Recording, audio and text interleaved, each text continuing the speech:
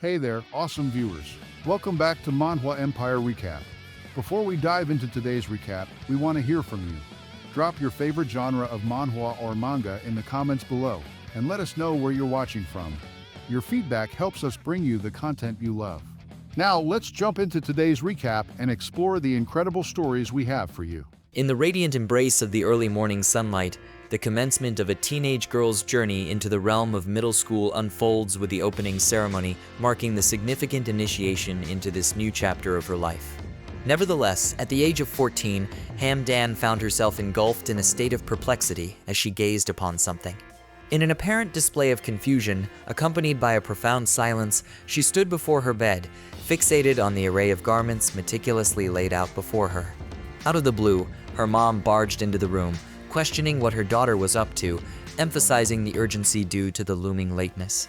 In a surprising turn of events, she found her voice and queried her mother about the whereabouts of her school uniform, breaking the prior silence with an unexpected but determined inquiry. This inquiry, unexpectedly posed by her daughter, left her mother in a state of bewilderment, grappling with a sudden confusion brought about by the unexpected nature of the question. The question caught her mother off guard, even though Dan was already visually fixated on what was assumed to be her uniform, neatly arranged atop her bed. The discrepancy between her daughter's inquiry and the apparent visibility of the uniform left the mother perplexed. In a sudden shift of emotion, she pivoted around and vehemently exclaimed to her mother, her tone infused with anger, asserting that the clothing item laid out on her bed was not, in fact, her designated school uniform. In response, her mother retorted, affirming that the garment in question was indeed her school uniform. She reminded Dan that they had gone together just the previous week to fit the said uniform. Following her mother's assertion, Dan found herself engulfed in a renewed sense of confusion, grappling with an inner turmoil as skepticism crept in, casting doubt on the authenticity of the proclaimed school uniform. As she continued to gaze at the purported school uniform, a vision of elegance unfolded before her eyes. The school uniform, a pristine white jacket adorned with a ribbon, paired with a resplendent one-piece beige skirt, exuded a captivating allure. In a sudden revelation, she couldn't help but draw a parallel between the school uniform before her and those depicted in the pages of a comic book, envisioning it as a garment worthy of elegant and fancy schoolgirls straight out of the captivating world of illustrated narratives. Thinking about the uniform's comic book-like style, she quietly told herself that she wouldn't put it on. Nevertheless, after some time, she found herself without much of a choice and reluctantly adorned the uniform, even though it went against her initial inclination. After spending some time contemplating and wearing the uniform, she pinched herself, entertaining the notion of whether she was caught in a dreamlike state or perhaps experiencing a bout of amnesia. Just as she was on the brink of stepping outside, a moment of contemplation washed over her again, and she pondered the uniform once more, wrestling with the notion that, in her mind, the expected color of her school uniform was blue.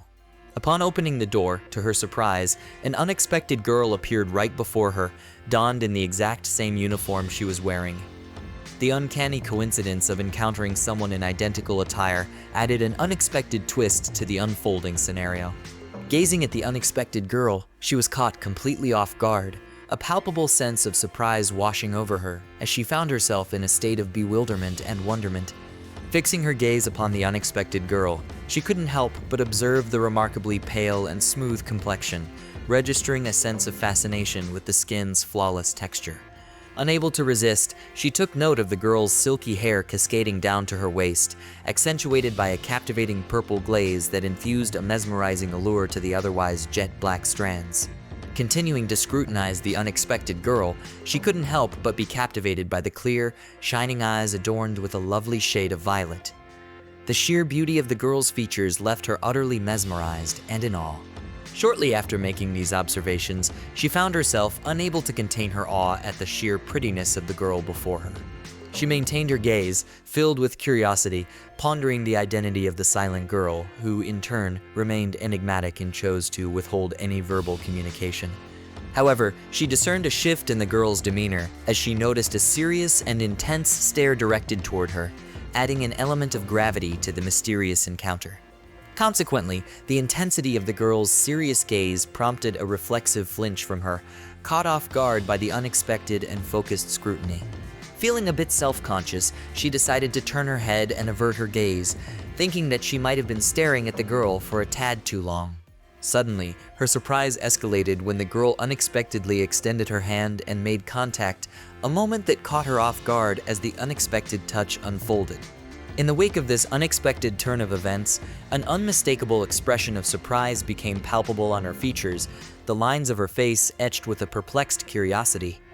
The reason behind the girl's sudden tactile gesture remained elusive, creating a mental puzzle that she grappled with.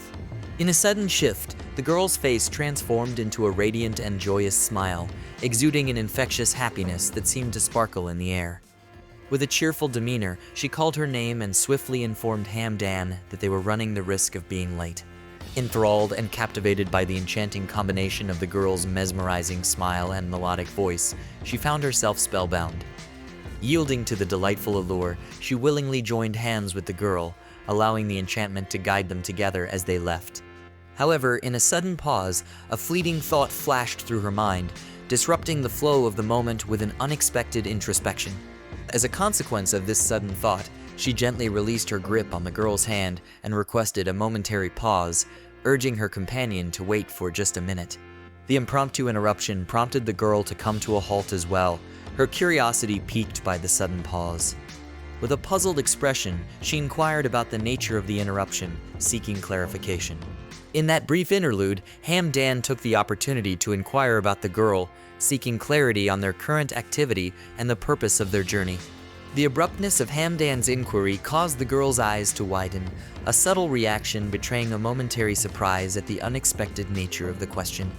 Shortly after, the girl responded with calm assurance, informing Hamdan that their destination was the school, delivering the answer with a composed demeanor. Following the girl's response, Hamdan entered a momentary pause, her mind seemingly veering into unexpected territory as a sudden and unforeseen thought took root in her consciousness. She stood quietly, the girl looking at her. At that moment, she couldn't help but think that her life was turning into something like a web novel, a kind of story she never thought would happen to her in real life. A brief moment later, she communicated to the young girl that, naturally, attending school was part of the plan, but concurrently inquired about the rationale behind the necessity for them to go together. The posing of this question induced a state of silence and bewilderment in the young girl, prompting her to grapple with a momentary lapse in verbal expression and mental clarity. On the flip side, Hamdan found himself immersed in contemplation, his thoughts veering towards an inquiry regarding the identity of the enigmatic figure before him, sparking a sense of curiosity and intrigue. Upon careful observation, Hamdan's eyes discerned the neatly printed characters of the girl's name, Ban Yeoryung, embellishing her school uniform. It marked the inaugural instance in which she became acquainted with this particular name, ushering in a newfound awareness that stirred within him. Abruptly breaking the silence, the girl articulated that she comprehended the essence of the communication, affirming her grasp of the underlying message being conveyed in the conversation. Despite her acknowledgement of the communicated message, she remained steadfast in her insistence on proceeding to school as a priority. Hamdan, on the other hand, found himself persistently mired in a state of perplexity. As Hamdan fixed his gaze upon her, the countenance of the girl became shrouded in an aura of melancholy, unable to conceal the heart-wrenching expression etched across her face, a poignant manifestation of the emotions that weighed heavily upon her. In response to the palpable sadness reflected in the girl's visage, Hamdan, recognizing the depth of her emotions, acquiesced and decided to accompany her. While they departed and ascended in the elevator, Hamdan found herself ensnared in contemplation, her thoughts swirling with queries about the true nature of the situation unfolding before her. The persistent pondering revolved around the possibility of the girl having lost her memory. As they walked together, Hamdan followed the girl with a mix of confusion and worry. She couldn't shake off the idea that someone might be messing with her or causing trouble in her life. As their collaboration persisted, Hamdan, still grappling with a sense of unease, found herself working alongside the silent girl. The atmosphere between them remained hushed, with Hamdan's uneasiness lingering, juxtaposed against the other girl's quiet demeanor. Nevertheless, despite her lingering anxiety, Hamdan couldn't resist stealing glances at the girl beside her. As Hamdan directed her gaze toward the girl, she keenly observed a palpable sense of gloominess etched across her companion's countenance. The somber expression on the girl's face didn't escape Hamdan's notice. As Hamdan looked at the gloomy expression on the girl's face, she started thinking quietly to herself that maybe she was a bit crazy to go along with someone she just met for the first time. Shortly after, a realization dawned upon Hamdan as she surveyed her surroundings. Confusion enveloped Hamdan as she suddenly realized that they had already reached the school. Hesitant and questioning, she wondered if this was indeed her school, especially as she observed numerous students donning uniforms, casting a sense of uncertainty over her surroundings. A wave of anxiety and confusion washed over Hamdan as she grappled with the unfamiliar sight of people adorned in black and white uniforms. This perplexity intensified as she contemplated the fact that, in her 13 years residing in the neighborhood, she had never encountered such distinctive attire, triggering a cascade of questions and a growing sense of disorientation. Lost in her contemplations, Hamdan was taken aback when the girl beside her suddenly tapped her shoulders, breaking the reverie and redirecting her attention to the present moment. With a bashful demeanor, the girl tentatively asked Hamdan if it would be all right for her to hold on to her arm. Upon being asked the question, Hamdan found herself caught in a state of confusion, wondering about the reason behind the inquiry. Meanwhile, the people in their vicinity cast glances filled with admiration, their expressions subtly betraying a sense of awe and admiration. To the girl's surprise, Hamdan lifted her arm in response, signaling her willingness to allow the girl to hold on to it. This gesture brought a sense of joy to the girl, and with enthusiasm, she promptly seized Hamdan's offered arm, expressing her happiness through a gentle squeeze as they walked together. Captivated by the girl's beauty and the warmth of her smile, Hamdan found herself swept up in a whirlwind of emotions. Her heart raced with an accelerated beat, and a rosy blush adorned her cheeks. Notably, the men in their vicinity were also entranced, captivated by the enchanting allure of the girl's beauty. Observing the girl beside her, Hamdan comprehended the reason behind the lingering gazes from those around them. It became evident that the girl's striking beauty was the cause of the attention, making it clear why everyone couldn't help but stare at her. Consequently, they continued walking arm in arm, and Hamdan, reflecting on the situation, realized that being the girl's escort wasn't such a bad experience after all. After a stroll, they eventually arrived at the imposing structure of the school building. Hamdan couldn't help but be shocked by the school's appearance, so the girl beside her was confused by her unexpected reaction. Quickly, she turned around her head and looked for the name of the school. Much to her surprise and astonishment, the educational institution bore the unexpected appellation of Yeoryung, a revelation that caught her off guard as she had been anticipating the different name of the school. As her eyes fell upon the name of the school, a sudden realization dawned on her, and a profound sense of disbelief enveloped her. The sheer astonishment etched across her countenance was unmistakably visible, prompting the curious girl seated beside her to inquire with concern what's the problem. Meanwhile, Hamdan remained deeply immersed in her contemplations. Then, in a sudden and unexpected moment, a realization dawned upon her, interrupting the ongoing stream of her thoughts. To the utter surprise of the girl beside her, Hamdan's demeanor took an unexpected turn as she suddenly expressed her frustration. The bewildered expression on the girl's face mirrored her confusion, especially when Hamdan confronted her, questioning why she seemed to be misleading people. Hamdan straightforwardly conveyed to the perplexed girl that her sudden outburst stemmed from the realization that the uniforms were conspicuously different, a clear indication that the establishment before them was undoubtedly not her intended school. Continuing her explanation, Hamdan clarified that the school she was supposed to attend was D-Dam Middle School, emphasizing that there must have been a misunderstanding on her mother's part, leading to the mix-up in their current location. Observing the surrounding students and taking note of the mismatched uniforms, Hamdan couldn't help but surmise that her mother must be equally bewildered, having received the incorrect uniform. Building on her train of thought, Hamdan further realized that the perplexed girl beside her might have harbored the assumption that they were schoolmates, given the identical uniforms they both adorned. Armed with this newfound understanding, Hamdan bid a courteous farewell to the puzzled girl, explaining that she needed to make her way to her actual school. In the midst of Hamdan's departure, the bewildered girl, still grappling with confusion, hastily reached out and grabbed her hands, an impulsive act intended to prevent her from leaving, seeking further clarification as to where she was going. In response to the girl's earnest confusion, Hamdan took a moment to elucidate her situation, asserting that her intended destination was D-Dam Middle School. However, the girl countered with skepticism, stating that as far as she knew, there wasn't any school by that name. In a bid to assert her perspective, Hamdan maintained that D-Dam Middle School did indeed exist, and with a hint of uncertainty, questioned whether the girl might be mistakenly confusing her with someone else. Despite Hamdan's attempt to clarify the situation, the girl remained entrenched in her confusion, struggling to comprehend and make sense of Hamdan's insistence, leaving an air of uncertainty lingering between them. In a swift and compassionate gesture, Hamdan gently patted the girl's shoulder, offering a reassuring touch, and conveyed that she needed to proceed to her school without further delay. With her farewell statement, Hamdan swiftly took off, breaking into a quick run, leaving the still confused girl behind, her departure marking the end of this unexpected encounter and propelling her towards the correct path to D-Dam Middle School. As Hamdan continued on her way, a sense of happiness enveloped her, reassured by the realization that her memory was intact, and she could now proceed to D-Dam Middle School without any lingering concerns. The prospect of not having to wear the peculiar uniform of the mistaken school for the next 3 years further lightened her spirits. Shortly after her departure, Hamdan instinctively turned around, only to notice a group of students gathered, their attention captivated by something that seemed to evoke a sense of awe among them.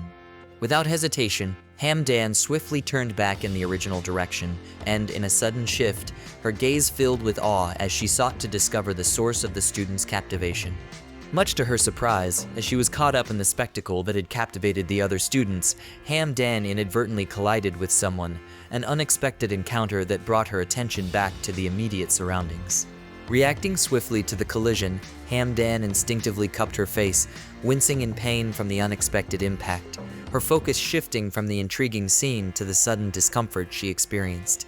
Taking a moment to assess the situation, Hamdan redirected her attention downward, inspecting the footwear of the person she had collided with. Observing the shoes, she formed the impression that the individual in question was a guy. With a cautious movement, Hamdan began to slowly lift her head, the pain from the collision still lingering as she sought to identify the person she had bumped into and gauge their reaction to the unexpected encounter. As Hamdan gradually raised her head, a revelation struck her. The person she had collided with was donned in the distinctive uniform of the school she initially believed she had mistakenly mixed up. Meeting his gaze, the man who wore the uniform of the seemingly incorrect school simply looked at Hamdan. On the other hand, Hamdan reciprocated the silent exchange, maintaining a momentary pause as she, too, remained quiet, processing the peculiar encounter and allowing the weight of the situation to settle between them in a brief and contemplative interlude. In that quiet moment, Hamdan's attention shifted, and she suddenly became aware of the color of the man's eyes. Notably, they were a striking shade of blue, which captivated her. The revelation of the man's captivating blue eyes triggered a moment of contemplation for Hamdan, leading her to ponder the possibility of his ethnicity. Amidst the lingering quiet between them, Hamdan found herself immersed in contemplation, questioning the curious coincidence of encountering individuals associated with the perplexing mix-up in schools. In the depths of the shared silence, she couldn't help but wonder why such peculiar situations seemed to persist throughout her day. As she really looked at him, she paid super close attention and noticed lots of things. It was like she was making a special picture in her mind with all the cool details she found. She thought a lot about the idea that maybe he had some Asian background because of the way he looked. She kept staring at him, and she started to see a hint of Asian style in the way he looked. Then she got a little unsure about the blue color in his eyes, wondering if it was real or not. Out of nowhere, the man came closer, surprising her. He looked right at her with strong eyes that made her stop and pay full attention. His eyes pulled her in like a super strong magnet, and suddenly she snapped back to what was happening right now. She quickly realized she was trying to figure out his mysterious looks and dealing with the intense moment. Caught up in the man's powerful stare, Hamdan stepped back politely to let him pass and said sorry in a nice way. She was still feeling a bit uneasy from his close look. But then, surprisingly, the man changed his gaze and gave her a nod, kind of saying without words that he knew she felt weird and wanted to let her know everything was okay. That made Hamdan feel much better. The man smoothly walked away, blending into the surroundings like a ninja disappearing. Their short but powerful meeting ended in a mysterious way, leaving Hamdan thinking about it in her mind. But then, something unexpected happened. The man's voice lingered in Hamdan's mind, creating a surprising melody that made her heart beat faster. It was like a sudden change in the story. Still captivated by the mysterious man, she found out his name, and it felt just right. It seemed like destiny had brought them together on this special day, making Hamdan believe that luck was on her side. Suddenly, the enchantment broke, and Hamdan was pulled back to what was really happening. She accidentally heard bits of gossip from people around, and it was quite unsettling. The rumors hinted that she might have planned to meet the man, creating a story that made it seem like she meant for it to be a special moment. These baseless ideas turned what felt like a lucky chance into a confusing situation filled with misunderstandings. Surprised by what she overheard, Hamdan quickly turned around to figure out who was talking and spreading those speculative rumors. Hamdan was completely surprised when she faced the people talking, only to find students from her own school giving her disapproving looks. It was confusing.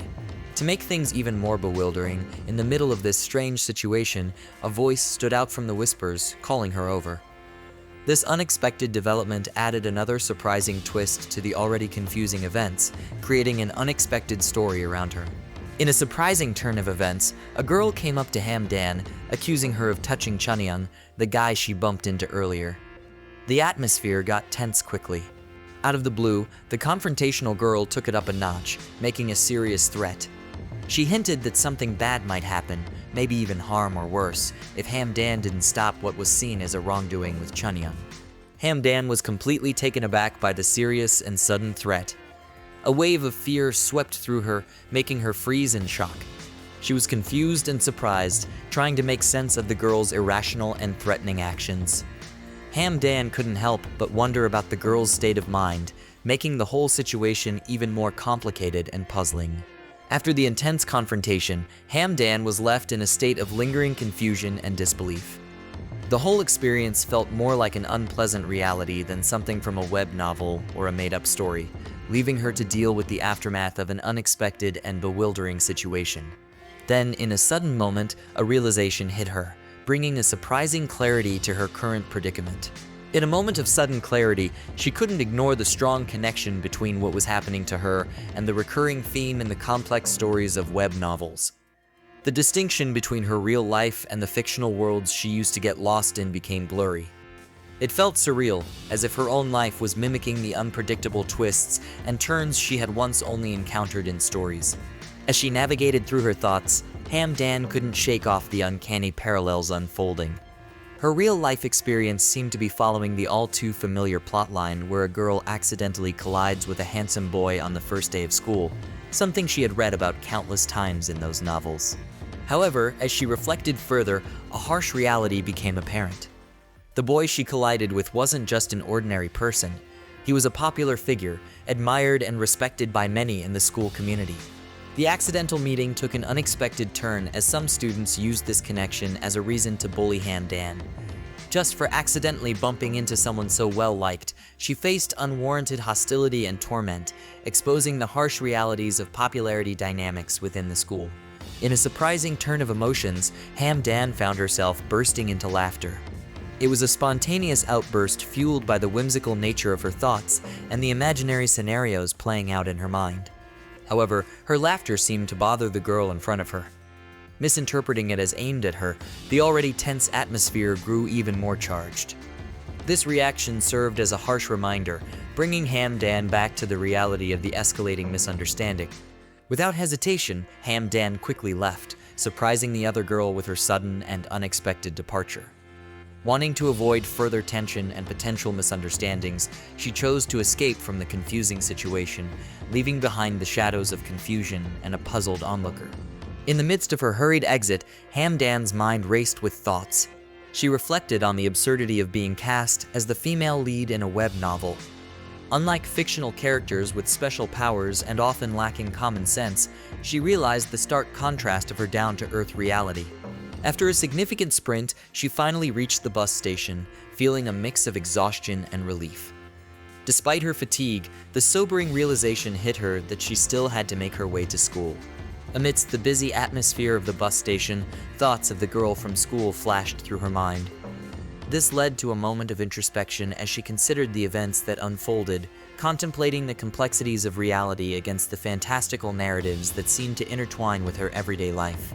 Lost in thought about the recent confusing encounter, Dan found herself questioning the girl's identity and the circumstances that could lead someone to such confusion. The peculiarity of the girl's expression during the confrontation lingered in her mind, adding an extra layer of mystery to the encounter. Shaking off her deep thoughts, Dan realized the immediate need to shift her focus. She promptly redirected her attention to the practical task at hand. With determination, she set out on the mission to find the bus that would take her to school without any more delays. As her eyes scanned the busy surroundings of the bus station, something unexpected caught her eye. There it was, Jijeon Middle School, seemingly emerging from the bustling backdrop, introducing an unforeseen twist in her journey. Reflecting on the strange coincidence of repeatedly encountering Jijeon Middle School, she started to wonder if there might be another school nearby with an equally unique name. Suddenly, she started thinking about what might happen in the future for the kids at Jijeon Middle School. She wondered about their journeys as they move on to high school. Out of nowhere, she imagined a future moment where someone might ask her about her middle school while she's in high school. In her daydream, she could clearly see herself in a situation where she might feel a little embarrassed when telling others the name of her middle school. Adding to her imaginary scene, a wave of discomfort swept over her as she pictured the chance of her classmates laughing when she said she went to Jijeon Middle School.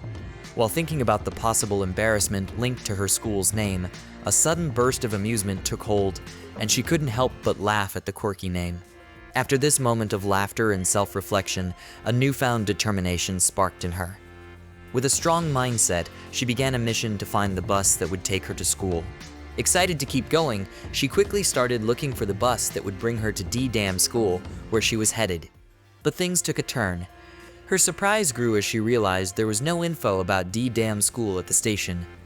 Even when she tried searching on her phone, she found no results. This made her feel even more confused, wondering where exactly the school was. After figuring this out, she didn't waste any time. She hurriedly continued her journey, her mind buzzing with questions about why there was no information about D-Dam School. Suddenly, she recalled the girl's words, how she insisted that there was no school called D-Dam in their neighborhood.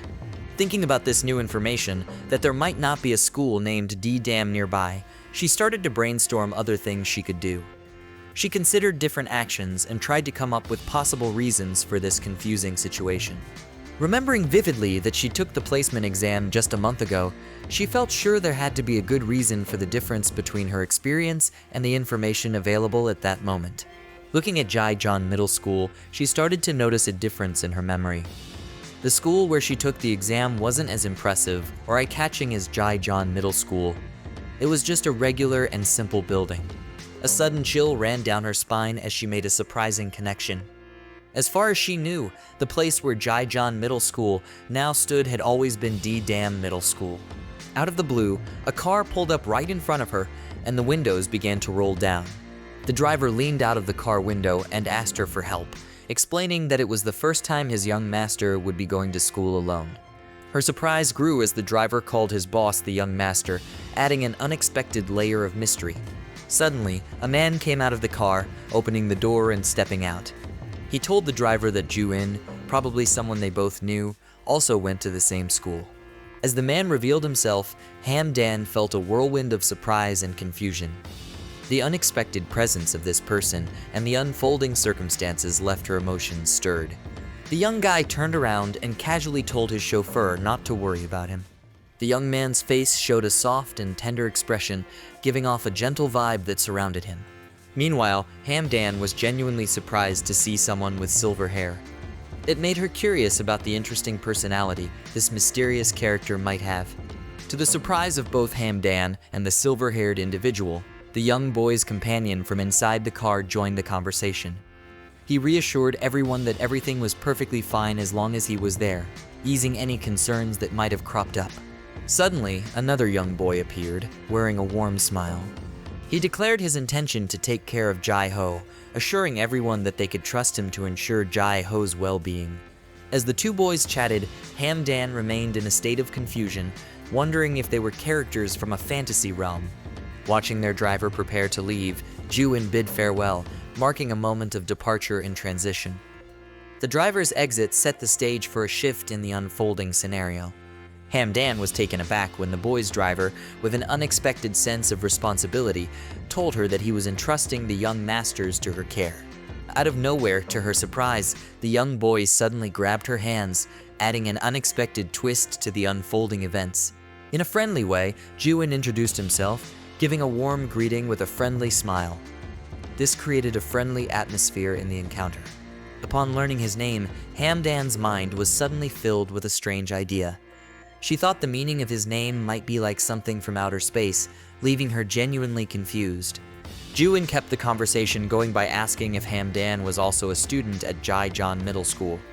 However, in a sudden moment of realization, Hamdan snapped back to the present, fully acknowledging the reality of her peculiar situation. During their talk, Juin directly questioned why Hamdan was there, subtly suggesting that she might be lost. His gaze seemed to seek an explanation for her situation, carrying a hint of pity. Quickly, she clarified that it wasn't a case of being lost, but rather a misunderstanding. However, Juin persisted, suggesting that they should go to school together, creating a sense of camaraderie amid the earlier confusion. As she processed Juin's insistence, she thought about the word together and glanced briefly at the man behind Juin, introducing an element of curiosity and intrigue to the unfolding narrative. Promptly, Juin introduced her to the man behind him, identifying him as Yoon Jae-ho. Without hesitation, he shifted the conversation to her, asking for her name with a friendly manner. Quickly, Hamdan shared her name with them, contributing to the swift and amiable exchange as the trio continued navigating the introductory phase of their newfound connection. As she looked at Jae-ho, a sudden realization washed over Hamdan. His name was more ordinary than she had expected. In a whimsical turn of thought, she found herself imagining a name like Yoon Bae-wol, adding an unexpected touch of fancifulness to her perceptions. Feeling a sense of urgency, they picked up their pace, recognizing the need to reach school on time. Hamdan agreed, understanding the importance of moving quickly to avoid being late on the first day of school. Suddenly, another realization hit her. In a swift turn of events, Hamdan felt compelled to confess to Juin and Jae-ho that she was not actually a student in their school. This revelation prompted Juin and Jae-ho to pause momentarily, their expressions shifting into a thoughtful stance as they processed and considered the significance of Hamdan's disclosure. Approaching her, Juin sought clarification, asking Hamdan about her school uniform. In response, she explained that she believed her mother had mistakenly bought the wrong uniform, causing the mix-up in her attire. After their conversation, Jae-ho chimed in, asking about the school Hamdan attended, showing a natural curiosity about her educational affiliation, especially after learning she wasn't a student at Jijeon Middle School. She went on to explain her predicament, sharing that she came from D-Dam Middle School, but was having trouble finding it. With keen attention, Jae-ho listened as she sought their help, asking if, by any chance, they knew where D-Dam Middle School was. Deep in thought, Jae unreflected on the revelation. He realized that it was the first time he had heard of D-Dam Middle School. Considering his unfamiliarity with the neighborhood, he wondered if maybe it was a place she didn't recall correctly. Hamdan was left bewildered by the realization that neither Juin nor Jae-ho were familiar with D-Dam Middle School. Jae-ho playfully mentioned Juin's impressive memory, claiming that once he hears something, it sticks in his mind.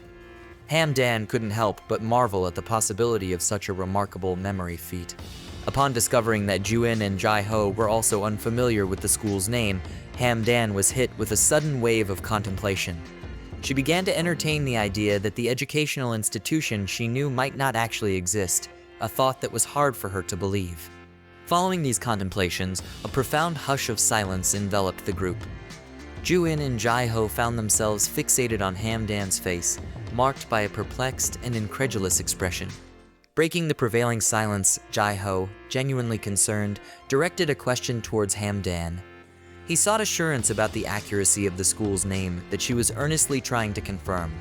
Anxiously, and with a tinge of worry, she asserted with conviction that the educational institution in question was, without a doubt, D-Dam Middle School. After confirming the school's name, Jae-ho's thoughts took a new direction. Suddenly, a moment of surprise enveloped them as Jae-ho swiftly produced his phone, signaling his intention to do something unexpected. Out of the blue, Jai-ho dialed a number and initiated a phone call, asking if the person on the other end had heard of D-Dam Middle School. This spontaneous act left Hamdan in a state of bewilderment, interpreting it as a kind gesture of assistance in her quest to locate her school. Following the brief phone call, Jai-ho relayed the information to Hamdan, stating that according to the person he contacted, there wasn't a school named D-Dam Middle School in Seoul. Upon hearing Jai-ho's revelation, a sudden wave of disbelief washed over Hamdan, causing her to freeze momentarily as she grappled with the unexpected and puzzling information about the apparent non-existence of D-Dam Middle School in Seoul. A somber atmosphere settled among them, and Ju-in, sensing the gravity of the situation, cast a worried gaze in Hamdan's direction. His expression reflected concern for the unexpected turn of events. To lift the heavy mood, Ju-in stepped in to bring some cheer. He suggested the possibility that Hamdan's mom might have acquired the correct uniform for her. Persisting in their quest to assist Hamdan, Ju-in insisted that they go to their school and check the freshman roll, offering a practical solution to unravel the mystery surrounding her missing D-Dam Middle School. With a collective decision, the trio resolved to head to school together, embarking on a journey. After a brief journey, they arrived at the school's premises. While walking together, Hamdan couldn't help but notice the neat and picturesque surroundings of the school, finding herself captivated by its well-maintained and aesthetically pleasing appearance. In a sudden realization, Hamdan became aware that she was holding hands with Ju-in, prompting a moment of surprise and self-awareness as they continued their journey towards the school. Breaking the momentary silence, Ju-in inquired if Hamdan knew the specific class she was assigned to. Admitting her lack of knowledge about her assigned class, Hamdan informed Ju-in, who promptly suggested that, in such a case, they should make their way to the staff room to seek guidance. Shortly thereafter, they arrived at the staff room together. Ju-in took the initiative and opened the door, signaling their readiness to seek assistance. With efficiency, they approached one of the teachers, inquiring if Hamdan could check the roll to determine her assigned class. The teacher promptly handed out the roll, facilitating Hamdan's quest to discover her designated class amid the neatly arranged list of names. Upon a joint examination of the roll, it became evident that Hamdan's name was not listed in Class 1 and was also conspicuously absent from Class 2. This revelation added a layer of mystery to her enrollment status. After a brief period of searching, Ju-in's keen eyes finally spotted Hamdan's name, revealing that she was assigned to the first-year Class 4. Confronted with the unexpected revelation of her placement in the first-year Class 4, Hamdan found herself in a state of confusion, grappling with disbelief as the pieces of the puzzle finally fell into place. In an attempt to alleviate Hamdan's confusion, Ju-in pointed out the precise location of her name on the roll, clarifying the accurate details of her enrollment in the first-year Class 4.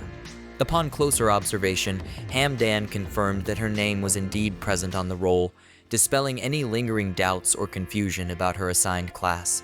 However, as she scrutinized the roll more closely, a renewed sense of confusion washed over Hamdan, leaving her perplexed and uncertain despite the initial confirmation of her name.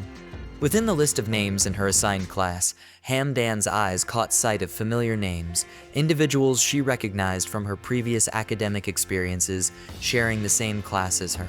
As Hamdan continued to peruse the class roll, a realization dawned upon her. Ban Yeoryung and even Chunyoung, the person she had bumped into earlier that morning, were both listed in the same class as her. Hamdan discovered that not only were they in the same class, but the two boys, Ju-in and Jai-ho, were also listed as her classmates. She felt super shocked to see her buddies in the class, and couldn't stop thinking about why her name was on the school's list of who's here. Once the teacher figured out what was going on in a nice way, they told everyone to follow the class president and explained that they were all in Class 4. Even with the teacher's help, Hamdan still felt really confused. It slowly hit her that she was actually in the same class as the cool kids. Following what the teacher said, the super responsible class president of Class 4 quickly came over to Hamdan and her friends. He seemed ready to help with anything and asked if they needed anything. The class president, with a big friendly smile and bright red hair, welcomed them warmly. Hamdan was a bit surprised by the cool red hair, which made the whole situation even more unexpected. With a happy face, the class president, Kwon Yoon-yeon, said hi and shared that he was really happy to meet them. After chatting with Kwon Yoon-hyung and his friendly smile, Hamdan suddenly got what was going on. It was like a light bulb moment in her head, and she realized what was happening. In a quick daydream, she imagined a story just like the one she reads online. There was Kwon Yoon-hyung, the main guy, and the others standing in a field of pretty roses, setting the stage for some romantic tale with the main girl. After a while, they all went to class 4 together. When they walked in, the students who were already there looked totally surprised. Their faces showed a mix of shock and amazement because they didn't expect Hamdan and her friends to join their class. When Hamdan walked into the classroom, she couldn't help but notice that the boys there seemed to have this super cool and almost sparkling vibe. It made her a bit nervous because being around these seemingly dazzling guys made her feel a bit unsure and uncertain. As she walked in, Chanyeong, the person she bumped into earlier that morning, looked right at them.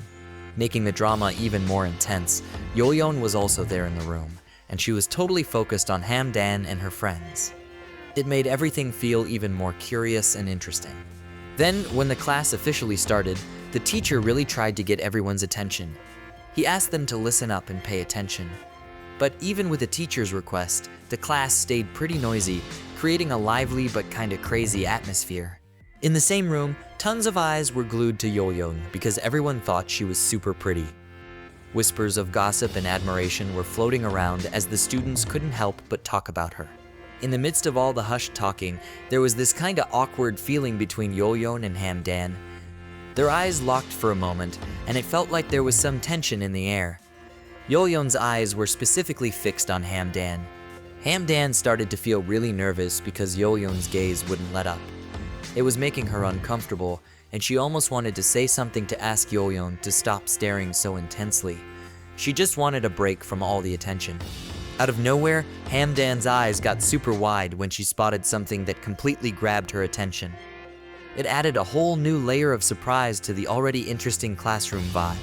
She couldn't take her eyes off these 4 boys who seemed to be shining bright in her view. They were all sitting together, and there was something really cool about them that drew her in. It was like they had this magnetic charm that made Hamdan even more fascinated. In the classroom scene, Jae-ho and Ju-in almost felt like characters straight out of an awesome story, making everything even more exciting. Adding to the scene, the class president, Chanyeong, was right there among the 4 boys. Their group made a real focal point in the class, and the fact that they were all sitting together just added more excitement to the unfolding story. Hamdan's imagination took off, and she started to picture these 4 boys, along with Jae-ho, Ju-in, and the class president Yoon-hyung, as if they were posing for a cool photo shoot. They just seemed to radiate handsomeness, creating a really stylish vibe. Suddenly, Ju-in noticed that Hamdan was staring at them, and in that moment, their eyes locked. Hamdan got caught, and she couldn't help but flinch a little. After realizing that Hamdan got caught staring, Ju-in responded with a sweet smile, making things feel a bit warmer.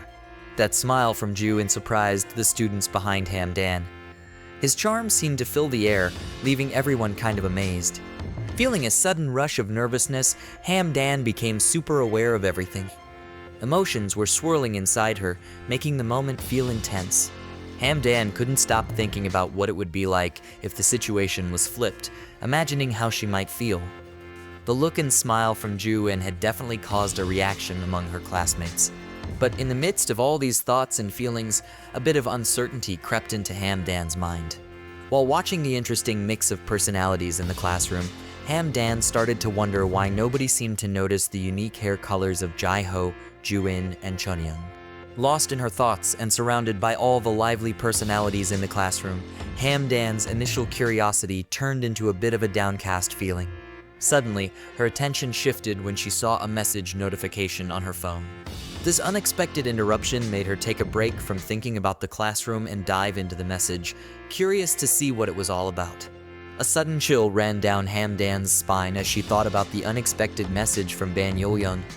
She couldn't help but wonder why Yeoryung was getting in touch with her, and a mix of curiosity and a little bit of worry crossed her mind as she tried to figure out why Yeoryung's number was saved in her phone. Opening the message from Yeoryung, Hamdan's eyes quickly moved across the screen. The message showed that Yeoryung was genuinely concerned about her. It seemed like Yeoryung had noticed something off about Hamdan's behavior since the morning and wanted to check if everything was okay. Taking in Yeoryung's message, Hamdan sat in a thoughtful silence. Putting her phone aside, she let the weight of the message sink in. After reading Yeoryung's inquiry, Hamdan fell into a quiet moment. She set her phone down, wondering why Yeoryung's number was saved in her phone, much like the confusion she felt when her uniform changed earlier that day. As Hamdan reflected on everything that had been happening since the morning, her thoughts delved deeper into the recurring oddities, leaving her with more questions than answers. Out of the blue, one of Hamdan's seatmates leaned in and asked if she was the one who came in with the 3 boys earlier, adding a new topic to the classroom conversation. In response to the curious question, Hamdan confirmed that she was indeed the one who arrived with the 3 boys. The girl beside her got even more intrigued and asked if Hamdan knew them. Wanting to clear things up, Hamdan explained that it was just a coincidence. She was late and they happened to arrive together, emphasizing that they didn't actually know each other. A girl behind Hamdan whispered that Jai-ho had been going to school in a limousine since elementary school. This little piece of information sparked a lot of curiosity about Jai-ho's background. As everyone turned to look at Jai-ho, a sense of disbelief spread across the room. It was surprising to find out that he was not only super smart and handsome, but also came from an affluent family. The girl behind Hamdan didn't stop there and continued to spill the beans. She whispered that Ju-in, who was sitting next to Jai-ho, had been his best friend since they were little. Watching Ju-in's friendly and cheerful nature, the classmates couldn't help but feel that he was super easy to be friends with, thanks to his awesome personality. The warm and happy vibes he gave off left everyone with a positive feeling. The gossip train kept rolling, and classmates started to talk about Ju-in's smarts. Some even suggested that his IQ was off the charts, surpassing 200. They were equally amazed by his superpower-like ability to remember everything with just one look. Hearing the classmates talk in awe about Ju-in's intelligence and photographic memory, Hamdan couldn't help but remember what Jai-ho had mentioned about Ju-in that very morning. The gossip session then shifted to Yeoryung. In addition to being one of the boys who arrived with Hamdan, he was also known as the class president. Classmates started sharing their thoughts and impressions about his role. Yeoryung's reputation as a role model became the hot topic of the ongoing gossip. Classmates revealed that both teachers and students admired and loved him. His excellence in various aspects contributed to his esteemed status within the school community. Lost in her thoughts, Hamdan's mind wandered to Yeoryung. Sensing an opportunity, the other girl asked for opinions about the last boy.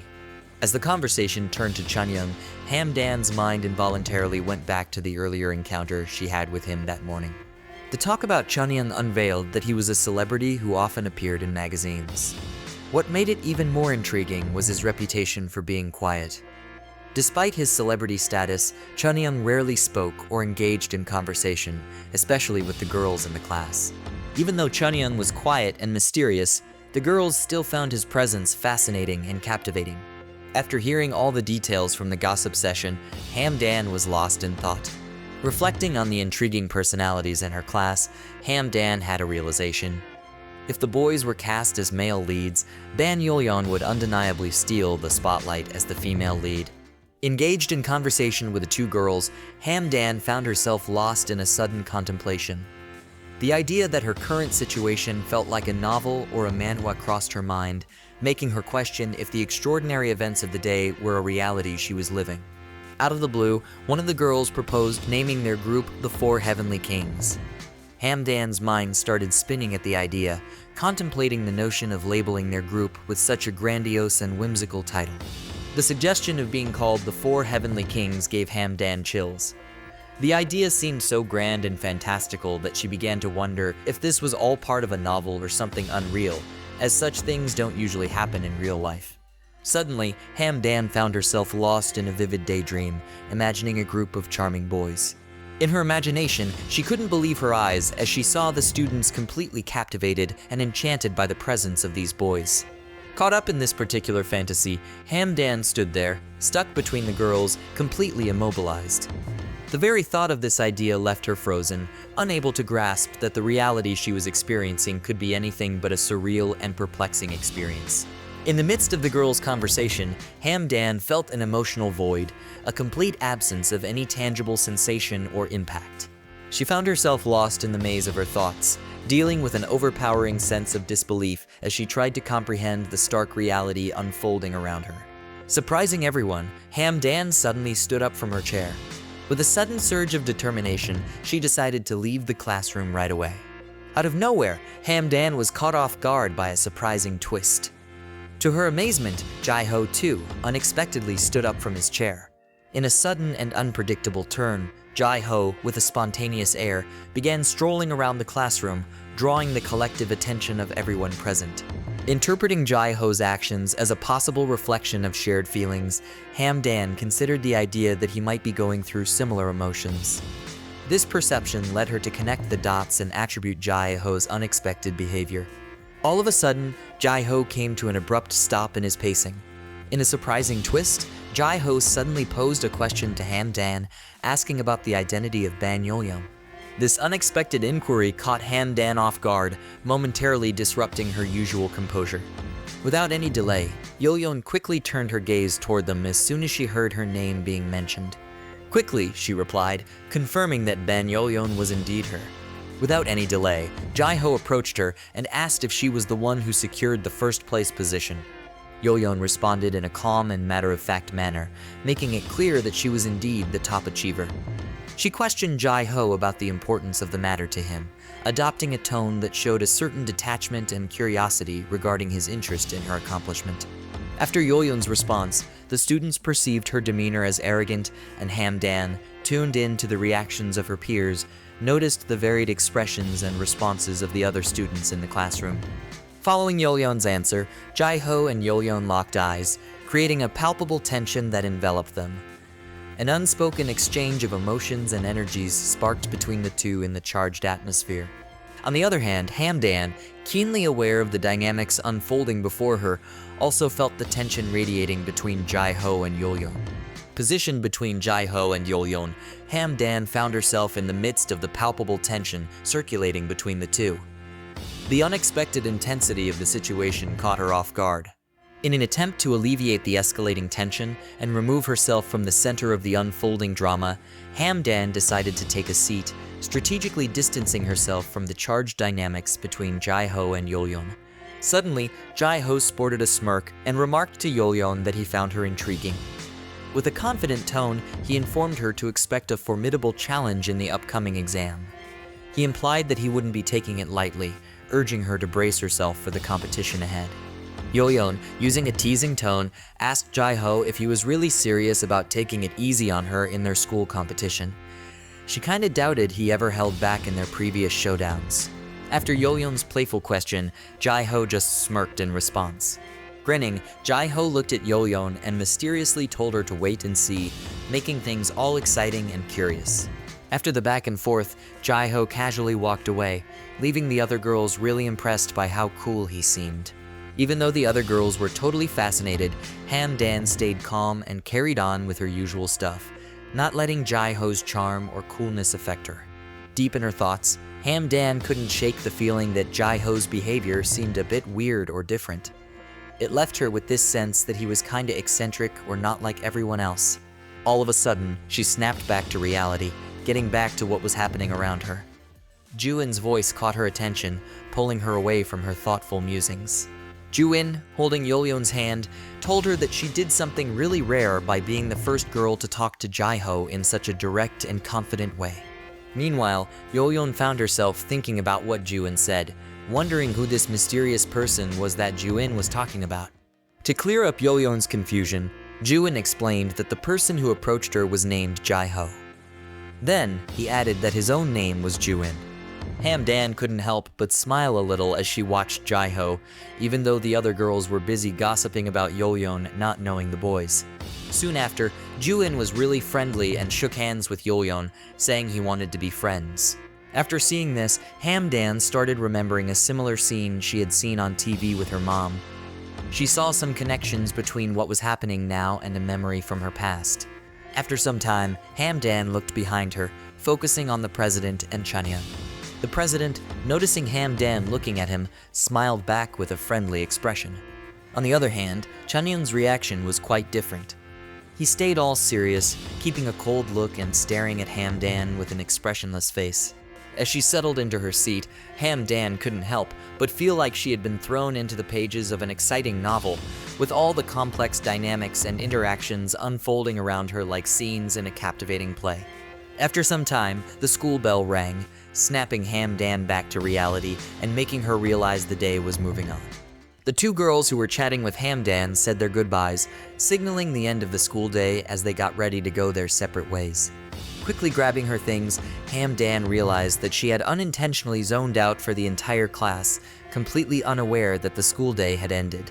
To her considerable surprise, someone appeared right in front of her, making Dan turn her attention to figure out who it was. In a twist, it turned out to be Yeoryung standing there, adding an extra layer of unexpectedness to the encounter. To break the silence, Dan put on a smile and awkwardly asked why Yeoryung was standing in front of her. Yeoryung suggested that they should go home together, making things less awkward by affectionately calling Dan with the nickname Dan-ah. The use of the nickname Dan-ah took Dan by surprise, and her expression showed a mix of astonishment and curiosity at this unexpected turn in their interaction. Without much warning, Yeoryung took the lead, grabbing Dan's hands and pulling her out of the classroom so quickly that it caught Dan off guard. The other students in the class looked on in mild astonishment at the sudden and unexpected departure. Even though they left abruptly, Dan tried to show some hesitation, voicing a plea for Yeoryung to stop as they started running together. Yeoryung looked at Dan, her expression a mix of emotions that conveyed a complex blend of feelings, leaving Dan to decipher the unspoken nuances in that brief gaze. Caught off guard by Yeoryung's unexpected glance and the mix of expressions, Dan suddenly flinched in response, a reflexive reaction to the unforeseen turn of events. Coming to a stop, Yeoryung tried to address Dan, starting a moment of direct communication between them. Yeoryung, trying to address the perceived change in Dan's behavior, mentioned that she noticed Dan acting strangely since morning, almost like she was treating her as a stranger. She also brought up a message that seemed to have gone unnoticed by Dan, expressing a sense of feeling ignored. Feeling a pang of guilt, Dan couldn't help but think about whether Yeoryung was upset by her actions and behavior, realizing the unintended impact on their friendship. From Yeoryung's perspective, despite her ongoing efforts to connect with Dan, she couldn't shake the feeling that Dan was purposefully choosing to ignore her. Facing the situation, Yeoryung straightforwardly asked Dan why she was acting this way, causing Dan to feel a surge of anxiety as she grappled with the need to explain her unintentional behavior. In the midst of the awkwardness, Dan couldn't shake the feeling that Yeoryung thought of them as more than mere acquaintances, making the unfolding conversation even more uncomfortable. Out of the blue, Yeoryung brought up the idea that Dan's current behavior might be connected to something that happened between them a long time ago, injecting a sense of past events into the already tense exchange. Yeoryung's statement intrigued Dan, making her wonder about the specific incident or circumstance from the past that Yeoryung was alluding to. Yeoryung told Dan that, from her point of view, everything seemed fine and okay between them. Dan asked if she was wrong and continued to act like she usually did. But she felt like Dan got even more upset during this. Trying to clear things up, Dan tried to explain that there was a misunderstanding. She felt like maybe she didn't really understand or express herself well. Suddenly, Yeoryung found herself with teary eyes, and in a vulnerable moment, she asked Dan why there seemed to be a sense of avoidance between them, questioning if there was any underlying sentiment of dislike or resentment on Dan's part. Seeing Yeoryung's emotional expression, Dan was left momentarily without words, dealing with the weight of the unspoken feelings hanging in the air between them. Breaking the poignant silence, Dan offered a reassuring smile and honestly told Yeoryung that her actions were because she was a bit confused at the moment. She assured her friend that feeling any hatred was just impossible. Inside, Dan felt a tiny bit guilty for what she said earlier, realizing it might have caused some discomfort. However, Yeoryung, not knowing about Dan's internal struggle, still saw her as a friend, keeping their bond intact. After hearing Dan's comforting words, Yeoryung, wanting to strengthen their connection, tightly held Dan's hand, showing her sincere commitment to the feelings she had just shared. With their hands held together, Dan continued to reassure Yeoryung, confirming that there was no hint of anger or resentment in her feelings. After Dan's assurance, a bright smile appeared on Yeoryung's face as a deep sense of happiness washed over her. Yeoryung, visibly relieved and filled with gratitude, gently held onto Hamdan's arms, using her touch to show just how much comfort she felt. She emphasized that Hamdan's reassurance was a huge relief. On the other hand, even though Yeoryung seemed relieved, Hamdan still felt caught in a web of confusion. After a stretch of time filled with changing emotions, the two friends finally reached their apartment. As they approached the end of their journey and got ready to go their separate ways for the day, Yeoryung shared a hopeful feeling, looking forward to the chance of seeing Hamdan again tomorrow. On the flip side, as Hamdan entered her home, a feeling of emotional detachment surrounded her. Her thoughts stayed unaffected, and she felt a bit empty inside. Interestingly, Hamdan looked at the passing time with an unreadable expression, maybe thinking about the events that happened earlier. Quickly, and with a sense of urgency, Hamdan rushed toward her destination, throwing open the door to her room as if some invisible energy pushed her. The anticipation of what awaited inside drove her actions with a noticeable sense of haste. In a swift and smooth movement, Hamdan sprinted to her bed and flopped onto it without ceremony, embodying the hastiness with which she sought refuge in the sanctuary of her room. Stretched out on her bed, Hamdan's mind turned into a canvas of introspection, contemplating the intricate tapestry of events that unfolded throughout the day. In the quietness of her room, she discovered herself maneuvering through a maze of emotions, wrestling with the complexities of her interactions. All of a sudden, a burst of curiosity pushed Hamdan into an upright position, her eyes locked onto the book lying near her bed. Staring at the book, Hamdan drifted into a brief daydream, the cover of the tome transforming into a gateway to potential realms of imagination and knowledge. In a sudden realization, Hamdan remembered her struggle to fall asleep the night before. Making a spontaneous decision, she chose to explore the world of web novels. Moving quickly, Hamdan grabbed the book, her excitement evident in how swiftly she retrieved it, ready to dive into the story. Flipping to the back of the book, Hamdan's eyes landed on the brief summary of the novel, unveiling an enticing storyline featuring the presence of 4 heavenly kings within a school setting.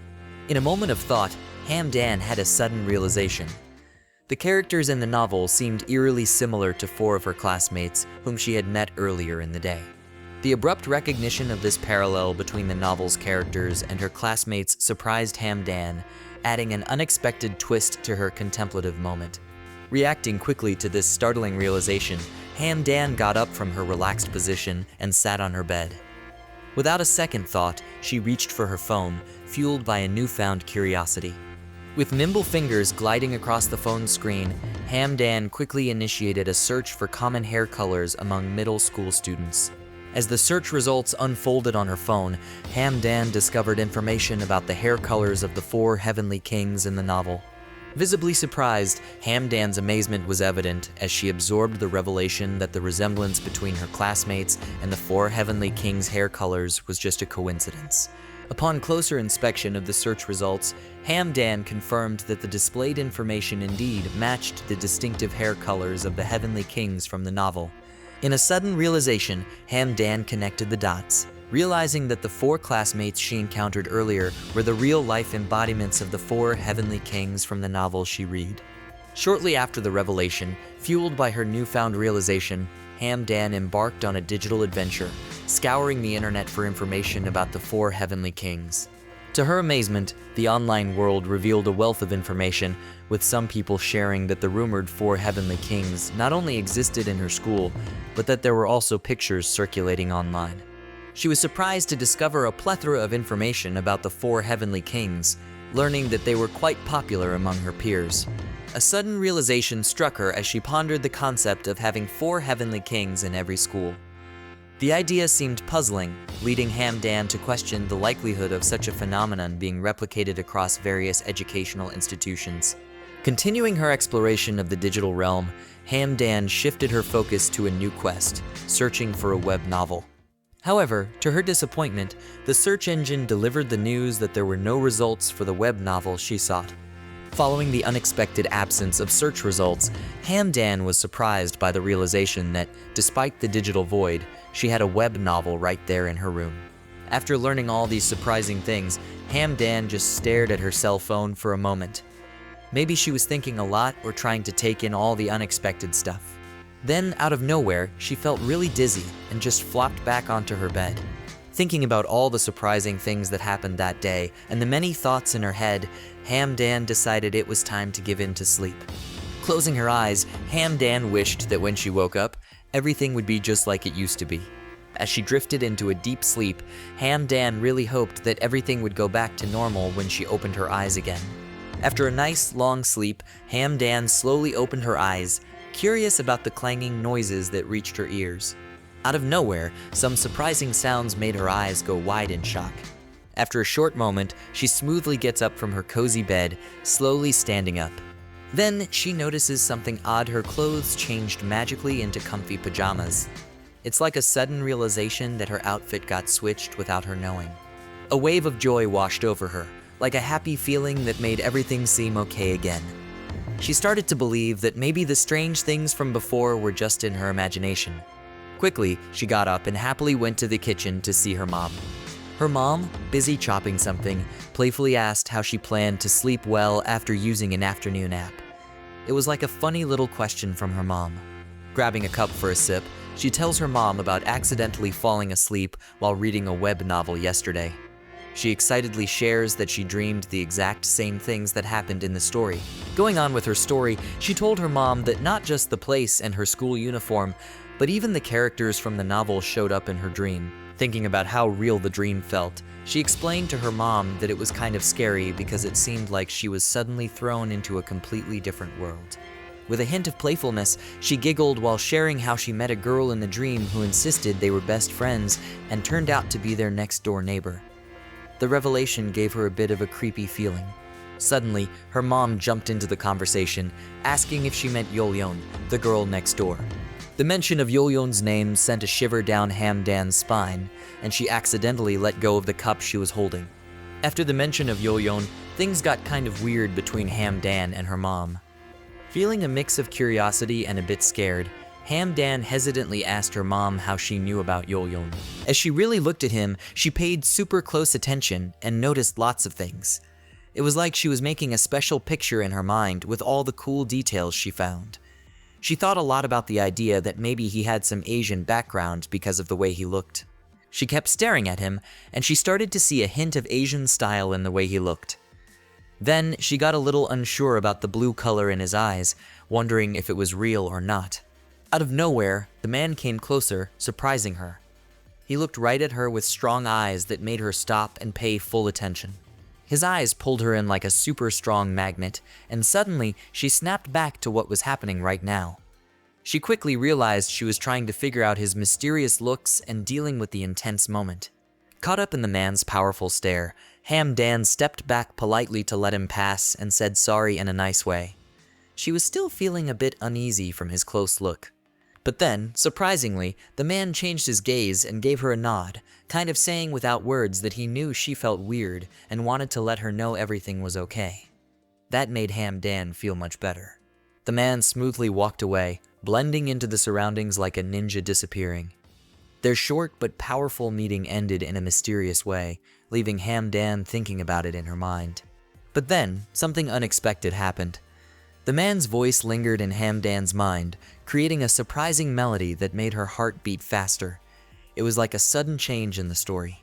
Still captivated by the mysterious man, she found out his name, and it felt just right. It seemed like destiny had brought them together on this special day, making Hamdan believe that luck was on her side. Suddenly, the enchantment broke, and Hamdan was pulled back to what was really happening. She accidentally heard bits of gossip from people around, and it was quite unsettling. The rumors hinted that she might have planned to meet the man, creating a story that made it seem like she meant for it to be a special moment. These baseless ideas turned what felt like a lucky chance into a confusing situation filled with misunderstandings. Surprised by what she overheard, Hamdan quickly turned around to figure out who was talking and spreading those speculative rumors. Hamdan was completely surprised when she faced the people talking, only to find students from her own school giving her disapproving looks. It was confusing.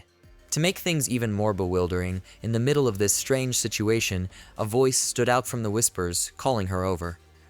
This unexpected development added another surprising twist to the already confusing events, creating an unexpected story around her. In a surprising turn of events, a girl came up to Hamdan, accusing her of touching Chunyoung, the guy she bumped into earlier. The atmosphere got tense quickly. Out of the blue, the confrontational girl took it up a notch, making a serious threat. She hinted that something bad might happen, maybe even harm or worse, if Hamdan didn't stop what was seen as a wrongdoing with Chunyoung. Hamdan was completely taken aback by the serious and sudden threat. A wave of fear swept through her, making her freeze in shock.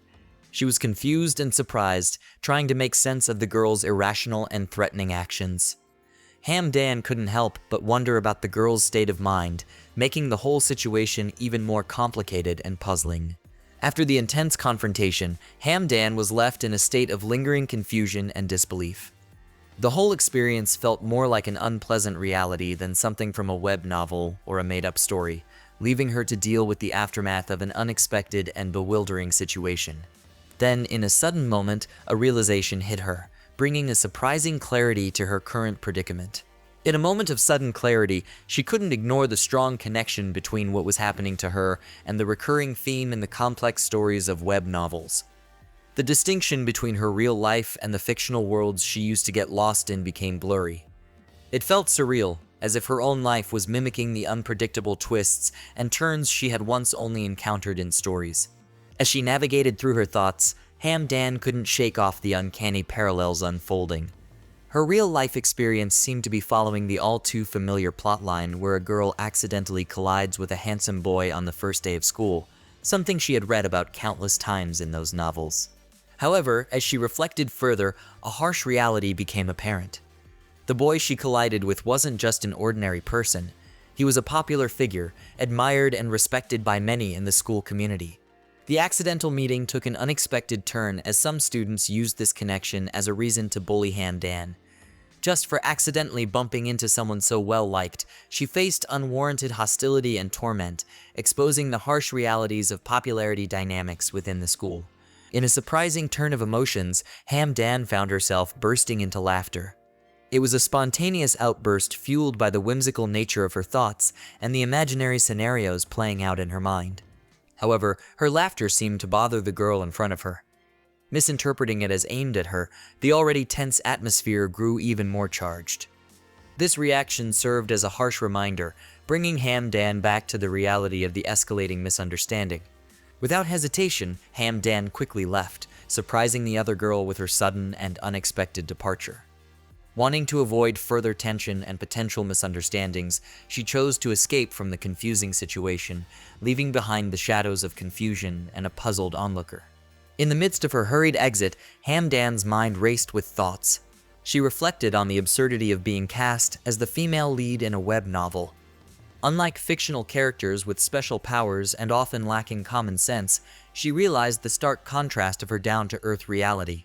After a significant sprint, she finally reached the bus station, feeling a mix of exhaustion and relief. Despite her fatigue, the sobering realization hit her that she still had to make her way to school. Amidst the busy atmosphere of the bus station, thoughts of the girl from school flashed through her mind. This led to a moment of introspection as she considered the events that unfolded, contemplating the complexities of reality against the fantastical narratives that seemed to intertwine with her everyday life. Lost in thought about the recent confusing encounter, Hamdan found herself questioning the girl's identity and the circumstances that could lead someone to such confusion. The peculiarity of the girl's expression during the confrontation lingered in her mind, adding an extra layer of mystery to the encounter. Shaking off her deep thoughts, Hamdan realized the immediate need to shift her focus. She promptly redirected her attention to the practical task at hand. With determination, she set out on the mission to find the bus that would take her to school without any more delays. As her eyes scanned the busy surroundings of the bus station, something unexpected caught her eye. There it was, Jijeon Middle School, seemingly emerging from the bustling backdrop, introducing an unforeseen twist in her journey. Reflecting on the strange coincidence of repeatedly encountering Jijeon Middle School, she started to wonder if there might be another school nearby with an equally unique name. Suddenly, she started thinking about what might happen in the future for the kids at Jijeon Middle School. She wondered about their journeys as they move on to high school. Out of nowhere, she imagined a future moment where someone might ask her about her middle school while she's in high school. In her daydream, she could clearly see herself in a situation where she might feel a little embarrassed when telling others the name of her middle school. Adding to her imaginary scene, a wave of discomfort swept over her as she pictured the chance of her classmates laughing when she said she went to Jijeon Middle School. While thinking about the possible embarrassment linked to her school's name, a sudden burst of amusement took hold, and she couldn't help but laugh at the quirky name. After this moment of laughter and self-reflection, a newfound determination sparked in her. With a strong mindset, she began a mission to find the bus that would take her to school. Excited to keep going, she quickly started looking for the bus that would bring her to D-Dam School, where she was headed. But things took a turn. Her surprise grew as she realized there was no info about D-Dam School at the station. Even when she tried searching on her phone, she found no results. This made her feel even more confused, wondering where exactly the school was. After figuring this out, she didn't waste any time. She hurriedly continued her journey, her mind buzzing with questions about why there was no information about D-Dam School. Suddenly, she recalled the girl's words, how she insisted that there was no school called D-Dam in their neighborhood. Thinking about this new information, that there might not be a school named D-Dam nearby, she started to brainstorm other things she could do. She considered different actions and tried to come up with possible reasons for this confusing situation.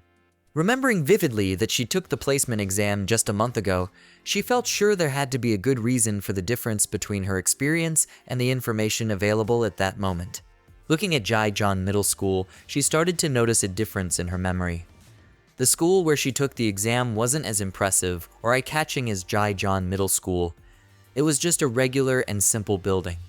A sudden chill ran down her spine as she made a surprising connection. As far as she knew, the place where Jijeon Middle School now stood had always been D-Dam Middle School. Out of the blue, a car pulled up right in front of her, and the windows began to roll down. The driver leaned out of the car window and asked her for help, explaining that it was the first time his young master would be going to school alone. Her surprise grew as the driver called his boss the young master, adding an unexpected layer of mystery. Suddenly, a man came out of the car, opening the door and stepping out. He told the driver that Ju-in, probably someone they both knew, also went to the same school. As the man revealed himself, Ham-Dan felt a whirlwind of surprise and confusion. The unexpected presence of this person and the unfolding circumstances left her emotions stirred. The young guy turned around and casually told his chauffeur not to worry about him. The young man's face showed a soft and tender expression, giving off a gentle vibe that surrounded him. Meanwhile, Ham-Dan was genuinely surprised to see someone with silver hair. It made her curious about the interesting personality this mysterious character might have.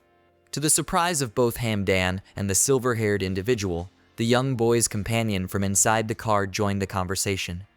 He reassured everyone that everything was perfectly fine as long as he was there, easing any concerns that might have cropped up. Suddenly, another young boy appeared, wearing a warm smile. He declared his intention to take care of Jai-ho, assuring everyone that they could trust him to ensure Jai-ho's well-being. As the two boys chatted, Ham-Dan remained in a state of confusion, wondering if they were characters from a fantasy realm. Watching their driver prepare to leave, Ju-in bid farewell, marking a moment of departure and transition. The driver's exit set the stage for a shift in the unfolding scenario. Ham-Dan was taken aback when the boy's driver, with an unexpected sense of responsibility, told her that he was entrusting the young masters to her care. Out of nowhere, to her surprise, the young boy suddenly grabbed her hands, adding an unexpected twist to the unfolding events. In a friendly way, Ju-in introduced himself, giving a warm greeting with a friendly smile. This created a friendly atmosphere in the encounter. Upon learning his name, Ham-Dan's mind was suddenly filled with a strange idea. She thought the meaning of his name might be like something from outer space, leaving her genuinely confused. Ju-in kept the conversation going by asking if Ham-Dan was also a student at Jijeon Middle School. However, in a sudden moment of realization, Ham-Dan snapped back to the present, fully acknowledging the reality of her peculiar situation. During their talk, Ju-in directly questioned why Ham-Dan was there, subtly suggesting that she might be lost. His gaze seemed to seek an explanation for her situation, carrying a hint of pity. Quickly, she clarified that it wasn't a case of being lost, but rather a misunderstanding. However, Ju-in persisted, suggesting that they should go to school together, creating a sense of camaraderie amid the earlier confusion. As she processed Ju-in's insistence, she thought about the word together and glanced briefly at the man behind Ju-in, introducing an element of curiosity and intrigue to the unfolding narrative. Promptly, Ju-in introduced her to the man behind him, identifying him as Yoon Jae-ho. Without hesitation, he shifted the conversation to her, asking for her name with a friendly manner. Quickly, Hamdan shared her name with them, contributing to the swift and amiable exchange as the trio continued navigating the introductory phase of their newfound connection.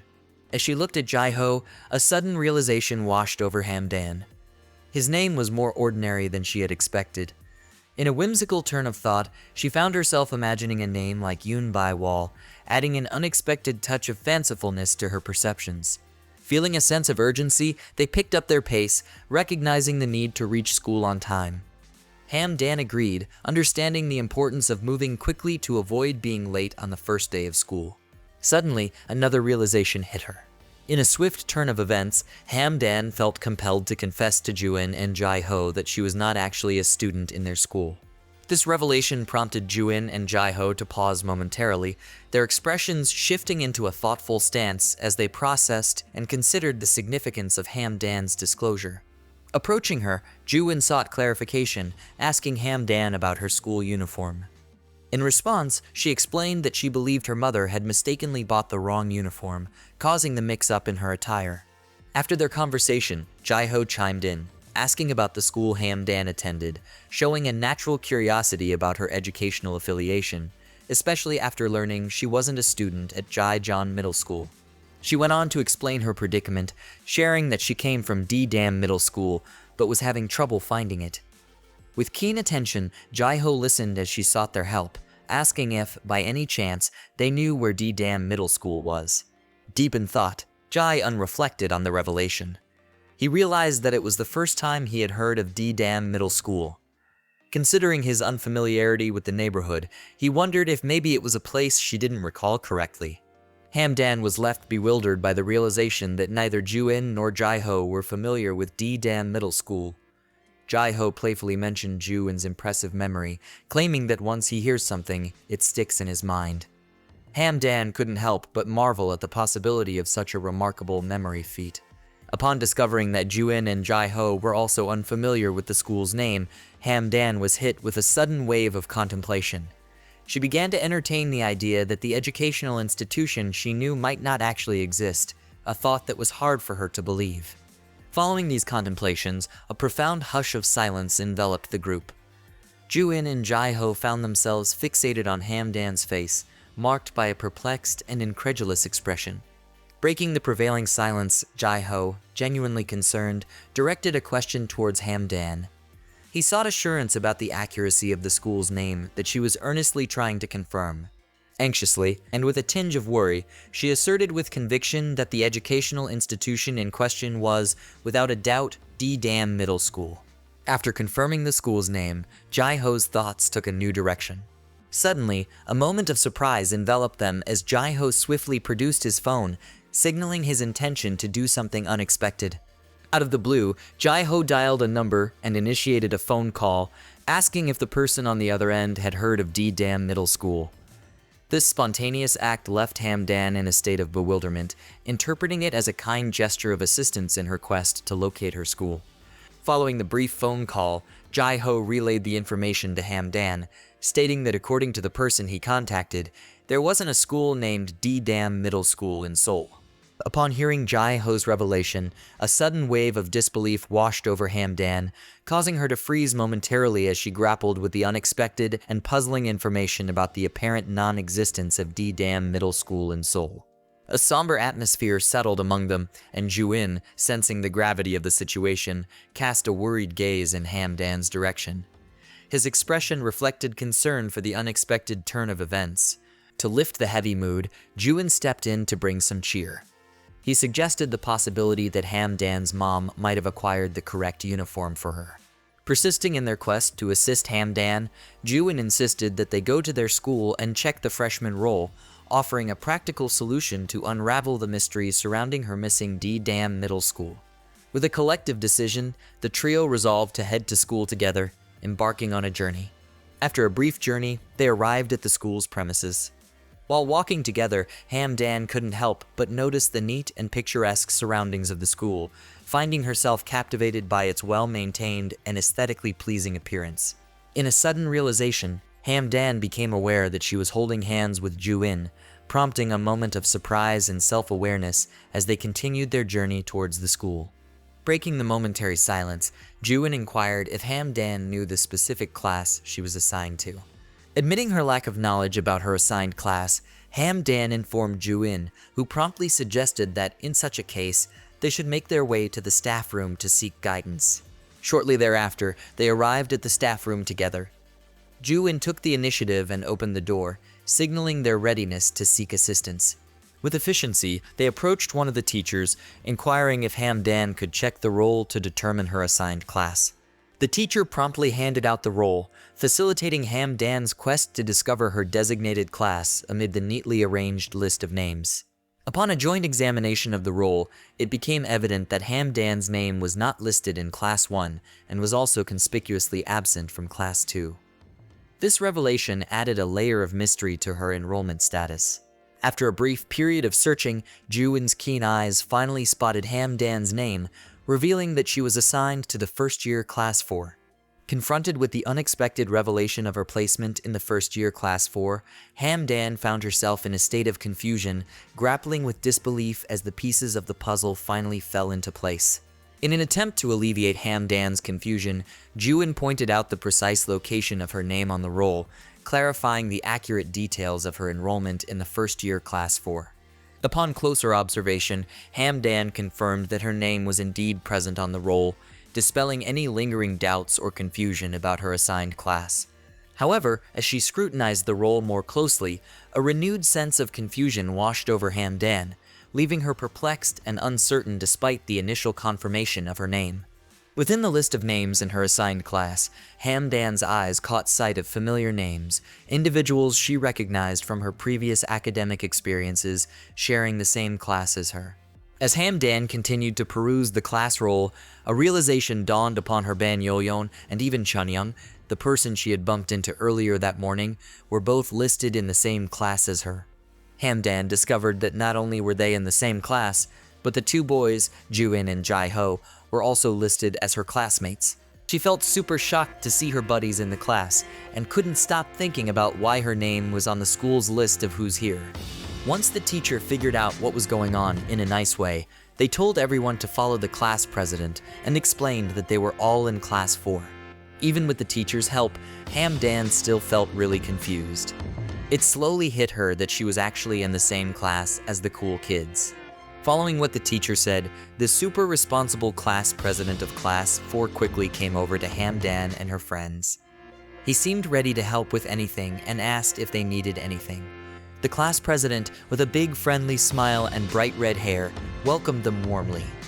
Hamdan was a bit surprised by the cool red hair, which made the whole situation even more unexpected.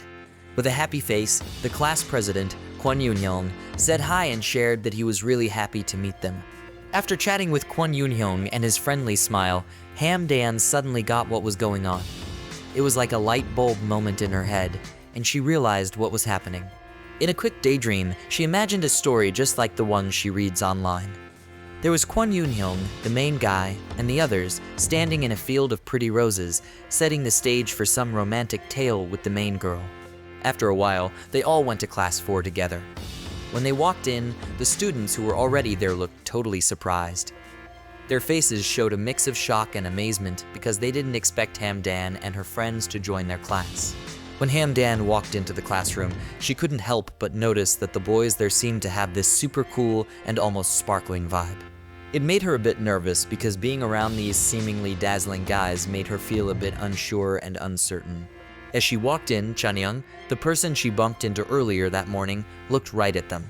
Making the drama even more intense, Yeoryung was also there in the room, and she was totally focused on Hamdan and her friends. It made everything feel even more curious and interesting. Then, when the class officially started, the teacher really tried to get everyone's attention. He asked them to listen up and pay attention. But even with the teacher's request, the class stayed pretty noisy, creating a lively but kinda crazy atmosphere. In the same room, tons of eyes were glued to Yeoryung because everyone thought she was super pretty. Whispers of gossip and admiration were floating around as the students couldn't help but talk about her. In the midst of all the hushed talking, there was this kinda awkward feeling between Yeoryung and Hamdan. Their eyes locked for a moment, and it felt like there was some tension in the air. Yeoryung's eyes were specifically fixed on Hamdan. Hamdan started to feel really nervous because Yeoryung's gaze wouldn't let up. It was making her uncomfortable, and she almost wanted to say something to ask Yeoryung to stop staring so intensely. She just wanted a break from all the attention. Out of nowhere, Hamdan's eyes got super wide when she spotted something that completely grabbed her attention. It added a whole new layer of surprise to the already interesting classroom vibe. She couldn't take her eyes off these four boys who seemed to be shining bright in her view. They were all sitting together, and there was something really cool about them that drew her in.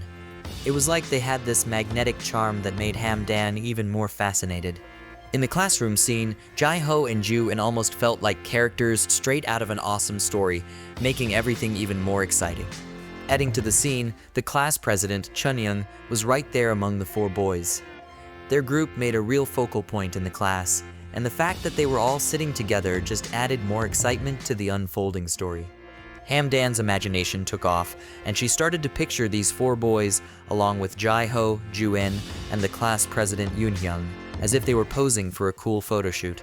They just seemed to radiate handsomeness, creating a really stylish vibe.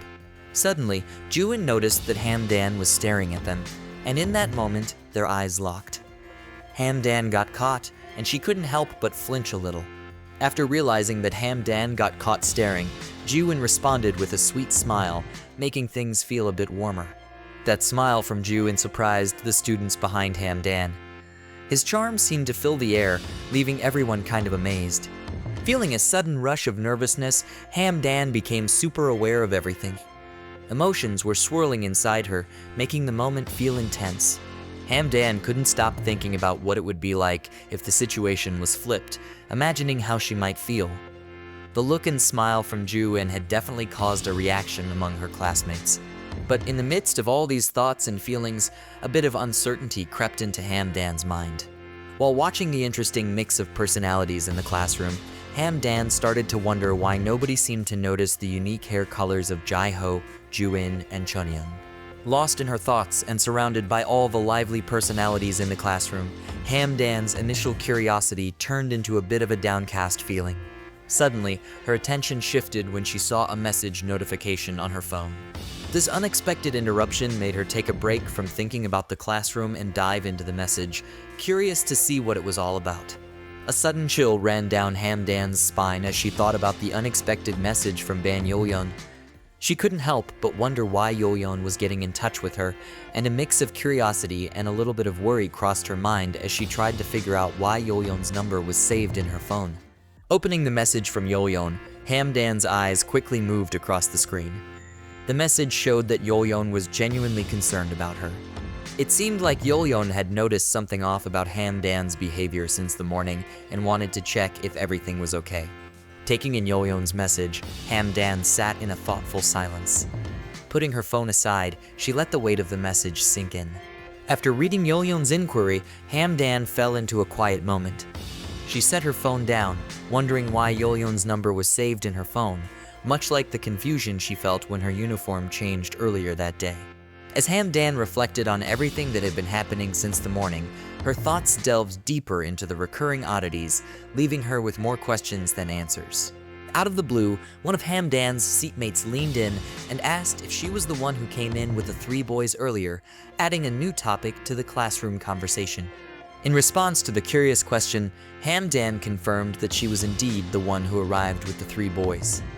The girl beside her got even more intrigued and asked if Hamdan knew them.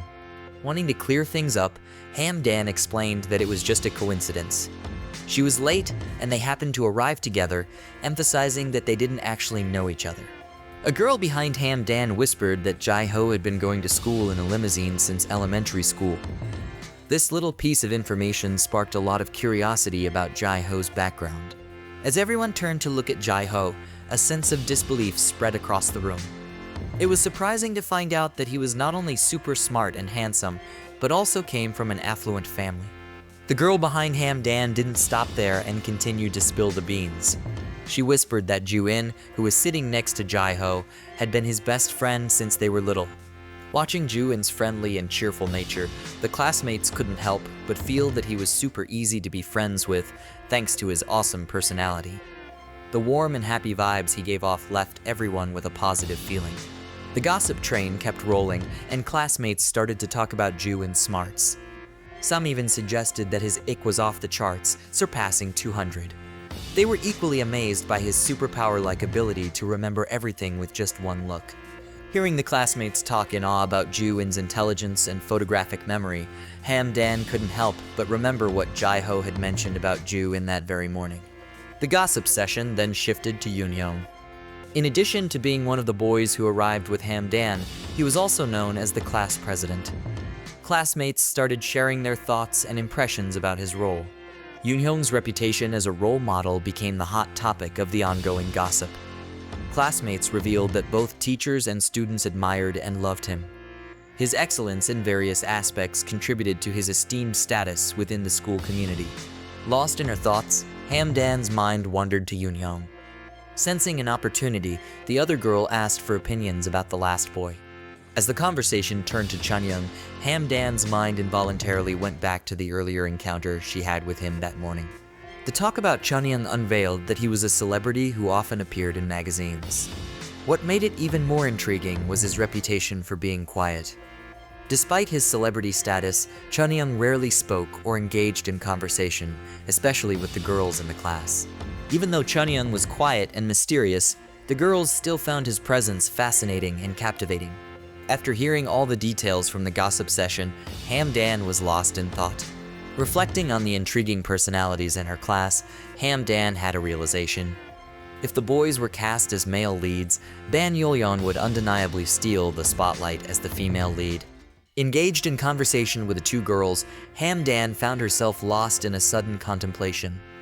The idea that her current situation felt like a novel or a manhwa crossed her mind, making her question if the extraordinary events of the day were a reality she was living. Out of the blue, one of the girls proposed naming their group the Four Heavenly Kings. Hamdan's mind started spinning at the idea, contemplating the notion of labeling their group with such a grandiose and whimsical title. The suggestion of being called the Four Heavenly Kings gave Hamdan chills. The idea seemed so grand and fantastical that she began to wonder if this was all part of a novel or something unreal, as such things don't usually happen in real life. Suddenly, Hamdan found herself lost in a vivid daydream, imagining a group of charming boys. In her imagination, she couldn't believe her eyes as she saw the students completely captivated and enchanted by the presence of these boys. Caught up in this particular fantasy, Hamdan stood there, stuck between the girls, completely immobilized. The very thought of this idea left her frozen, unable to grasp that the reality she was experiencing could be anything but a surreal and perplexing experience. In the midst of the girls' conversation, Hamdan felt an emotional void, a complete absence of any tangible sensation or impact. She found herself lost in the maze of her thoughts, dealing with an overpowering sense of disbelief as she tried to comprehend the stark reality unfolding around her. Surprising everyone, Hamdan suddenly stood up from her chair. With a sudden surge of determination, she decided to leave the classroom right away. Out of nowhere, Hamdan was caught off guard by a surprising twist. To her amazement, Jai-ho too unexpectedly stood up from his chair. In a sudden and unpredictable turn, Jai-ho, with a spontaneous air, began strolling around the classroom, drawing the collective attention of everyone present. Interpreting Jai-ho's actions as a possible reflection of shared feelings, Hamdan considered the idea that he might be going through similar emotions. This perception led her to connect the dots and attribute Jai-ho's unexpected behavior. All of a sudden, Jai-ho came to an abrupt stop in his pacing. In a surprising twist, Jai-ho suddenly posed a question to Hamdan, asking about the identity of Ban Yeoryung.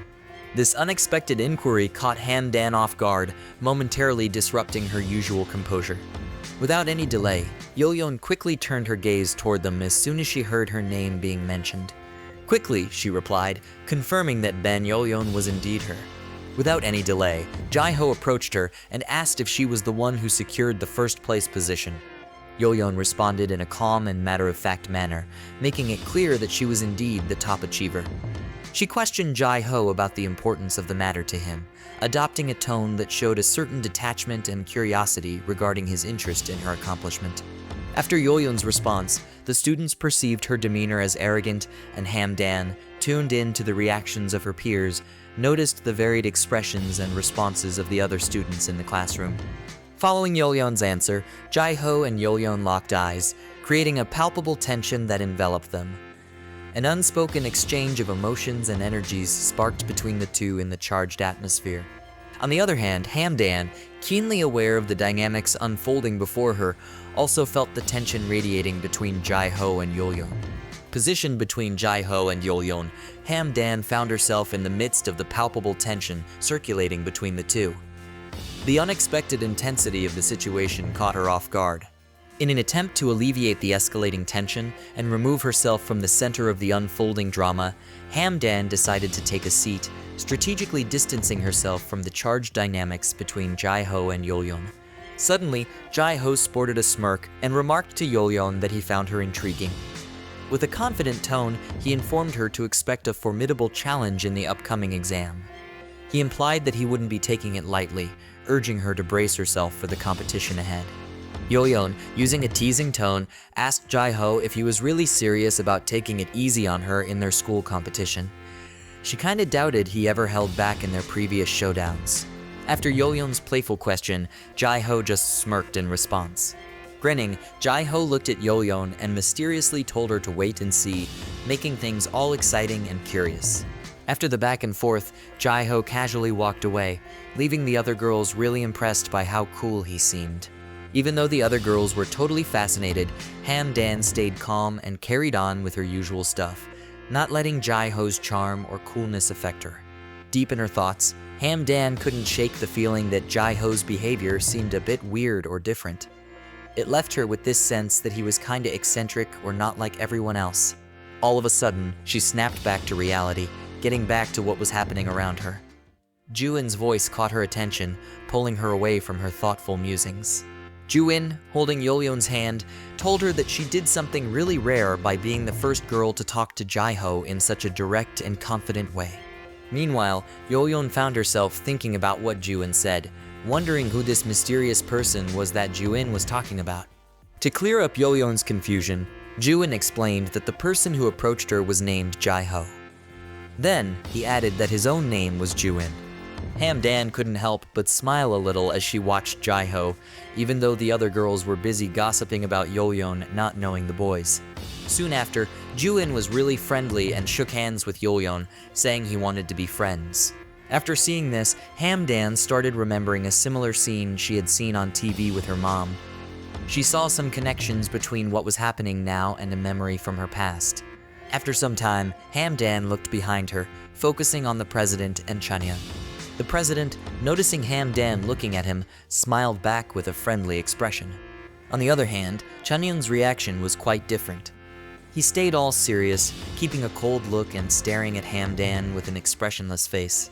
As she settled into her seat, Hamdan couldn't help but feel like she had been thrown into the pages of an exciting novel, with all the complex dynamics and interactions unfolding around her like scenes in a captivating play. After some time, the school bell rang, snapping Hamdan back to reality and making her realize the day was moving on. The two girls who were chatting with Hamdan said their goodbyes, signaling the end of the school day as they got ready to go their separate ways.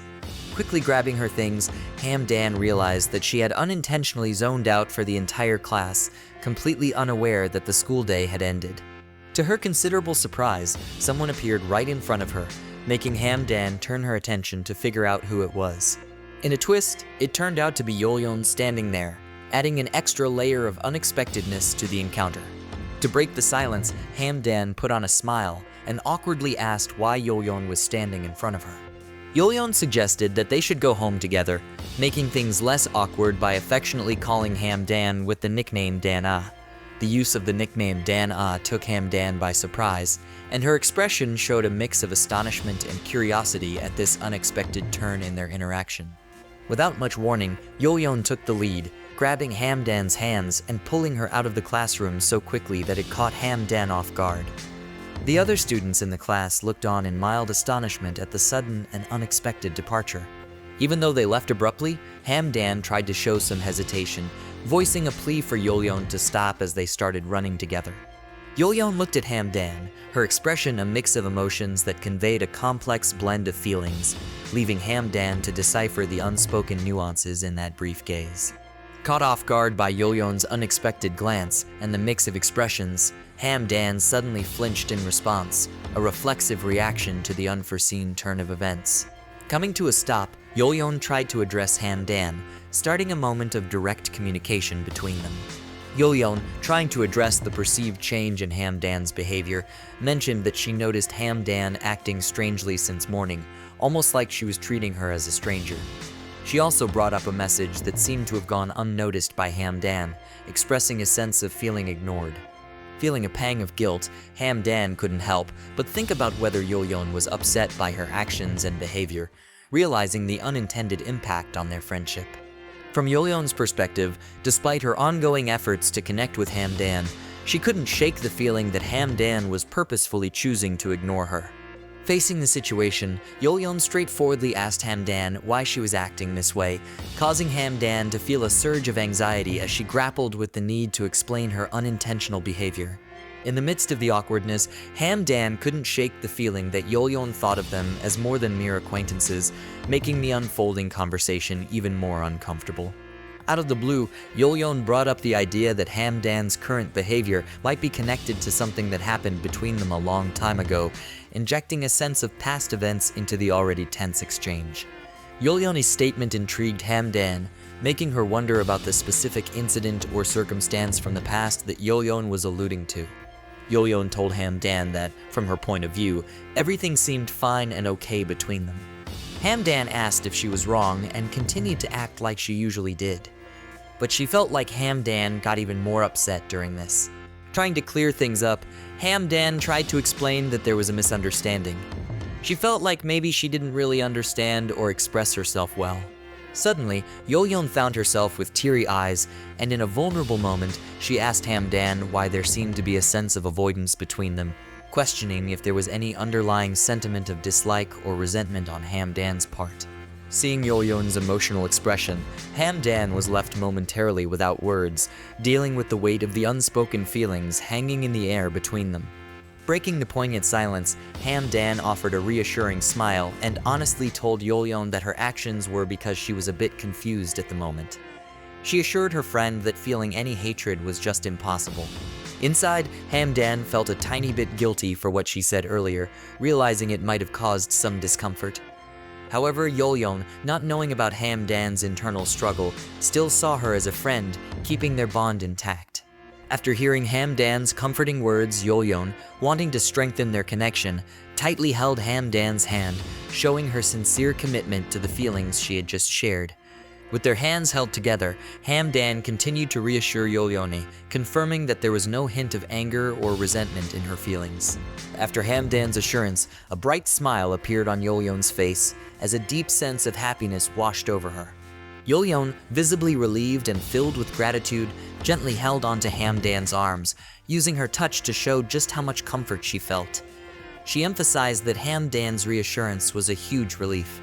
On the other hand, even though Yeoryung seemed relieved, Hamdan still felt caught in a web of confusion. After a stretch of time filled with changing emotions, the two friends finally reached their apartment. As they approached the end of their journey and got ready to go their separate ways for the day, Yeoryung shared a hopeful feeling, looking forward to the chance of seeing Hamdan again tomorrow. On the flip side, as Hamdan entered her home, a feeling of emotional detachment surrounded her.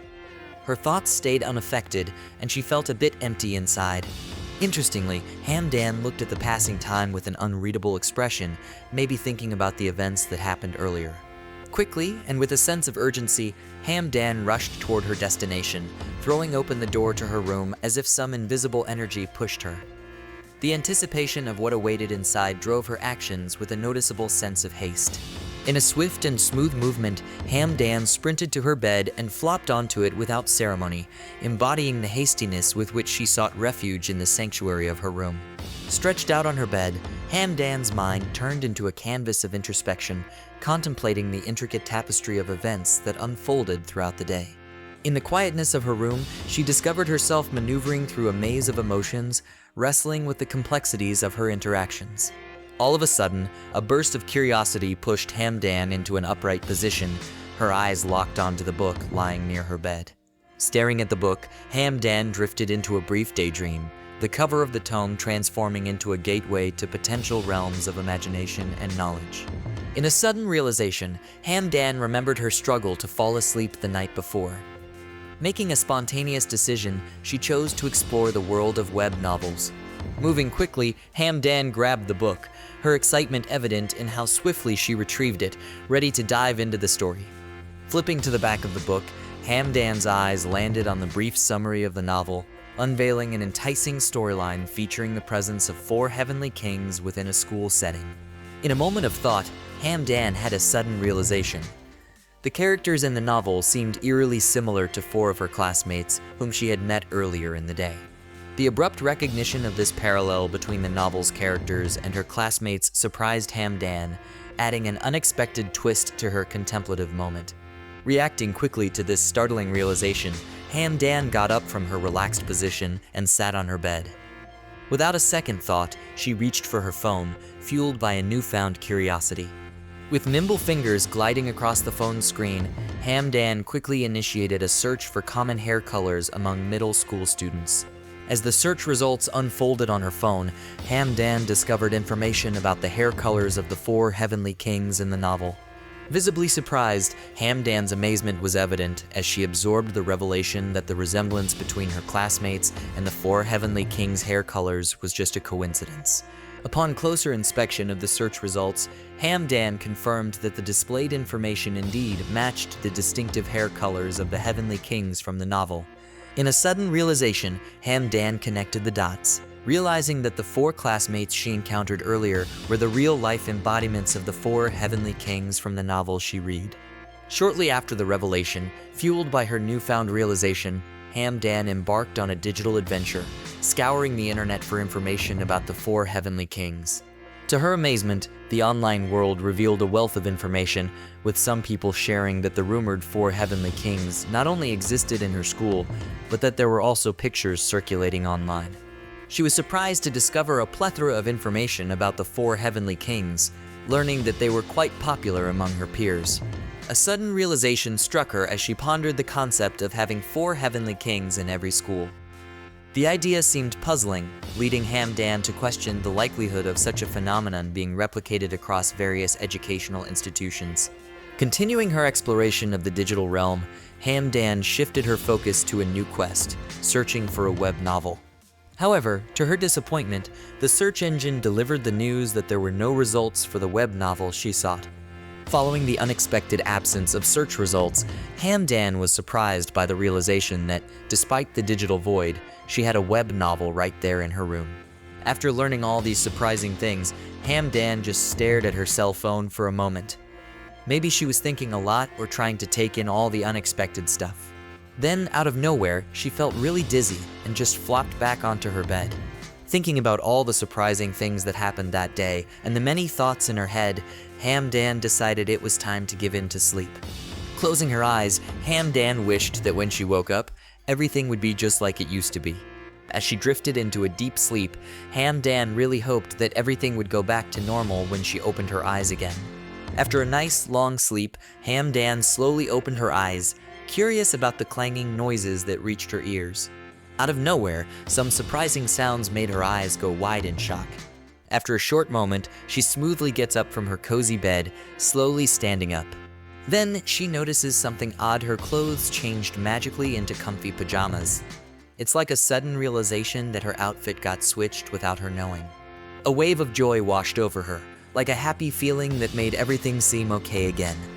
She started to believe that maybe the strange things from before were just in her imagination. Quickly, she got up and happily went to the kitchen to see her mom. Her mom, busy chopping something, playfully asked how she planned to sleep well after using an afternoon nap. It was like a funny little question from her mom.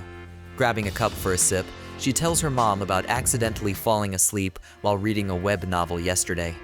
She excitedly shares that she dreamed the exact same things that happened in the story. Going on with her story, she told her mom that not just the place and her school uniform, but even the characters from the novel showed up in her dream. Thinking about how real the dream felt, she explained to her mom that it was kind of scary because it seemed like she was suddenly thrown into a completely different world. With a hint of playfulness, she giggled while sharing how she met a girl in the dream who insisted they were best friends and turned out to be their next-door neighbor. The revelation gave her a bit of a creepy feeling. Suddenly, her mom jumped into the conversation, asking if she meant Yeoryung, the girl next door. The mention of Yeoryung's name sent a shiver down Hamdan's spine, and she accidentally let go of the cup she was holding. After the mention of Yeoryung, things got kind of weird between Hamdan and her mom. Feeling a mix of curiosity and a bit scared, Hamdan hesitantly asked her mom how she knew about Yeoryung. She was immediately taken aback, utterly surprised to the point where she couldn't help but express her astonishment by questioning her mom with wide-eyed disbelief, seeking an explanation for how she was acquainted with Yeoryung. In response, her mom countered by questioning the basis of her daughter's inquiry, wondering what she meant by asking how. She pointed out that Yeoryung had been a neighbor since kids. Further, her mom asked why she was pretending not to know Yeoryung. Upon hearing this revelation, Hamdan found herself rendered speechless, enveloped in a stunned silence as she grappled with the disbelief that what had transpired was indeed a reality for her. In response to the heavy atmosphere, her mother let out a sigh. With a furrowed brow, she inquired of her daughter, questioning whether there had been any reconciliation between her and Yeoryung, expressing a tangible worry about the state of their relationship. Hamdan asked her mom if there was a problem between them and Yeoryung. Her mom, looking upset, explained that Hamdan had been crying and causing a fuss about it. She suggested that Hamdan should be the one to say sorry and make things right with Yeoryung. As her mother shed light on the situation, a sudden recollection flashed in Hamdan's mind. It was the moment when Yeoryung confronted her, inquiring if she was still angry. She realized that this incident was likely the reference point her mother was referring to. Caught in a perplexed state of mind, Hamdan's mood took a downturn as she grappled with the realization that she couldn't recall anything. Seeing her looking off, her mom asked if she was sick because her face didn't look normal. Adding to the unfolding drama, Hamdan's mother was taken aback when she noticed a cut on Hamdan's toes. It became evident that the injury was a result of the glass cup incident that had occurred earlier, where Hamdan had intentionally let it go. Swiftly, her mother admonished her, reminding Hamdan of the cautionary advice to be careful. Instructing her to remain still, her mother assured that she would fetch the first aid kit. In that moment, Hamdan, perhaps due to the distraction of the preceding events, also became aware of the cut on her toes. Shortly thereafter, they completed the first aid for Hamdan's toe cut, but despite the care, a lingering throb continued to be felt. Seated on her bed, Hamdan cradled her feet, acutely aware of the persistent and intense pain emanating from the injury. In her room, everything became quiet as Hamdan looked at her school uniform. She felt confused, wondering if what happened made any sense. Doubting the reality of it all, she thought that things might go back to normal when she wakes up, like she was just dreaming about being in a story. An abrupt surge of anxiety and worry washed over Hamdan as the realization hit her like a wave. The events unfolding were indeed real, and her world seemed to have transformed into the pages of a web novel. In a sudden realization, Hamdan's thoughts shifted to her classmates, the self-proclaimed handsome four heavenly kings whom she had encountered earlier. The vividness of their vibrant hair colors struck her as a testament to the reality of the situation. Adding to the surprising revelations, the person whom Hamdan had perceived as the beautiful and intelligent female lead, similar to characters in web novels, turned out to be Ban Yeoryung, her unexpected best friend and neighbor living right next door. The lines between fiction and reality continued to blur in Hamdan's unfolding narrative. In the midst of these unfolding revelations, Hamdan's thoughts turned to Jae-ho. She envisioned him as the seemingly arrogant son of the Keyball group, fitting the stereotypical mold of a male lead in her newfound narrative. As Hamdan processed everything happening around her, she felt like her life was turning into a novel. In that moment, she wondered about her role in this story-like situation, trying to figure out who she truly was in the unfolding narrative of her reality. A sudden realization struck Hamdan as she contemplated the dynamics between Yeoryung and Jae-ho. In this narrative that seemed to be taking shape, she concluded that she was simply the girl residing next door to the supposed female lead, highlighting a role in the story that was less central than those of Yeoryung and Jae-ho. Suddenly, Hamdan found herself letting out an awkward, silent laugh. In a sudden change of mood, Hamdan went from an awkward laugh to a sudden, loud shout that startled her mother, who could hear it even from outside her room. Caught in a whirlwind of confusion and trembling on her bed, Hamdan couldn't fathom why all these unusual situations were happening to her. Concerned for her daughter, her mother, sensing something amiss, knocked on the door, inquiring about what might be troubling Hamdan. In the midst of her contemplation, Hamdan's thoughts drifted towards Yeoryung. Acknowledging Yeoryung's beauty, intelligence, and popularity, Hamdan couldn't shake the feeling that continuing their friendship might lead to even more significant challenges for her. Additionally, pondering the prospect of being associated with both Yeoryung and the four heavenly kings, Hamdan found herself hesitant. She harbored a reluctance to become entangled with individuals of that sort. Shortly after these contemplations, Hamdan found herself staring at her calendar. Promptly, she went ahead and retrieved it. In her calendar, Hamdan marked the second day of the month, designating it as the commencement of the Inso or Korean in web novel. Following this, a sudden wave of anxiety washed over Hamdan. Realizing the gravity of the situation, she felt compelled to contemplate it more seriously.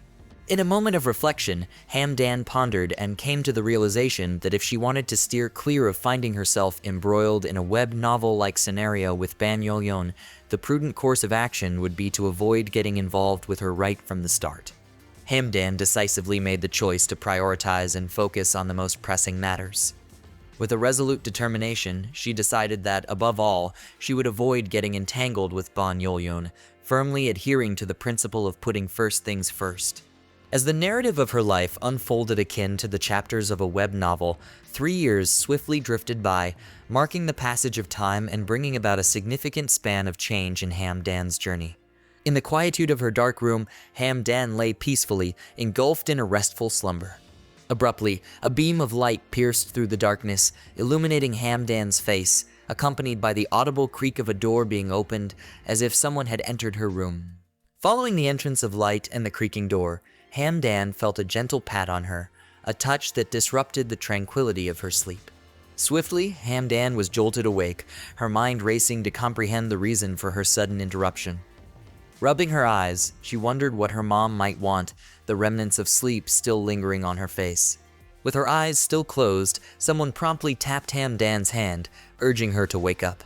The voice of the man gently urged Hamdan to wake up, and she couldn't help but find its soothing quality registering in her mind. However, a sudden realization struck her as she pondered why his hands felt unusually cold. Swiftly, an instant realization dawned on Hamdan, prompting her to swiftly open her eyes to discern the source of the peculiar sensation and the cold touch on her hand. Reacting promptly, Hamdan sat up in her bed, eager to assess her surroundings and address the mystery of the cold touch.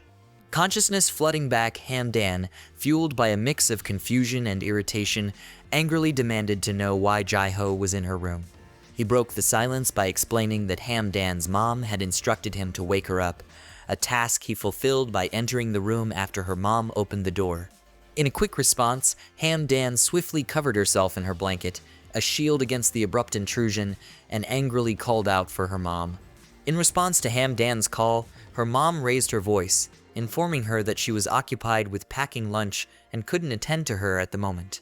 Returning to the immediate situation, Jae-ho inquired about Hamdan's seemingly shy behavior, pointing out that he had been in her house on multiple occasions before. Wrapped in her blanket, Hamdan, with a newfound self-consciousness, queried Jae-ho about whether she appeared the same when awake as she did when asleep. Jae-ho, sporting a smirk and infusing a hint of humor into his tone, sarcastically retorted, asking if she was insinuating that she looked ugly in both states, awake and asleep. Upon hearing Jae-ho's sarcastic remark, Hamdan shot him a blunt and direct look, her expression conveying a mix of surprise and disbelief. Following the blunt exchange, Hamdan, perhaps to diffuse the tension, offered an awkward smile in Jae-ho's direction. Jae-ho, bewildered by Hamdan's unexpected smile, became conscious of his words and actions. Flinching slightly, he couldn't help but inquire about the meaning behind her smile, seeking an explanation for the shift in atmosphere. In response to Jaiho's confusion, Hamdan candidly revealed that he had a habit of teasing Ban Yeoryung about her appearance, labeling her as ugly.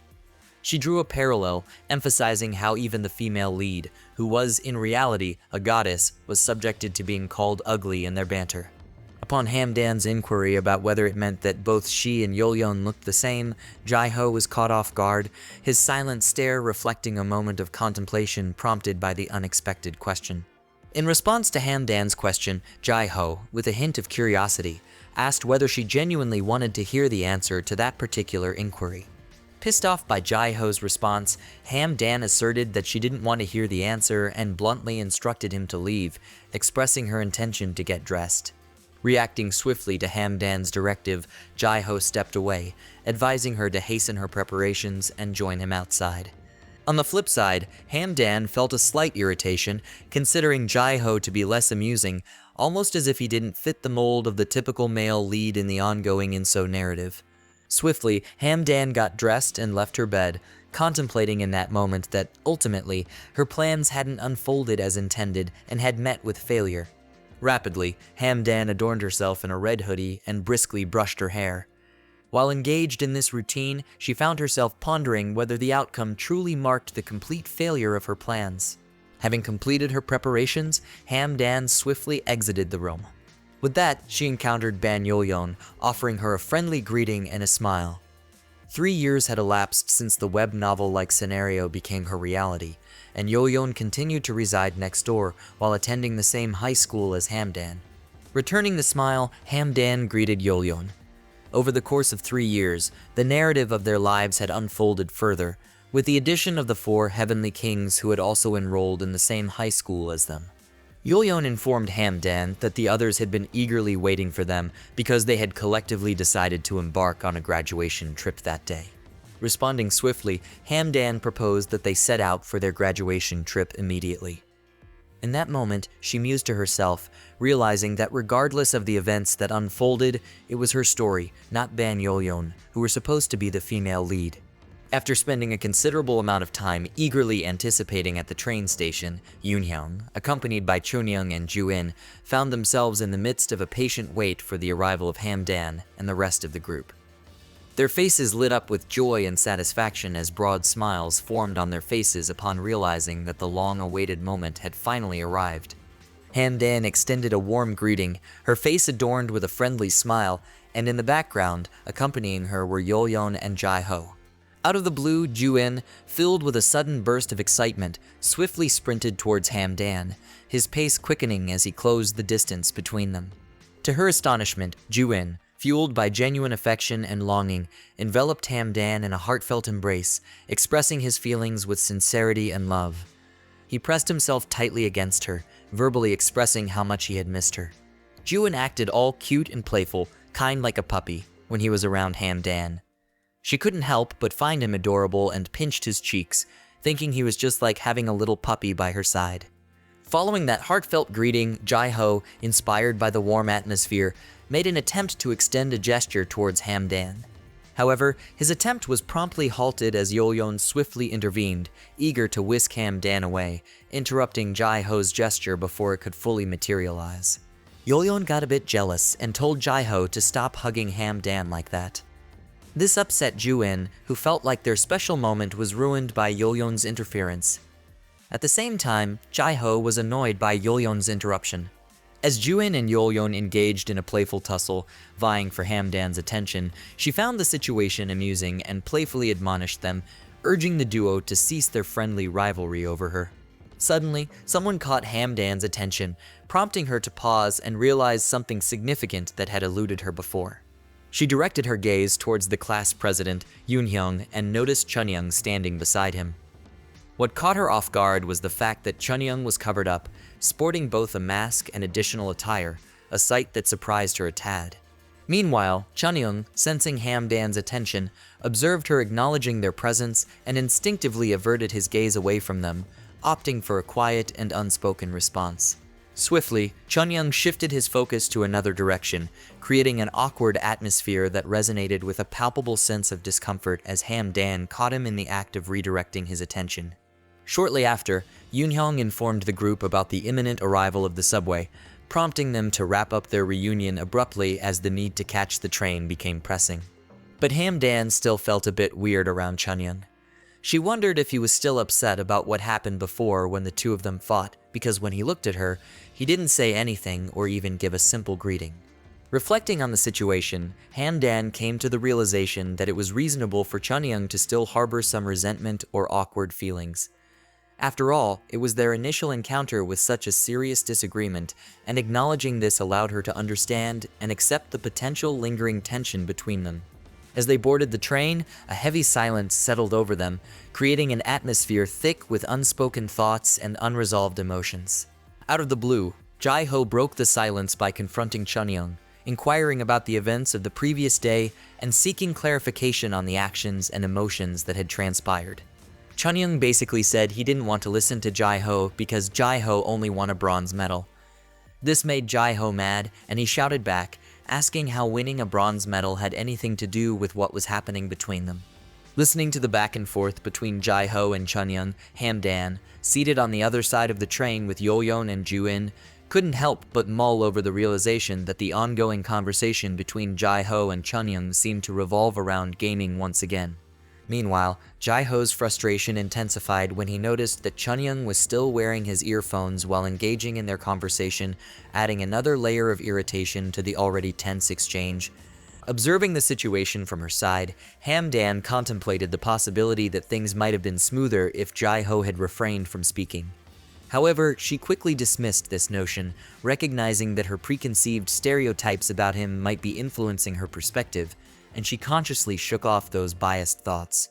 Yoonhyung, perceptive to the rising volume of Jae-ho's voice, inquired if he was aware of the potential consequences of being too loud in a subway, hinting at the social norms and etiquettes associated with public transportation. However, Jae-ho countered, explaining that his elevated volume was a result of the absence of other passengers besides their group, implying that the context of their near-empty surroundings justified his audibility. Yoonhyung, in response, pointed out that Jae-ho might not be familiar with the typical subway etiquette, humorously suggesting that his experience was limited to riding in limousines rather than navigating the intricacies of public transportation. With that statement, Jae-ho, feeling a bit uneasy with Yoonhyung's correction and the smile directed at him, responded by asserting that he was the one in error. Observing the exchange of words between Jae-ho and Yoonhyung, Dan, feeling a bit awkward and embarrassed, fell into a momentary silence, sensing the tension and unease lingering in the atmosphere. Suddenly, Yoonhyung, discerning that Dan was attentively listening and observing their interaction, called out to her, inquiring if something was amiss or if she had any concerns about their conversation as he seen her looking at them. Meanwhile, in Dan's mind, she couldn't help but draw a comparison to characters she encountered in web novels.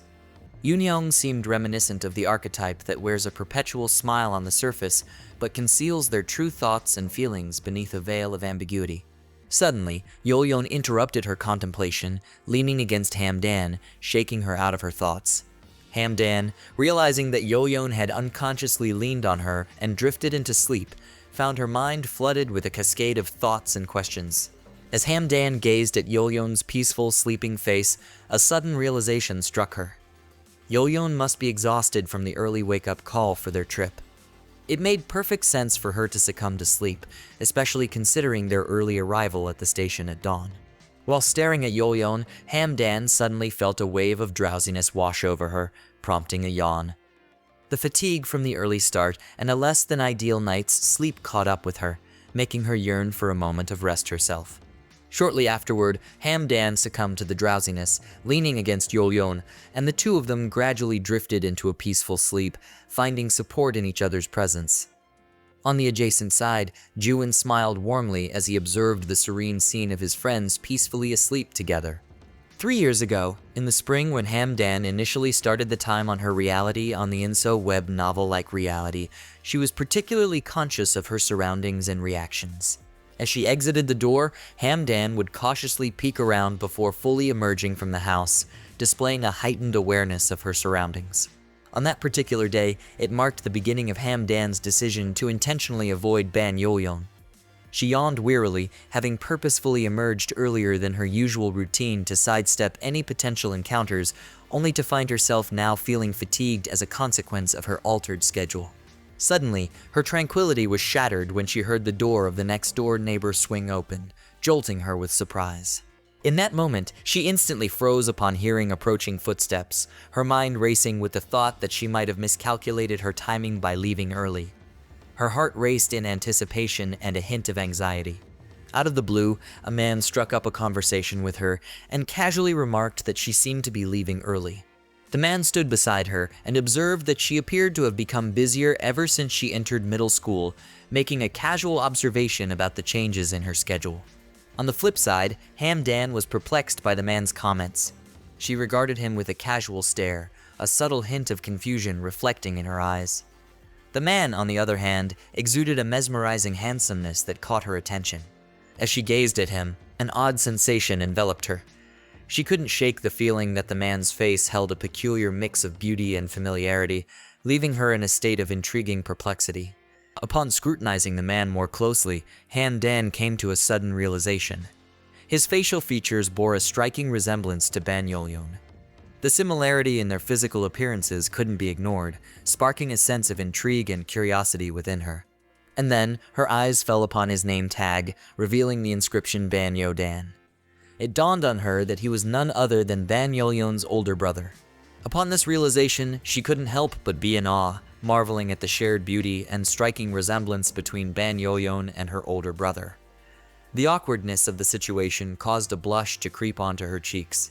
She then had a sudden realization and snapped out of her initial awe, reminding herself that he was not just a real-life person, but also a character from a web novel and, most importantly, Ban Yeoryung's brother.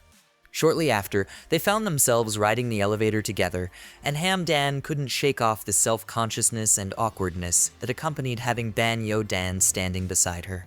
After a while, Hamdan arrived at school, finding it to be the usual and familiar place. However, the atmosphere still struck her as peculiar and quiet, leaving an air of unease lingering in her surroundings. Hamdan, while washing her hands in the bathroom, let out a sigh of disbelief. The idea that her reality resembled a web novel had her lost in contemplation, leaving her in a state of deep thought rather than her usual composed self. In school, Hamdan made a concerted effort to deftly avoid encountering Ban Yeoryung, despite the latter's attempts to reach out and be friendly. Hamdan trembled and was shocked every time Yeoryung attempted to approach her and engage in a conversation. She also crafted excuses just to avoid engaging in conversation whenever Yeoryung approached her. Hamdan found ways to deflect interaction, creating distance in an attempt to maintain her own emotional space. After a while, Hamdan grew weary of constantly evading Yeoryung and pondered how long she would need to continue doing so. She began to consider if there was an alternative way to avoid her. And then, she made the decision to step out of the classroom and went to the bathroom, perhaps seeking a change in environment or a momentary respite from the tension that seemed to accompany her interactions with Yeoryung. Upon stepping out, Hamdan found herself in the presence of two girls engaged in conversation in the bathroom. Among the students she recognized was Yeoryung, and Hamdan couldn't help but wonder what might be bothering her, as she overheard snippets of their conversation. Suddenly, Yeoryung noticed Hamdan's presence, bringing their conversation to a pause as she acknowledged her. In an instant, Yeoryung's expression brightened, and she warmly greeted Hamdan with a friendly smile. Hamdan, feeling a bit awkward, acknowledged her and reciprocated the greeting. However, in her mind, she couldn't help but wonder why Yeoryung was suddenly acting so friendly towards her. Yeoryung, eager to convey something, tried to speak, prompting Hamdan to inquire about what she wanted to say. Surprisingly, Yeoryung extended her hand toward Hamdan. With a friendly smile, Yeoryung asked Hamdan if she wanted to be friends, extending the invitation with genuine warmth. Hamdan, caught off guard by the unexpected question, found herself momentarily speechless, unsure of how to respond. In her mind, the proposition had come quite suddenly and took her by surprise. As she looked at Yeoryung, someone she had barely spoken to, Hamdan found herself pondering the sudden desire for closeness from someone she had minimal interaction with. The notion sparked a sense of curiosity and contemplation within her. As that notion settled in her mind, Hamdan found herself delving into profound contemplation, her gaze fixed intently upon Yeoman. As she observed the person before her, a cascade of thoughts inundated Hamdan's mind, leading her to ponder the potential consequences of forging closer connections with others, questioning whether such bonds might inadvertently lead to a growing distance from Yeoryung. Embracing the notion, Hamdan promptly seized the moment, clasping Yeoman's hands with a decisive gesture. In a swift declaration, she expressed her agreement to embark on a journey of friendship with genuine enthusiasm. Meanwhile, within the confines of the classroom, Yeoryung found herself enveloped in a somber atmosphere, her disposition weighed down by a sense of melancholy, expressed vividly as she occupied her seat. As everyone admired how pretty Yeoryung looked, deep down, she felt really sad because Hamdan, who used to be her good friend, was now acting strangely and avoiding her since the school year began. This made Yeoryung self-conscious, and she couldn't help but dwell on the situation, constantly overthinking and wondering why Hamdan was behaving in such a peculiar manner. All of a sudden, her train of thought was abruptly disrupted when someone placed a phone directly in front of her face, capturing her attention in an instant.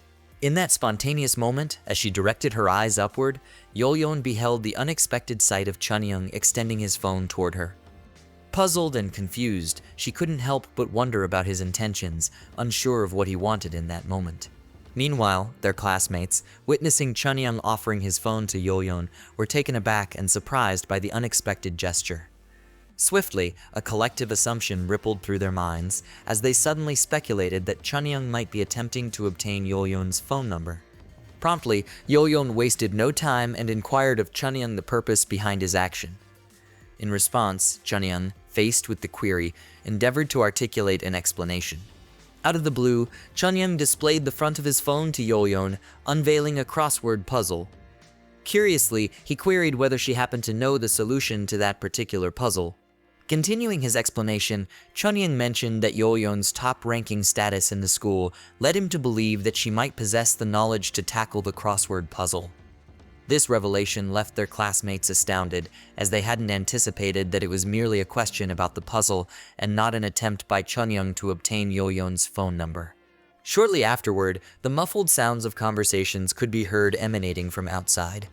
Yeoman and Hamdan returned to the classroom, where Hamdan couldn't help but wonder about the sudden crowd and commotion that had gathered in that area. Curious, Hamdan craned her neck to catch a glimpse of the source of the commotion, and soon realized that Yeoryung and Chunyoung were engaged in some activity together, explaining the curiosity and interest of their classmates who were intrigued by the unexpected pairing. In an unexpected turn, Chunyoung caught a glance of Hamdan looking in their direction. Simultaneously, Hamdan also noticed that Chunyoung had suddenly turned his attention towards her. Swiftly, Hamdan shifted her gaze and purposefully avoided making eye contact with Chunyoung. With Hamdan purposefully avoiding eye contact, Chunyoung couldn't help but feel a sense of awkwardness, and he found himself silently staring at her, puzzled by the sudden change in dynamics. After a while, as the commotion subsided, Yeoryung approached Hamdan, attempting to engage in conversation. However, Hamdan, with a sense of regret, apologized and explained that she needed to attend to some activities first. Yeoryung, sensing Hamdan's need for space, refrained from making another attempt at conversation. Instead, she silently observed Hamdan, who, in turn, seemed unresponsive and disinterested in engaging in any form of communication, leaving a palpable tension hanging in the air between them. The continued silence and apparent disinterest from Hamdan left Yeoryung feeling even sadder, accompanied by a twinge of embarrassment that added to the emotional weight of the situation. On the flip side, Jaiho, perceptive to the dynamics unfolding between Yeoryung and Hamdan, couldn't help but notice the unspoken tension. Juin, keenly observant of Jaiho's concerned and confused expression, inquired about his thoughts on the matter. Jaiho, initially unaware, sought clarification, prompting Juin to provide insight by referencing the dynamics between Hamdan and Yeoryung. Juin playfully teased Jaiho, pointing out that he had noticed Jaiho consistently glancing in their direction during break times, implying a heightened interest in the unfolding drama between Hamdan and Yeoryung. Jaiho swiftly responded, explaining that his consistent attention toward Hamdan and Yeoryung was due to their noticeable conflicts. He pointed out that he couldn't help but observe the open fight between them, especially noting Hamdan's apparent coldness towards Yeoryung. As Jai-ho observed Hamdan, he couldn't shake the impression that her actions seemed rather cold, particularly in the way she appeared to dismiss Yeoryung as if it were of little consequence. Jai-ho confided in Ju-in, expressing his belief that in the ongoing conflict between Hamdan and Yeoryung, he perceived Hamdan as the instigator, suspecting that her actions might be the root cause of their fight. Curious, Ju-in probed further, questioning Jai-ho about the reasoning behind his perception and why he believed Hamdan could be the cause for the conflicts with Yeoryung. Jai-ho clarified his perspective by explaining that, based on the time he had known Yeoryung, she didn't strike him as the type of person who would intentionally hurt others. Ju-in, picking up on the implication in Jai-ho's words, remarked that it sounded like Jai-ho was suggesting Hamdan had a propensity to harm others. Jai-ho, quick to clarify, explained that it wasn't about Hamdan's character, but rather a misjudgment in his choice of words. In response to Jai-ho's clarification, Ju-in questioned whether the situation seemed strange or peculiar, seeking Jai-ho's perspective on the matter. Ju-in shared with Jai-ho that he, too, had observed Hamdan's demeanor after the fight, and noticed that she seemed more frightened than anything else. A couple of days later, at the condominium building, a new scene unfolds. Yeoryung found herself seated on the couch, enveloped in an aura of sadness. She hugged a pillow tightly, burying her face in it, as if seeking solace or comfort. Sensing the palpable sadness emanating from his sister, her brother approached her with concern. Taking a seat beside her, he gently tried to comfort her, inquiring about what might be troubling her or if she was feeling unwell. Yeoryung, still immersed in her sadness, opened up to her brother, expressing her feelings of distress. She confided that she believed Hamdan was purposely avoiding her, emphasizing the recurrent instances where Hamdan steered clear of engaging in conversations with her. Continuing to pour her emotions into the pillow, Yeoryung shared with her brother that Hamdan had made friends with someone who hates her. This discovery fueled her growing apprehension, leading her to believe that Hamdan might no longer wish to maintain their friendship. Caught off guard by Yeoryung's revelation, her brother found himself at a loss for words, grappling with the weight of the situation and pondering how to respond. After a moment of contemplation, Yeoryung's brother offered a piece of advice. He suggested that Yeoryung should take the initiative to talk to Hamdan, addressing the apparent misunderstanding between them. Continuing his advice, Yeoryung's brother emphasized the long-standing history between Yeoryung and Hamdan, highlighting that they had been together since childhood. He expressed confidence that a simple conversation between them could potentially resolve any misunderstandings. Yeoryung found a glimmer of hope in her brother's advice. Energized by the newfound insight and determination, Yeoryung swiftly stood up with a sense of urgency, eager to initiate a conversation with Hamdan and work towards resolving the issues that had strained their friendship. Without any hesitation, Yeoryung acted swiftly on her resolve. She headed straight to Hamdan's house, and with determination, she promptly opened the door to Hamdan's room, expressing her earnest desire to talk to her. Yet, upon entering Hamdan's room, Yeoryung fell silent, taken aback by an unexpected sight that she hadn't anticipated. The surprising scene momentarily left her at a loss for words. To her astonishment, Yeoryung found Baek Yeoman, who harbored negative feelings towards her, in the company of her best friend, Hamdan, inside the room. The unexpected sight left her speechless and caught off guard, as she hadn't anticipated of them having fun together. Yeoryung found herself in a state of sudden suspension, her movements halted abruptly as she grappled with the perplexity of Baek Yeoman's unexpected presence in Hamdan's room. Meanwhile, Hamdan wore a look of astonishment, utterly taken aback by the unanticipated entrance of Yeoryung into her room. Yeoryung's face was etched with an expression of disbelief, and a subtle tremor accompanied her words as she mustered the courage to express the urgency of a conversation with Hamdan. Simultaneously, her thoughts grew wondering if Hamdan and Yeoman grew closer together. As Hamdan gazed at her, a mixture of confusion and surprise painted his expression, reflecting his bemusement at her unexpected and puzzling demeanor. Out of the blue, Yeoman swiftly rose from her seat, reaching out to clasp Hamdan's hand, effectively interjecting the ongoing conversation with Yeoryung. It was evident that Yeoman sought Hamdan's undivided attention, orchestrating a moment of interruption to draw him into a focus solely on her. Conversely, Yeoryung experienced a sudden surge of overwhelming emotions, teetering on the precipice of a breakdown as she grappled with the unfolding situation.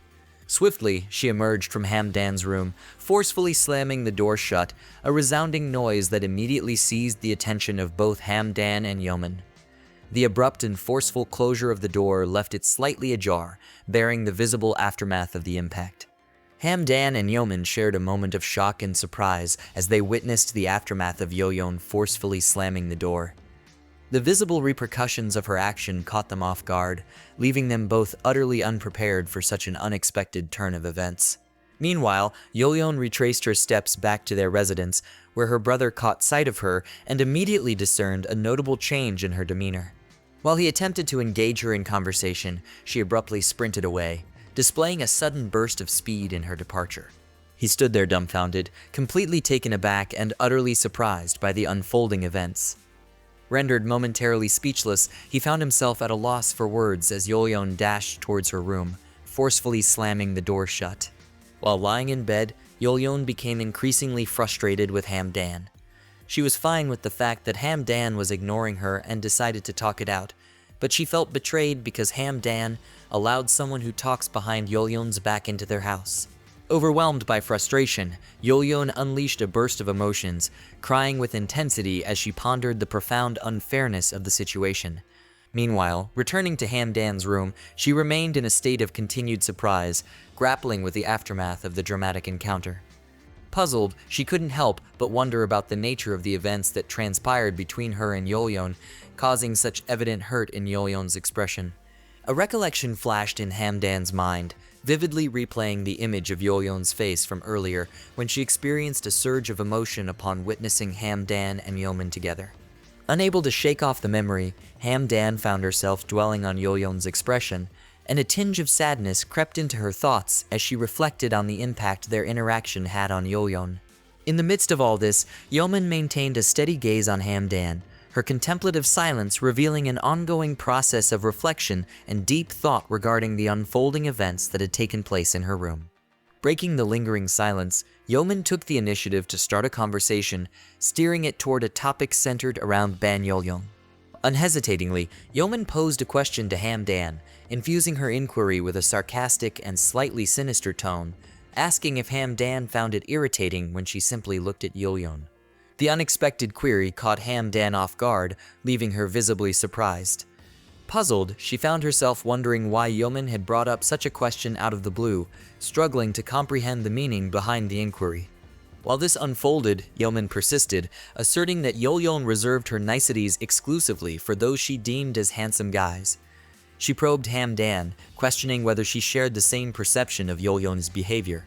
Continuing her narrative, Yeoman revealed that from the outset of their time at school, Yeoryung consistently sought conversations with guys like Woo Ju-in.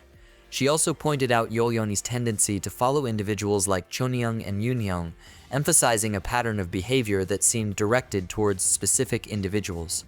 Yeoman persisted in casting aspersions on Yeoryung, admitting to her physical attractiveness but insinuating that it was an excessive act, alleging that Yeoryung merely put on a facade of niceness for handsome guys. In Hamdan's contemplation, she considered that Yeoryung's actions might be a result of Chonyoung and Woo Ju-in being the ones to approach her first, and also her being close to Yoonyoung was because he was the class president and she was the vice president.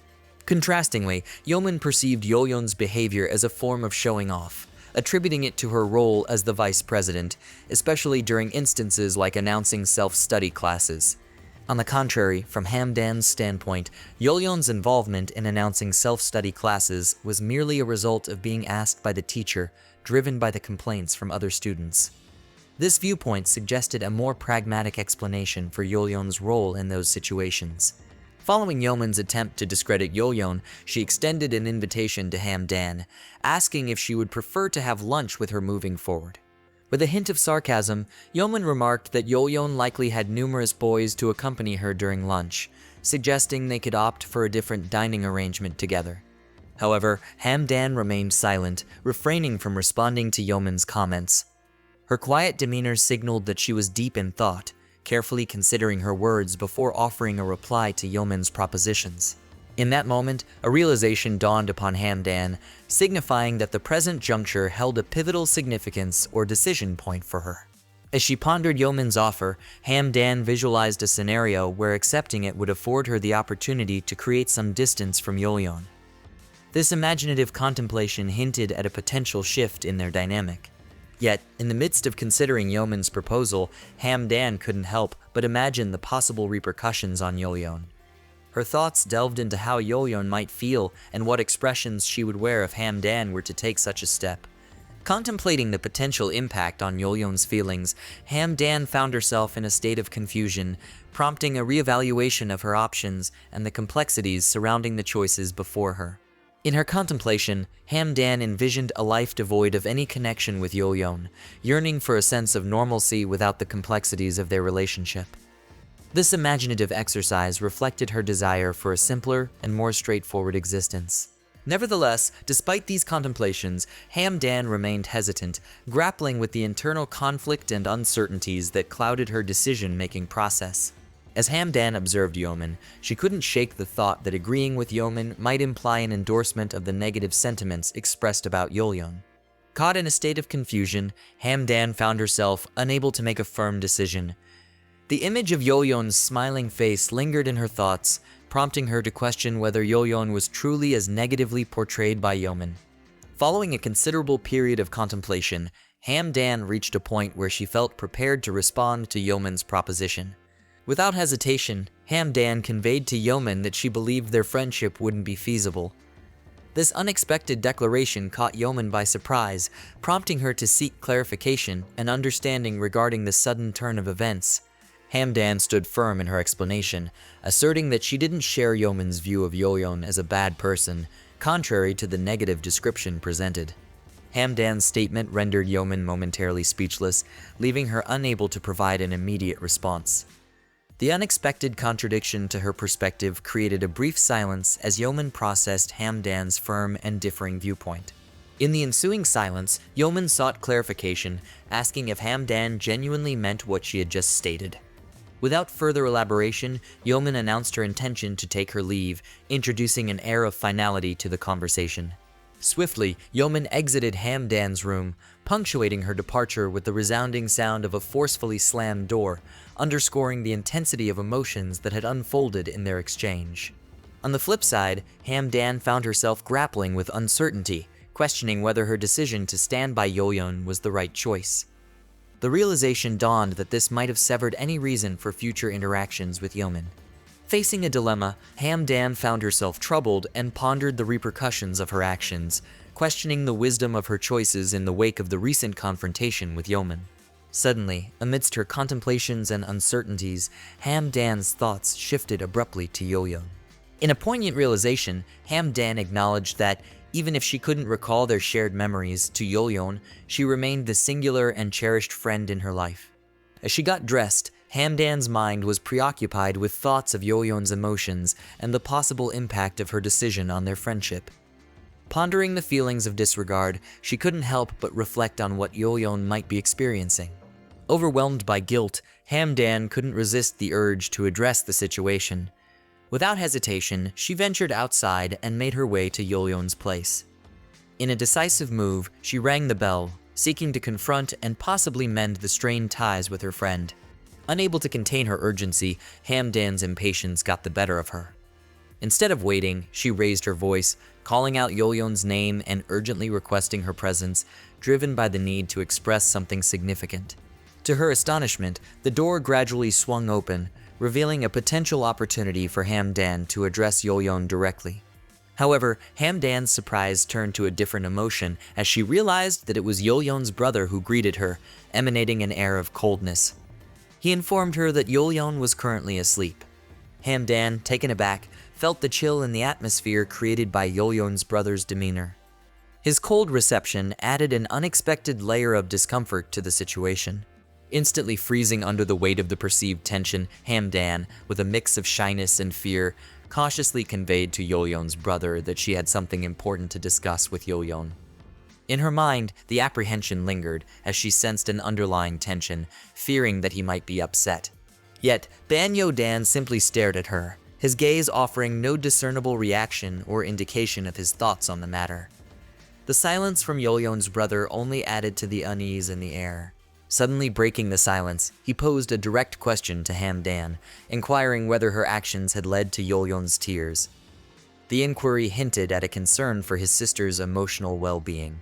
In her earnest attempt to clarify the situation, Hamdan engaged in a comprehensive effort to elucidate herself, taking the initiative to communicate with Yeodan and articulating that the misunderstanding which transpired with Yeoryung was not reflective of the actual circumstances. Despite Hamdan's efforts to provide clarification, Yeodan asserted that Yeoryung isn't inclined to make unwarranted assumptions. Upon hearing Yeodan's statement, Hamdan mustered her courage and swallowed her pride, ready to face the situation head-on. Right away, Hamdan confidently admitted to Yeodan that everything was her fault. Swiftly overcoming any reservations, she hastened to their residence with the sincere intention of offering a heartfelt apology for the errors she had committed. Following Hamdan's explanation, Yeodan fixed his gaze upon her, carefully observing her demeanor. Shortly thereafter, he beckoned her to enter, indicating a willingness to listen or engage further. Yeodan and Hamdan promptly made their way to Yeoryung's room. Yeodan gently knocked on the door and informed Yeoryung that her friend had arrived, signaling the presence of Hamdan. In a frosty tone, Yeoryung retorted, informing Yeodan that she didn't consider anyone in her acquaintance as a friend. This abrupt declaration left both Yeodan and Hamdan momentarily suspended in a pause, struck by the chilly impact of her statement. Sensing Yeoryung's palpable frustration, Hamdan, recognizing the need for direct communication, respectfully approached the matter. With genuine concern, she straightforwardly asked Yeoryung if they could have a conversation. Subsequently, Hamdan and Yeodan patiently awaited Yeoryung's response, creating a momentary stillness. Gradually, the door to Yeoryung's room began to creak open, signaling a subtle shift in her disposition and potentially opening the door to the forthcoming conversation. As the door gradually swung ajar, Yeoryung greeted them with a chilly tone, accompanied by an unmistakably somber aura, casting an emotional shadow over the encounter. Yeodan and Hamdan, taken aback by Yeoryung's unexpected demeanor, found themselves rendered speechless, their expressions reflecting a mixture of surprise and concern as they observed the noticeable change in her appearance and demeanor. Without any hesitation, Hamdan promptly disclosed to Yeoryung that she had terminated her friendship with Baek Yeoman, laying the cards on the table and expressing the decisive action she had taken. In the aftermath of her revelation, Hamdan found herself grappling with anxiety, harboring the worry that her words might have inadvertently conveyed the impression that she was romantically involved with Baek Yeoman. Contrary to their expectations, a surprising turn of events unfolded as Yeoryung, without warning, embraced Hamdan in a sudden and unexpected hug. Tears welled up in Yeoryung's eyes as she tightly clung to Hamdan, expressing her emotions through the embrace. In the midst of the hug, she tearfully conveyed to Hamdan that she perceived her actions as hurtful and unkind. On the flip side, Hamdan found herself taken aback and rendered momentarily speechless by Yeoryung's unexpected hug and tearful words. The following day unfolded, marking the passage of time with the reconciliation between the two friends, signaling a renewed understanding and harmony in their relationship. Yeoryung and Hamdan adorned their faces with radiant smiles, basking in the warmth of their rekindled friendship. The atmosphere was filled with joy as Yeoryung graciously fed Hamdan some snacks. In the midst of Yeoryung and Hamdan's sweet interaction, characterized by shared smiles and thoughtful gestures, Jae-ho found himself noticeably irritated by the affectionate display. In contrast, Juin radiated happiness, reveling in the joy of their reconciled friendship. Jae-ho, observing Yeoryung and Hamdan, felt a surge of confusion washing over him. Puzzled by the sudden shift in their attitude towards each other, he couldn't help but gaze at them, his mind swirling with questions about the reasons behind this unexpected change in their relationship.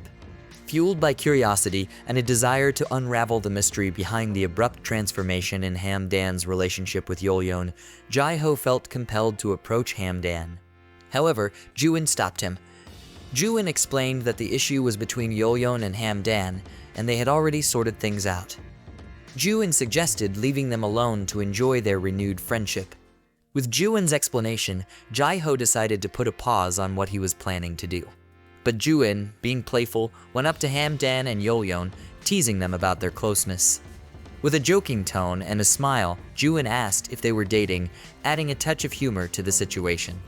Yeoryung and Hamdan found Juin's playful teasing amusing, sharing a laugh together. Yeoryung, in a light-hearted response, continued to playfully lean towards Hamdan. Jaiho, on the other hand, felt a bit awkward in the situation, while Juin couldn't help but smile.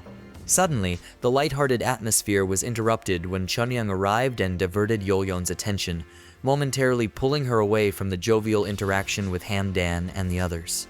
Chunyoung, eager to share something with Yeoryung, presented his phone to her. In an instant, Yeoryung recognized that he was referring to a game. Chunyoung proceeded to provide an explanation, sharing that his current gaming conundrum revolved around Sudoku. He elaborated, expressing his frustration at being stuck on a particular level within the game, seeking assistance. While Yeoryung engaged with Chunyoung, entertaining his discussion about the Sudoku game, Hamdan sat beside them, her attention briefly diverted. She found herself gazing at Chunyoung, observing him with a curious expression as she continued to enjoy her snack. However, Chunyoung noticed Hamdan's gaze fixed on him, catching her staring at him. Abruptly, Chunyoung turned the tables, posing a direct question to Hamdan. He inquired whether she was no longer avoiding Yeoryung, catching her off guard with the unexpected query. Continuing his inquiry, Chunyoung pointedly mentioned that Hamdan seemed to deliberately avoid Yeoryung and questioned the rationale behind her actions, prompting an inquiry into the reasons for her avoidance. The exchange introduced an awkward tension between them, casting a hush over their surroundings as glances were exchanged, each participant in the interaction grappling with the palpable shift in the atmosphere. In response to Chunyoung's straightforward question, Hamdan took a noticeable gulp, the audible sound echoing in the moment, as surprise and the weight of the inquiry settled on her. Chunyoung, maintaining his gaze on Hamdan, pressed on with his questioning without hesitation. Hamdan, caught off guard, couldn't help but feel a twinge of awkwardness in the face of the straightforward inquiry. Fortunately, Juin intervened, skillfully breaking the tension that had built up between Chunyoung and Hamdan, deftly redirecting the conversation. Juin, with a tactful move, shifted the focus of the conversation, praising Yeoryung for her outstanding achievement. He informed her that she had secured the top spot in the recent exam, diverting attention away from the previous tension. Jaiho, experiencing a sense of being squashed and annoyed, found himself in a slightly disheartened state as Yeoryung outperformed him in the recent exam. Juin playfully made fun of him for it, which annoyed Jaiho. Yeoryung, breaking the tension with a touch of sarcasm, playfully joked that Jaiho had supposedly confided in her, suggesting that he intentionally relinquished the top spot in the previous exam. Meanwhile, Juin approached Hamdan with a friendly comment, expressing admiration for her snack and noting that it looked appetizing. Responding to Juin's compliment, Hamdan kindly offered him a taste of her snack, feeding him a portion. Juin, in turn, expressed happiness and appreciation for the gesture. Observing Juin happily indulging in the snack, Hamdan couldn't help but wonder if he intentionally shifted the topic to spare her from the awkwardness that had unfolded earlier. Meanwhile, Juin, blissfully immersed in the joy of chewing the snack.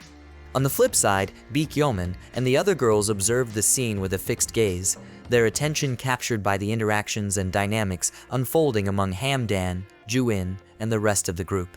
Noticing the change in Hamdan's behavior towards Yeoryung, one of the other girls curiously inquired of Yeoryung about what might have transpired, seeking an explanation for the noticeable shift in their dynamics. Yeoryung, in response to the inquiry, remained silent but visibly irritated, keeping her thoughts and feelings about the situation to herself. After a while, the school bell rang, signaling the end of the current activity or period and prompting the students to prepare for their next class. Yeoryung and Hamdan, having spent time together, walked back to the classroom side by side, engaging in conversation. As they opened the classroom door, Hamdan unexpectedly overheard Yeoryung engaged in a conversation with another classmate, expressing negative sentiments about her.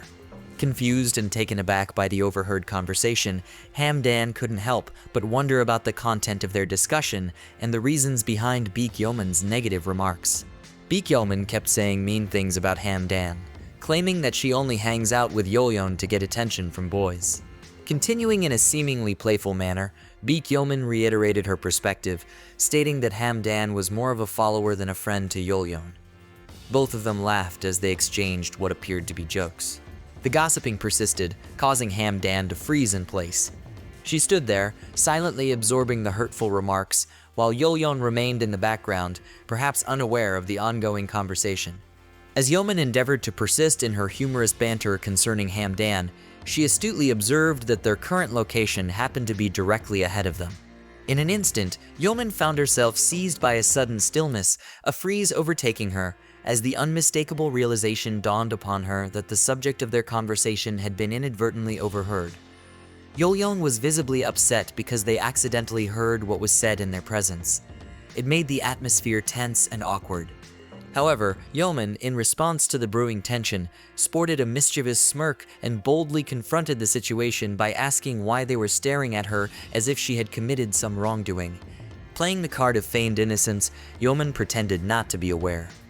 However, Yeoryung, unable to contain their anger any longer, grew increasingly furious and exhibited a strong desire to confront Yeoman head-on. Yet, before Yeoryung could act on their rising anger, Hamdan intervened and stooped her for confronting Yeoman and told her not to do anything. Locking eyes with Yeoman, Hamdan contemplated the situation, interpreting Yeoman's actions as a deliberate provocation, a clear signal that she was seeking a confrontation or a quarrel. Hamdan considered the possibility that engaging in a verbal exchange on the same level would essentially categorize her as no different from them. Suddenly, Hamdan imagined what might happen next in the situation. In the midst of this mental projection, Hamdan foresaw the likelihood of an external party stepping in, breaking the escalating conflict, and imposing a necessary interruption to diffuse the mounting tension. Out of the blue, Yeoman burst into laughter when Hamdan remained silent, interpreting it as agreement with the negative remarks made about her.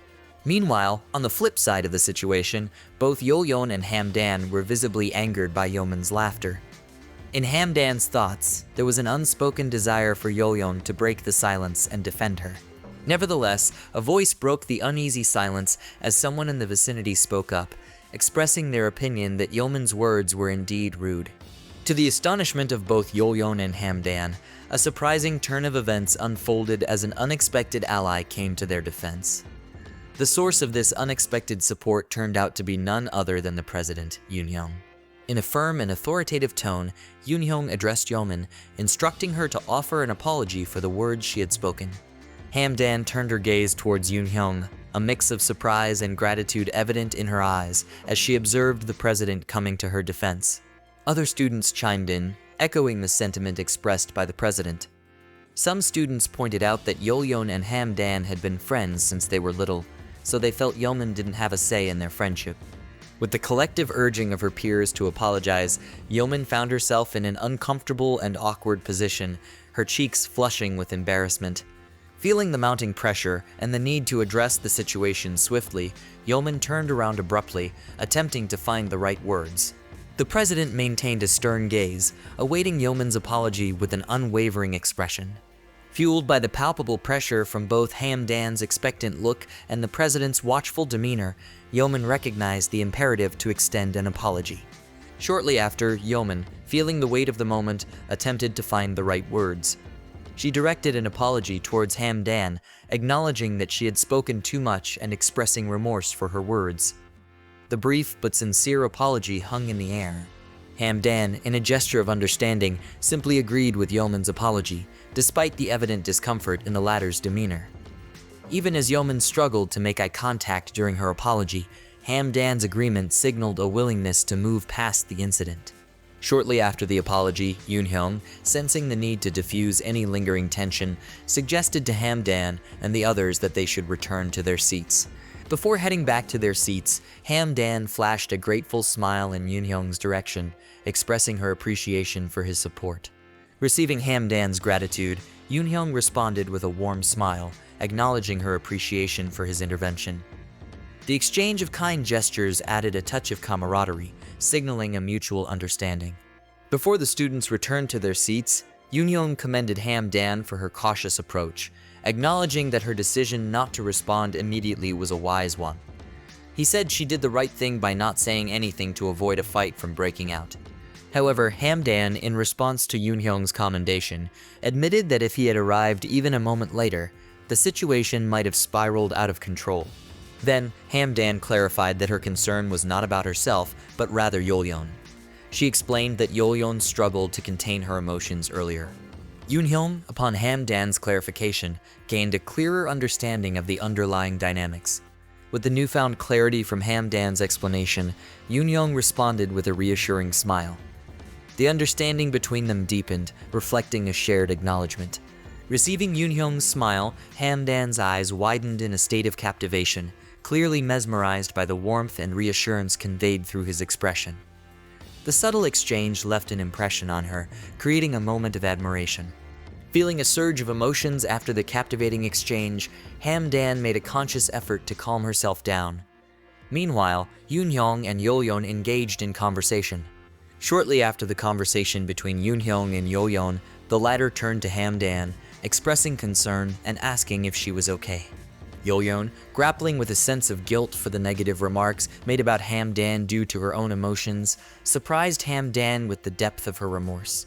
Observing Hamdan with a clear expression of upset, Yeoryung couldn't shake off the weight of guilt for what had transpired. Pondering the possibility of a similar situation occurring in the future, she wondered whether this lingering sense of guilt would become a recurring theme in their interactions. Hamdan noticed that Yeoryung looked really upset and guilty. Trying to make her feel better, Hamdan assured Yeoryung that it wasn't her fault and told her not to worry about it.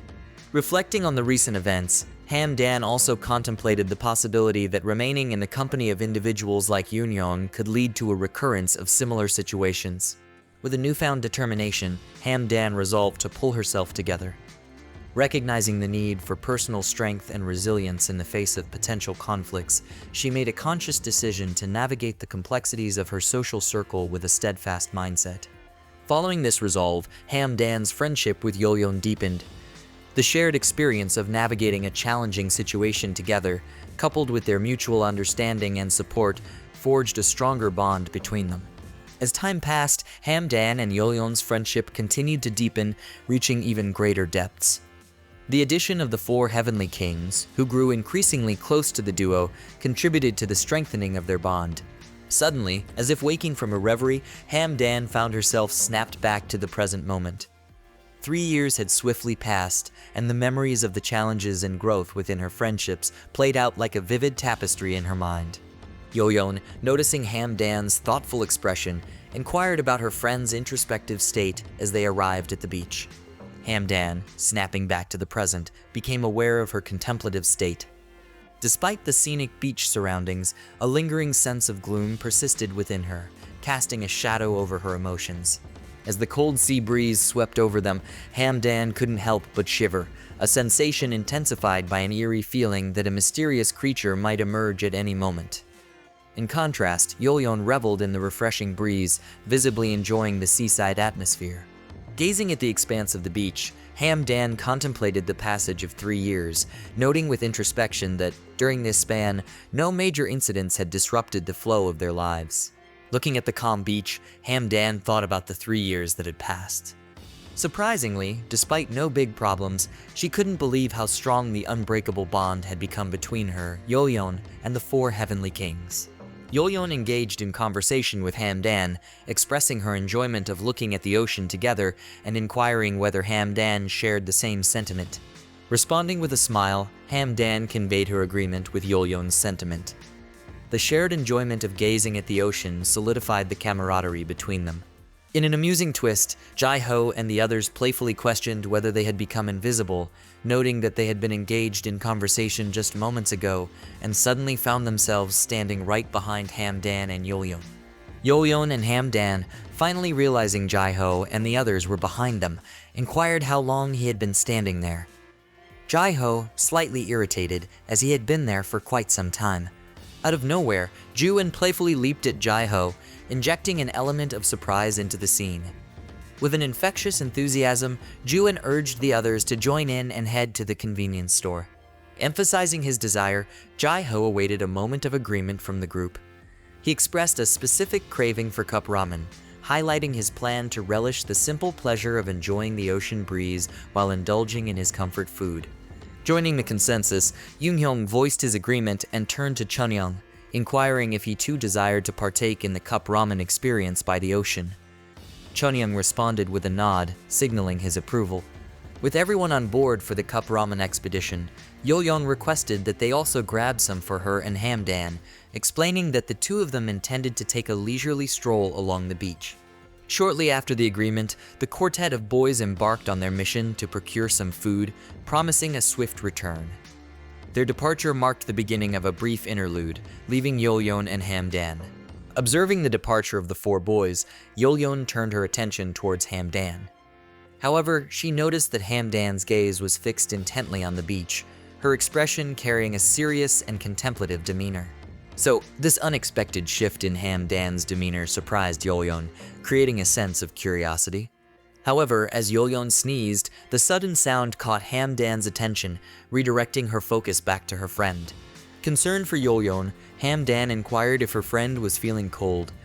Without hesitation, she swiftly removed her scarf and offered it to Yeoryung, a gesture of warmth and consideration to ensure her friend's comfort.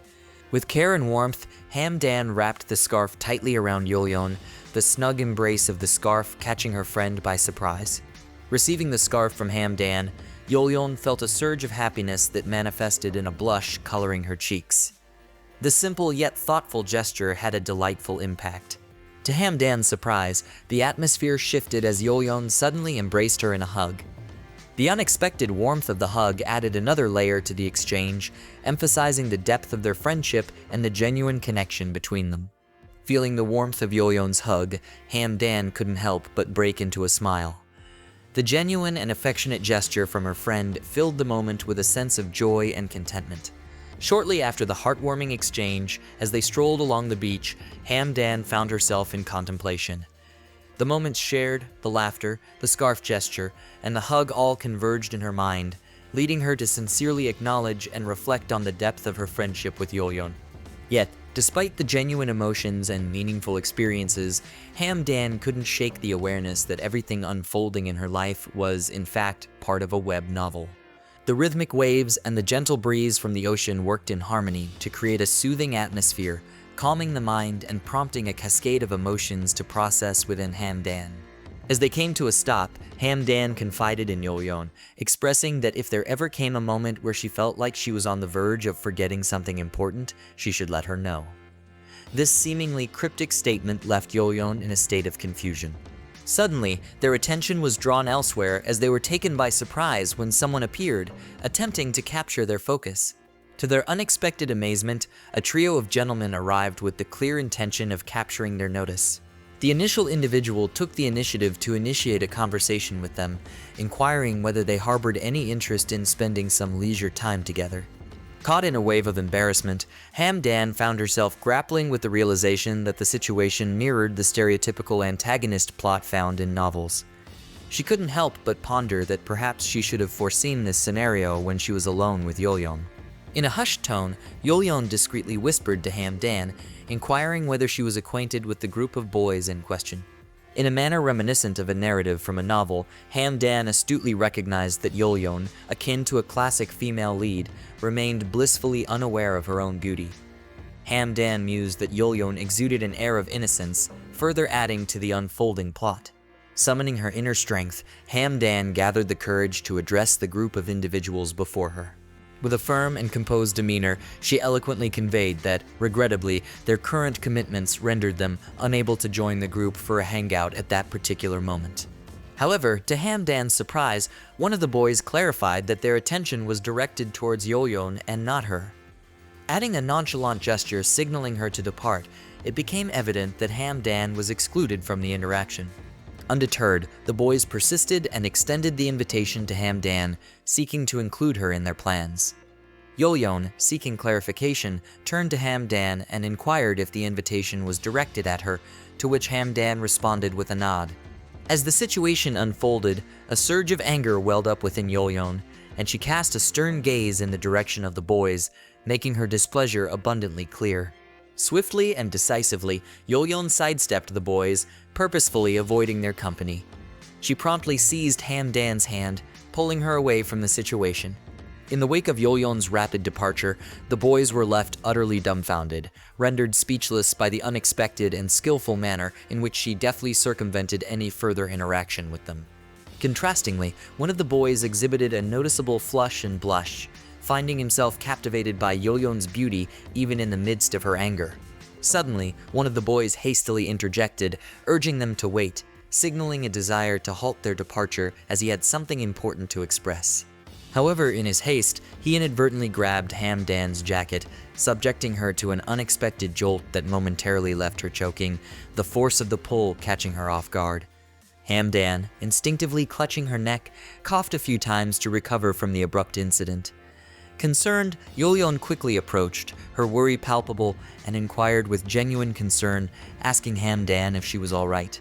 In the aftermath of the incident, Yeoryung's anger intensified, and her glare intensified as she directed it towards the boy who had inadvertently caused harm. But surprisingly, the boy, despite the tension, still blushed and seemed fascinated by Yeoryung's angry expression. Out of the blue, he pointed his finger at Hamdan and inquired about her name, introducing an unexpected shift in the interaction. Hamdan felt a twinge of irritation, noting that the man had not offered an apology for the previous incident, and yet had the audacity to inquire about her name. Upon the prodding of the persistent individual, Hamdan begrudgingly shared her name.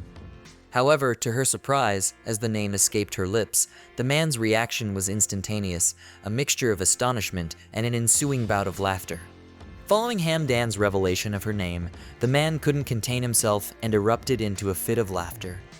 Amused by the choice of her name, he unabashedly expressed that it seemed fitting for her, injecting an unexpected element of joviality into the situation. The man couldn't stop laughing after learning Hamdan's name. When his friends asked why, he explained that her name sounded like the maid in a classical book, and this made everyone burst into laughter. Observing the group making fun of Hamdan's name, Yeoryung's anger flared up. However, Hamdan, sensing the tension, tried to calm her down and advised her to control her emotions in the face of the mockery. While the drama unfolded between Hamdan, Yeoryung, and the boys, Juin and the rest of their group were blissfully engaged in a peaceful and cheerful activity, happily purchasing food at the convenience store. Juin, facing the delightful dilemma of choosing what to eat, turned to Jaiho for advice.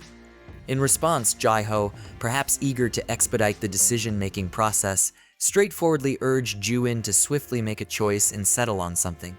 Meanwhile, Chunyoung and Yoonyoung had already reached the counter, indicating their readiness to complete their purchases at the convenience store. Yoonyoung, casting a glance at Juin, suggested that they expedite their decision-making process, noting that Yeoryung and Hamdan were waiting for them. Out of the blue, Yoonyoung became aware that Chunyoung was fixated on something, catching his attention as he noticed his gaze lingering on a particular item or scene. Concerned, Yoonyoung approached Chunyoung, seeking to understand what had caught his attention. Surprisingly, as Yoonyoung joined Chunyoung to investigate the source of her gaze, he, too, was taken aback by what they both laid eyes on, sharing in the unexpected astonishment. Their eyes widened in collective surprise as Yoonyoung and Chunyoung realized that a group of boys had engaged Hamdan and Yeoryung in conversation. The unforeseen development left both Yoonyoung and Chunyoung astonished at the unfolding scenario. Returning to the earlier encounter, it became apparent that the situation had taken a darker turn as one of the boys issued a menacing threat, warning Hamdan to go on her way lest she faced harm. Yeoryung's anger intensified as she took offense at the audacity of the boy speaking to Hamdan in such a threatening manner. On the other hand, Hamdan found herself caught off guard, struggling to find the right course of action in the face of the unexpected threat.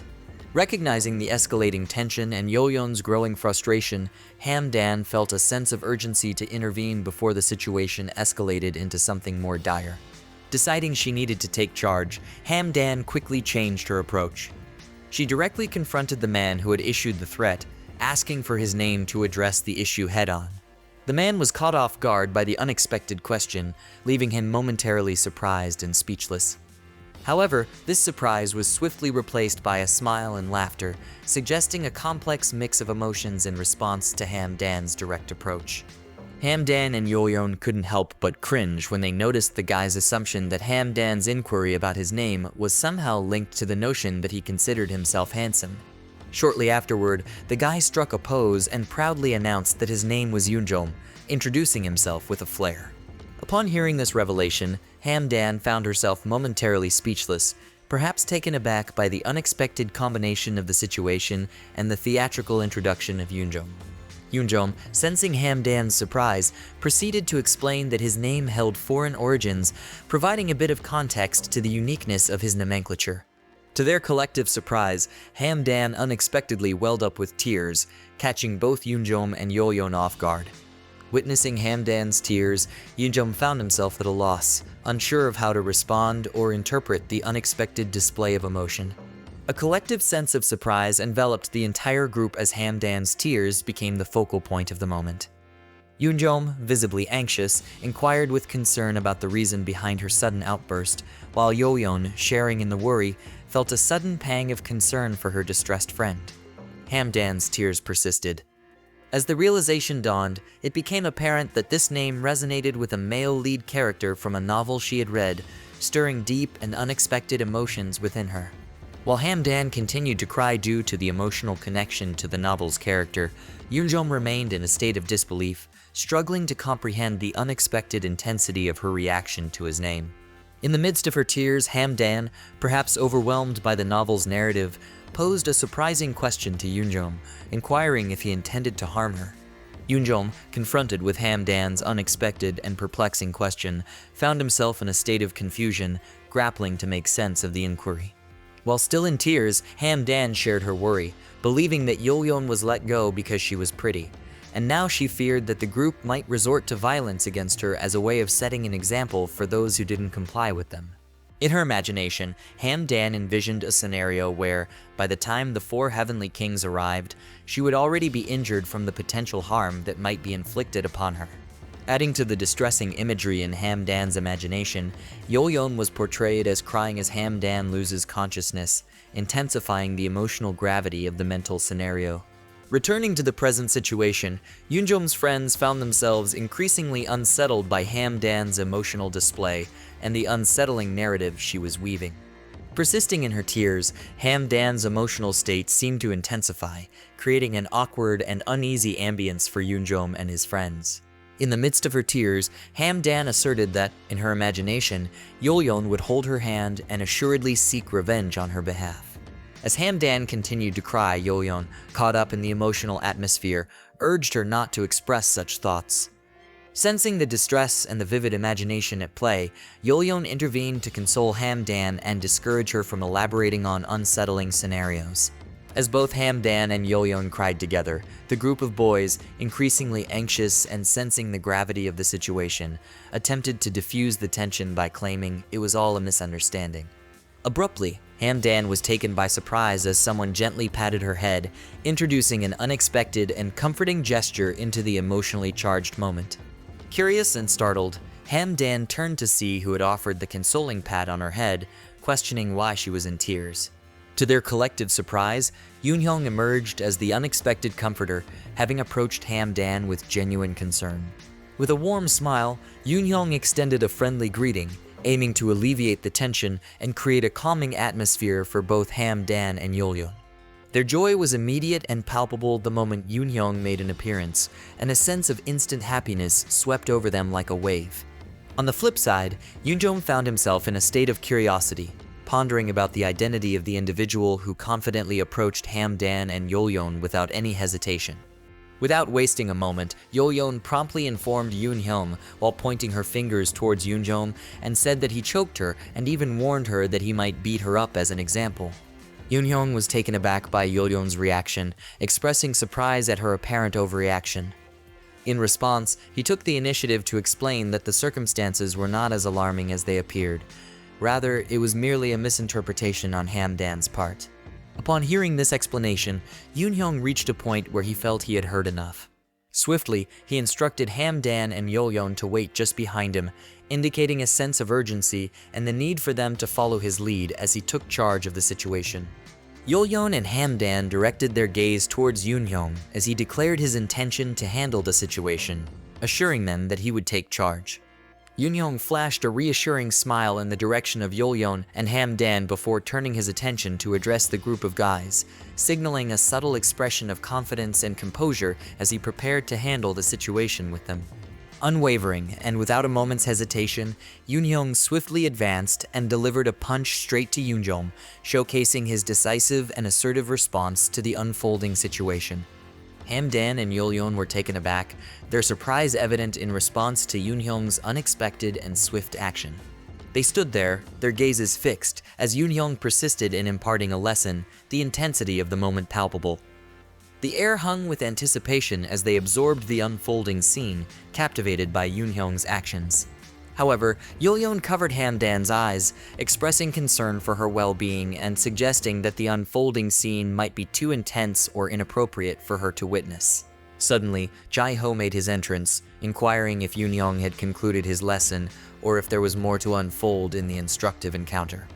Hamdan found herself surprised as the three boys arrived, her astonishment evident at the unexpected entrance of the trio. Meanwhile, Yeoryung declared that he had concluded his actions, visibly wiping away the sweat from his exertion, signifying the end of the instructive encounter. Hamdan and Yeoryung simply stood there, their gaze fixed on the departing group of boys, absorbing the aftermath of the encounter.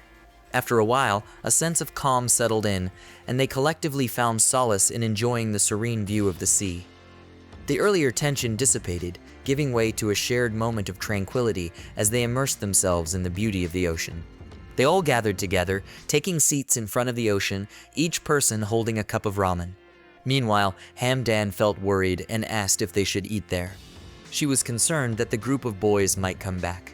Nevertheless, Juin remained undeterred, emphasizing that the view from their current spot was truly the best, all the while savoring his ramen with evident pleasure. Meanwhile, Hamdan, despite her observation of blood nearby, continued to grapple with a mixture of concern. Ultimately, she made the decision to abandon her attempts to convey the societal norms or address the potential danger associated with the blood nearby. Instead, she chose to let go of her concerns momentarily. It was at that moment that she became aware of Chunyoung's gaze fixed upon her. Noticing Chunyoung looking at her made Hamdan feel a bit uneasy. She wondered if he was still upset with her, and it created a tension between them. Shortly after, Chunyoung broke the silence and directly addressed Hamdan. He mentioned having heard that she had cried and straightforwardly inquired if it held any truth. As a response, Hamdan promptly denied the rumor, asserting that she hadn't shed any tears.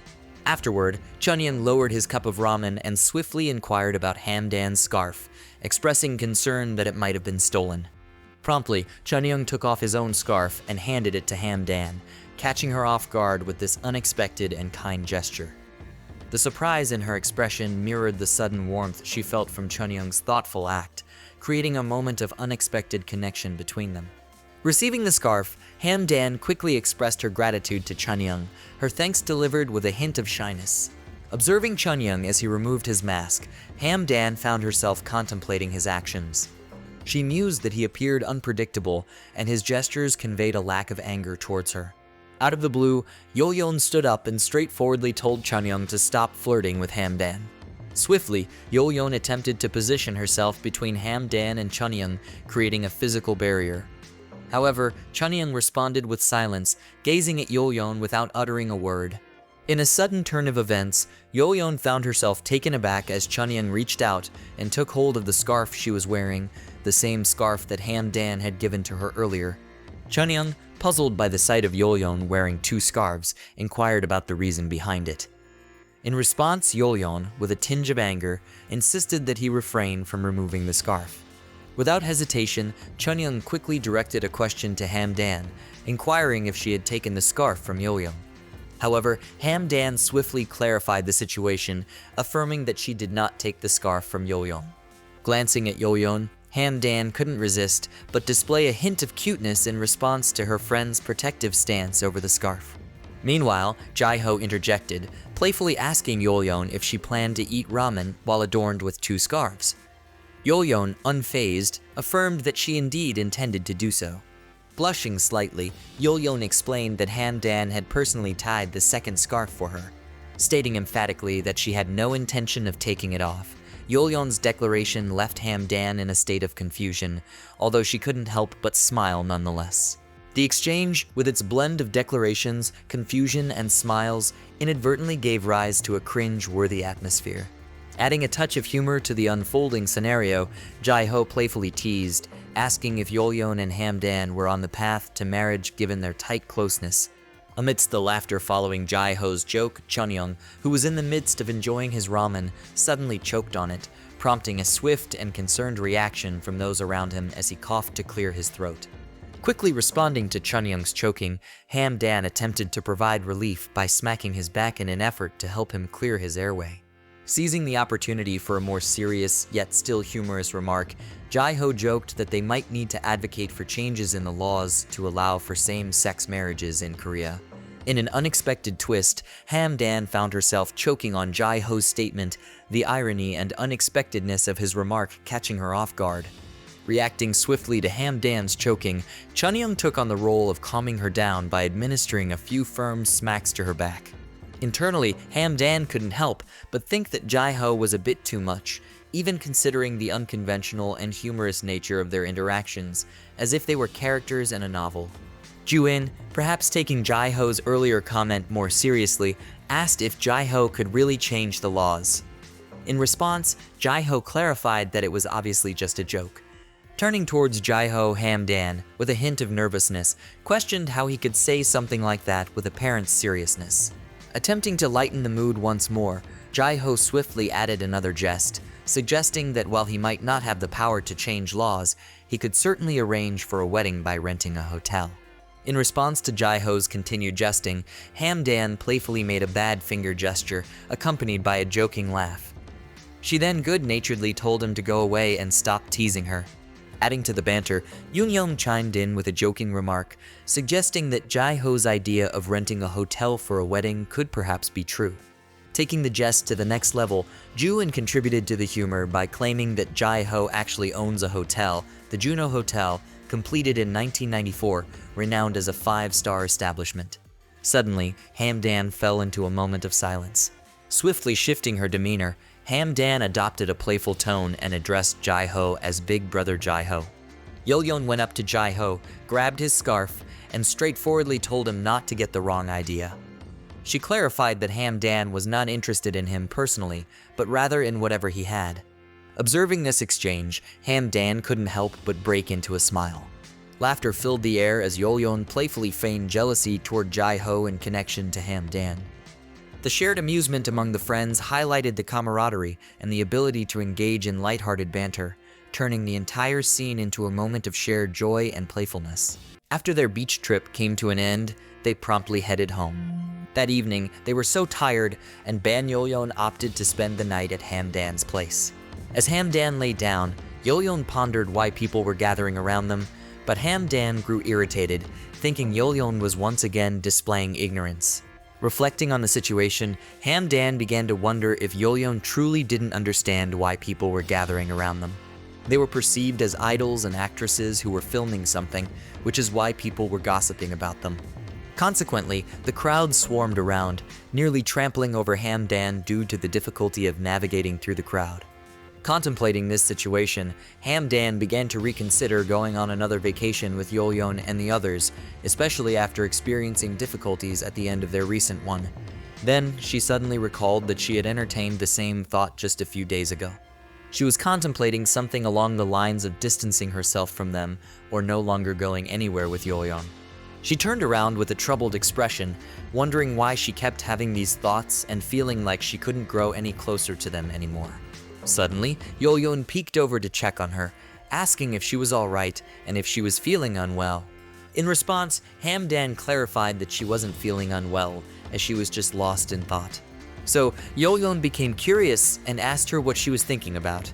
In their scenario, as Hamdan lay down, Yeoryung ended up on top of her, creating a sudden moment of pause as they locked eyes and stared at each other. Suddenly, Hamdan was about to speak the truth, but then hesitated for a moment.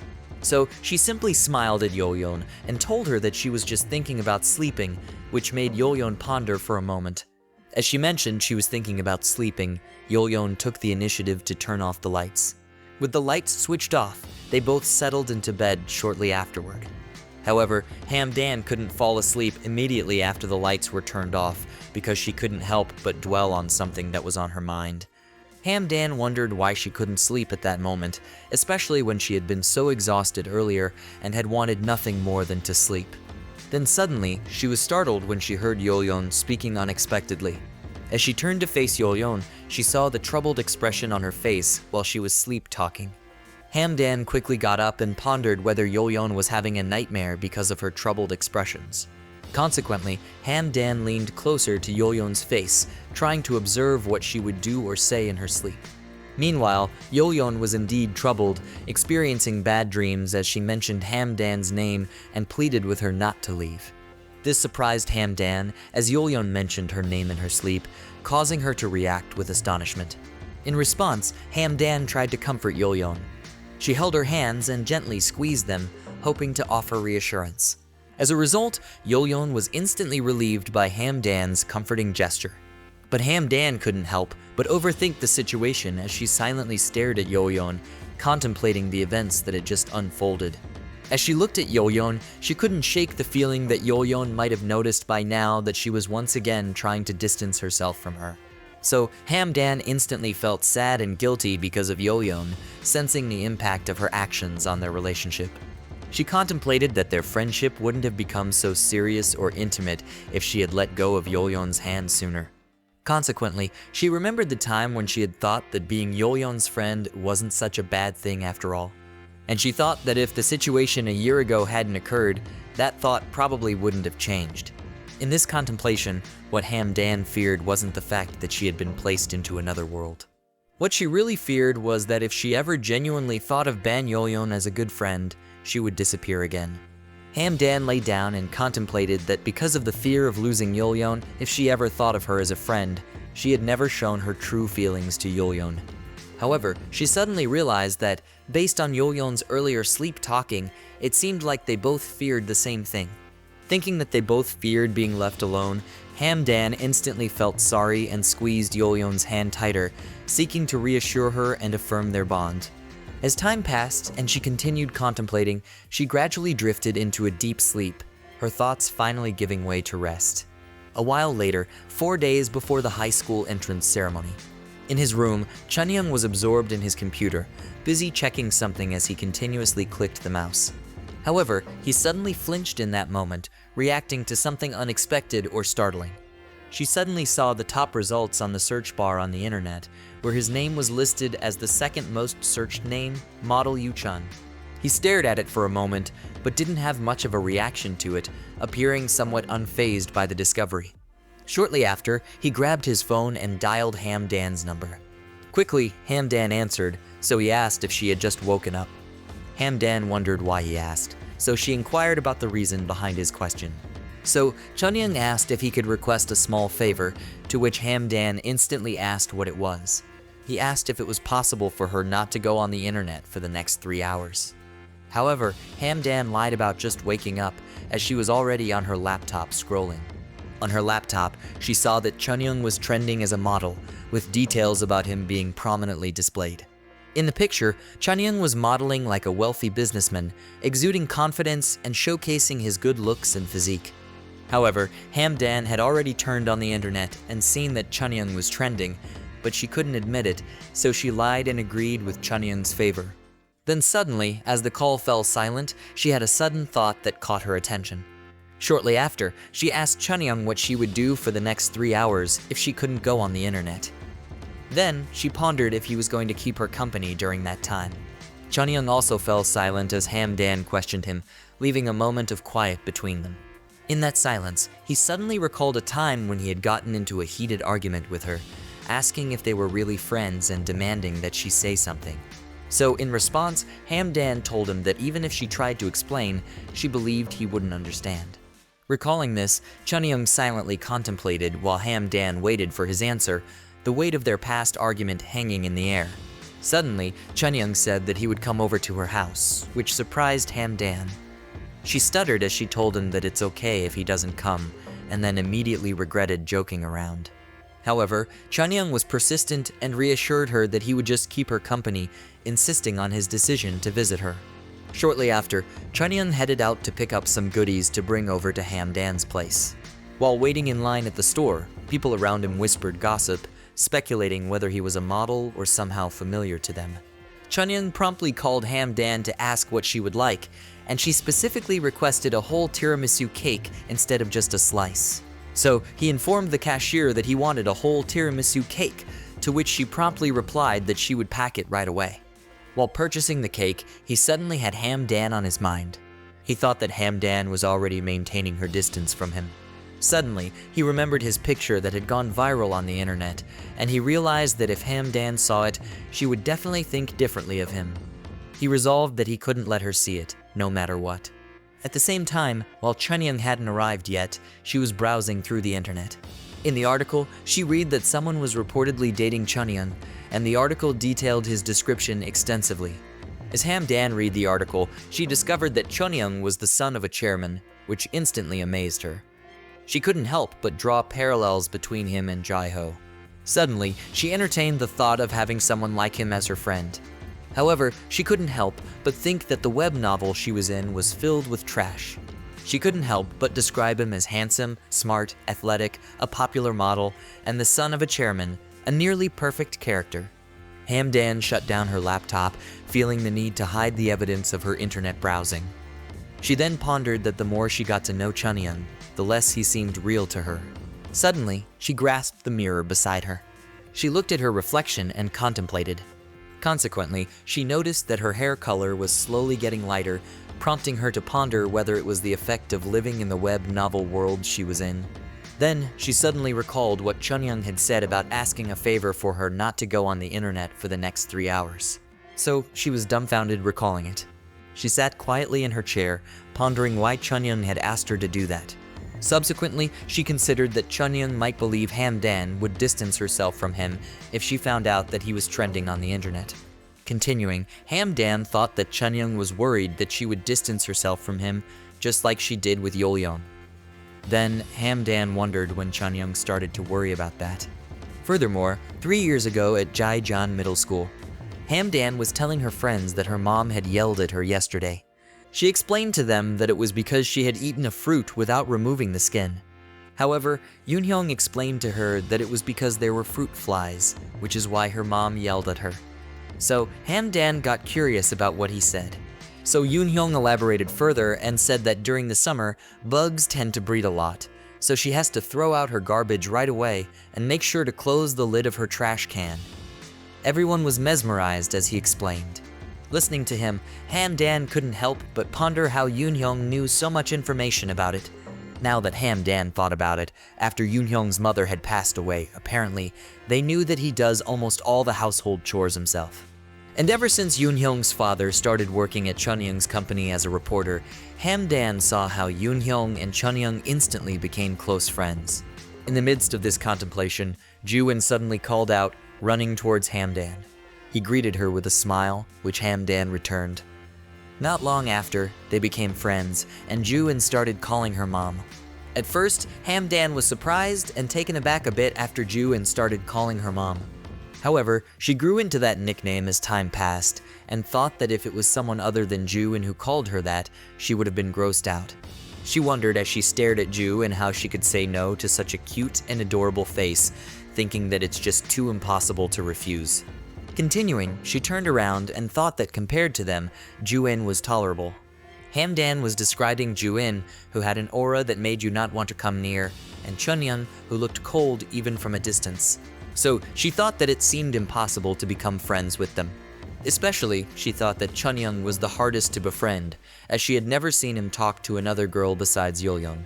In her perspective of Chunyung, she seemed like the type of person where when a cool guy gets up to move, the air around him becomes freezing cold. In the midst of that contemplation, she suddenly realized Yoonhyung was behind her. He suddenly told her that Chunyung looks pretty unfriendly, but he explained that Chunyung on the inside was a really warm-hearted person. However, Hamdan thought that it must be only towards Chunyung's girlfriend. A few days later, the bell started to ring as lunch began. However, in the classroom, Hamdan was laying her head on the table as she felt too tired to get up because it was hot.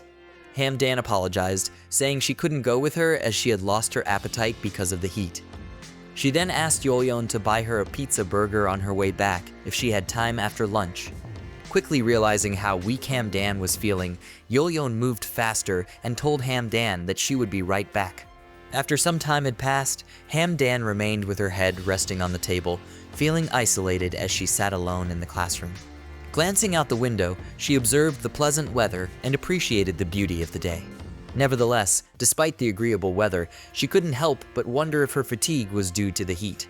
Shortly after, she closed her eyes and drifted into sleep, feeling drowsy. Out of the blue, someone touched her forehead, causing her to flinch in surprise. She smiled, assuming it was Yeoryung, and inquired why she had returned so soon. To her surprise, it was Chunyoung who had touched her forehead, and he reassured her that based on her forehead, she didn't have a fever. Her instant surprise prompted her to open her eyes, curious about the reason behind Chunyoung's actions. Upon realizing it was Chunyoung, she instantly felt anxious, breaking out into a cold sweat. As Chunyoung reached for her head, she wondered what he was doing there, puzzled by his sudden presence. Suddenly, she was taken aback when Chunyoung started playing with and touching her hair. However, amidst the interaction, she suddenly caught a whiff of something in the air. She pondered the source of the scent, noting its cool and refreshing aroma. But then, a sudden thought of Inso's Law Number 5 crossed her mind. In Inso's Law Number 5, the male lead is always associated with a cool water fragrance. In her example, when she passed by him, he emitted a cool yet soft fragrance. Returning to the scene, Ham couldn't help but shiver at the thought of Chunyoung being so close. Observing her reaction, Chunyoung wondered if she was truly feeling very unwell. However, Ham-dan made the decision to gather her courage and confront Chunyoung. As she lifted her head, she was startled to find herself locking eyes with Chunyoung. She felt nervous and wondered why he was standing so close. Despite her nerves, she mustered her courage and tried to initiate a conversation. Continuing, she asked why he was there, and he simply replied that it was because it was hot. Realizing this, Ham-dan noted that Chunyoung's responses were still brief. However, he continued to respond, while Chunyoung maintained a straight and silent expression. In Ham-dan's mind, she reasoned that Chunyoung might not want to talk to her because he was one of the main characters. She considered the possibility that she had simply misunderstood the situation. Shortly after, Chunyoung retrieved his earphones. He chose to put on his earphones and listen to music. Meanwhile, Ham-dan watched him as he moved silently, wearing his earphones. As she stared at him, Chunyoung also glanced back at her. Instantly, she nervously averted her gaze. Suddenly, Chunyoung offered her the other piece of the earphones, asking if she wanted to listen. Ham-dan quickly accepted it and thanked him. As she placed it on her ears, a loud sound startled her, but she instantly recognized the song as a track by Exkin Park. Staring at him in disbelief, she couldn't reconcile his calm expression with the hardcore music he was listening to. She had always wondered what he listened to, and now she couldn't believe it was something so intense. Reacting to Ham-dan's surprise, Chunyoung reached out for his earphones, asking if she didn't like the music. However, Ham-dan reassured him, expressing that she also liked Exkin Park. Upon hearing that she liked it, Chunyoung stopped reaching for his earphones. Then suddenly, he smiled at her, a gesture that surprised Ham-dan with its suddenness. As they listened to music together in that moment, Ham-dan couldn't believe what she was seeing. Chunyoung was actually smiling. Meanwhile, Yoonhyung and Yeoryung were walking in the hallway, heading back to their room. Yoonhyung offered to help Yeoryung carry the bread, but she declined, saying it was okay. Shortly after they opened the door, they were both surprised by the sight that greeted them. They saw Ham-dan and Chunyoung listening to music together, sharing an earphone. Both Ham-dan and Chunyoung continued to converse as they found something in common between them. The music they were listening to was the same. As Yoonhyung saw it, he mentioned to Yeoryung that Chunyoung was acting strangely that day, sharing his earphones with someone else.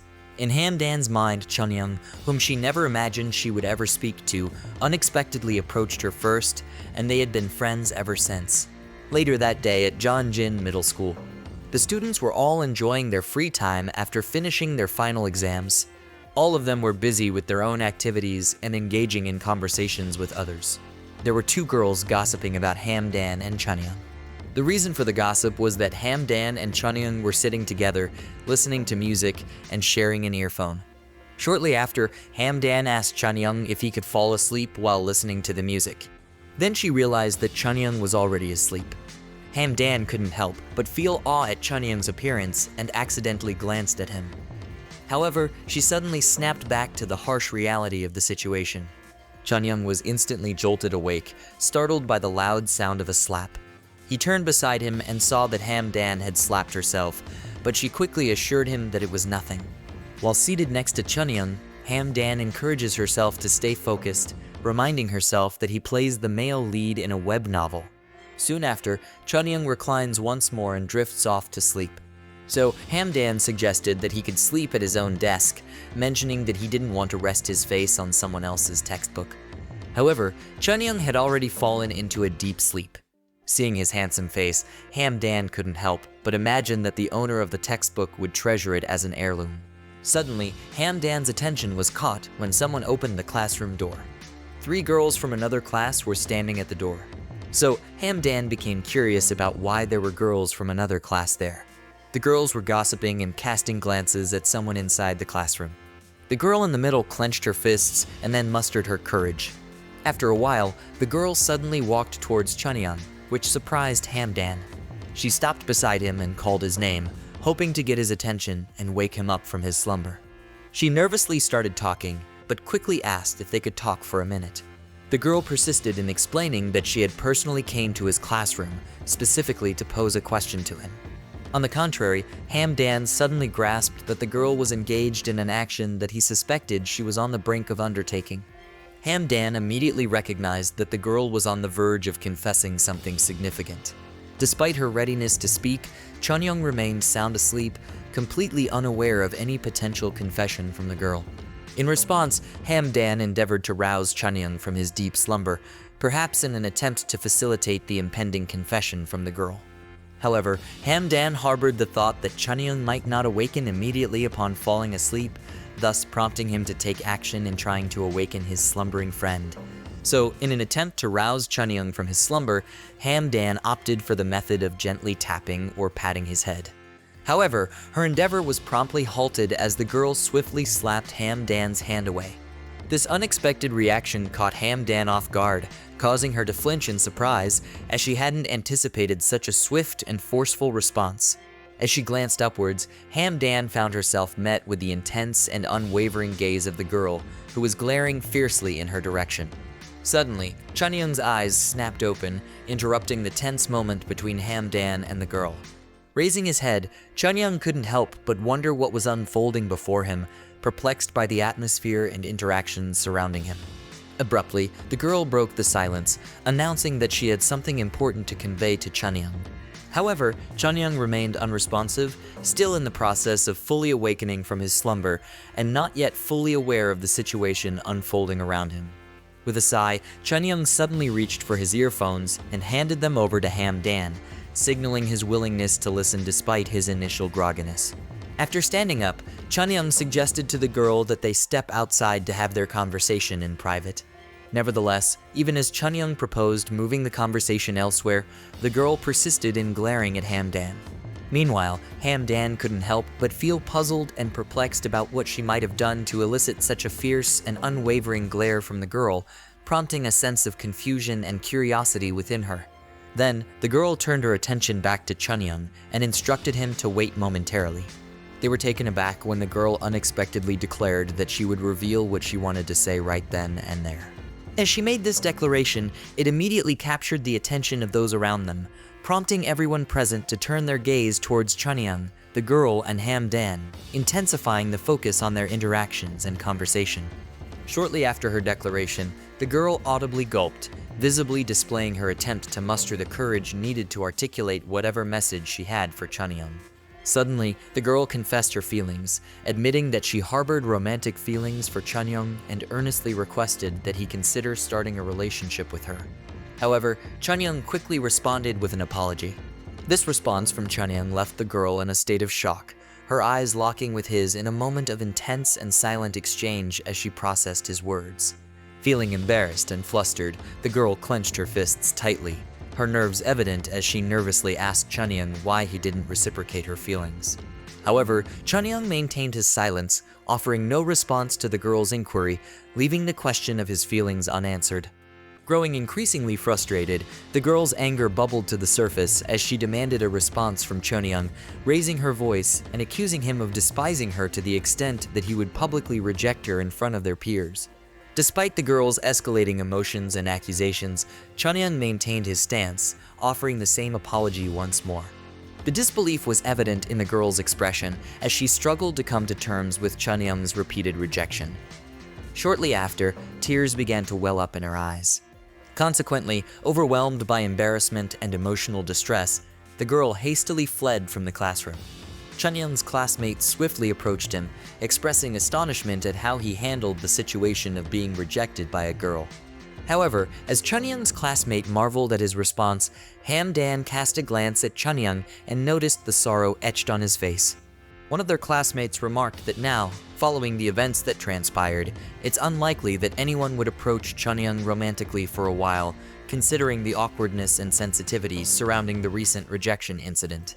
Despite the gossip and speculation circulating among their classmates, Hamdan chose to maintain her silence.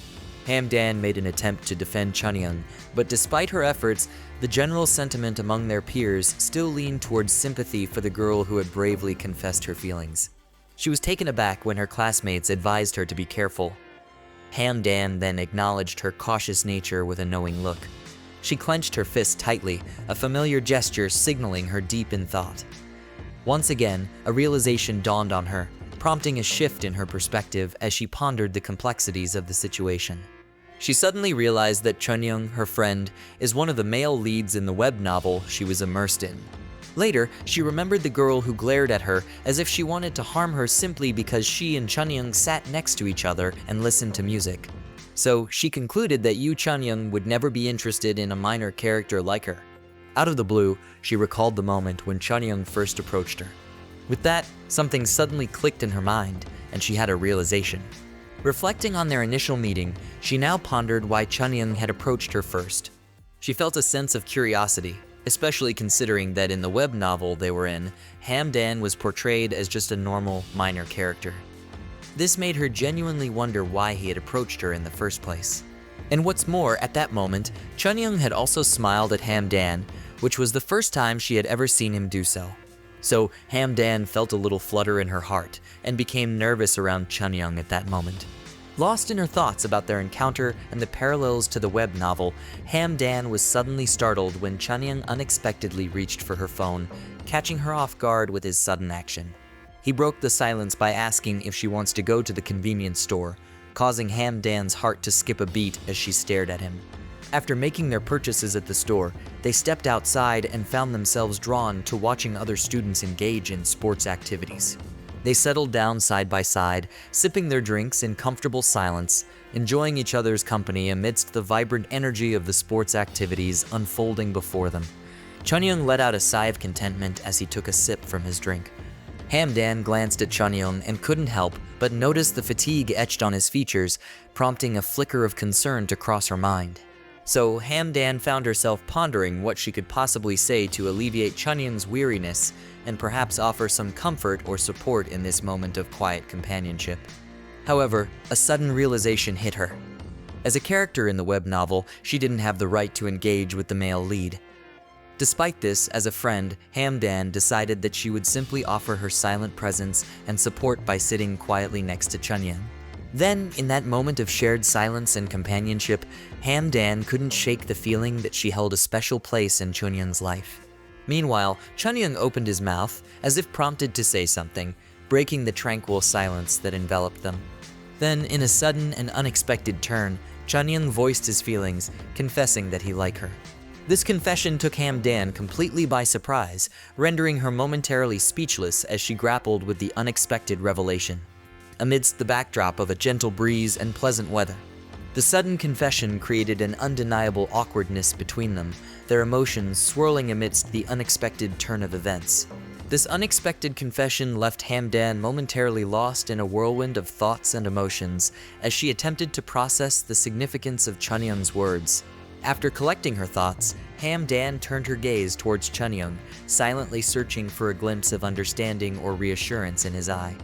She observed Chunyoung's expression, which remained unreadable, leaving her uncertain of how to interpret his feelings in response to her own internal turmoil.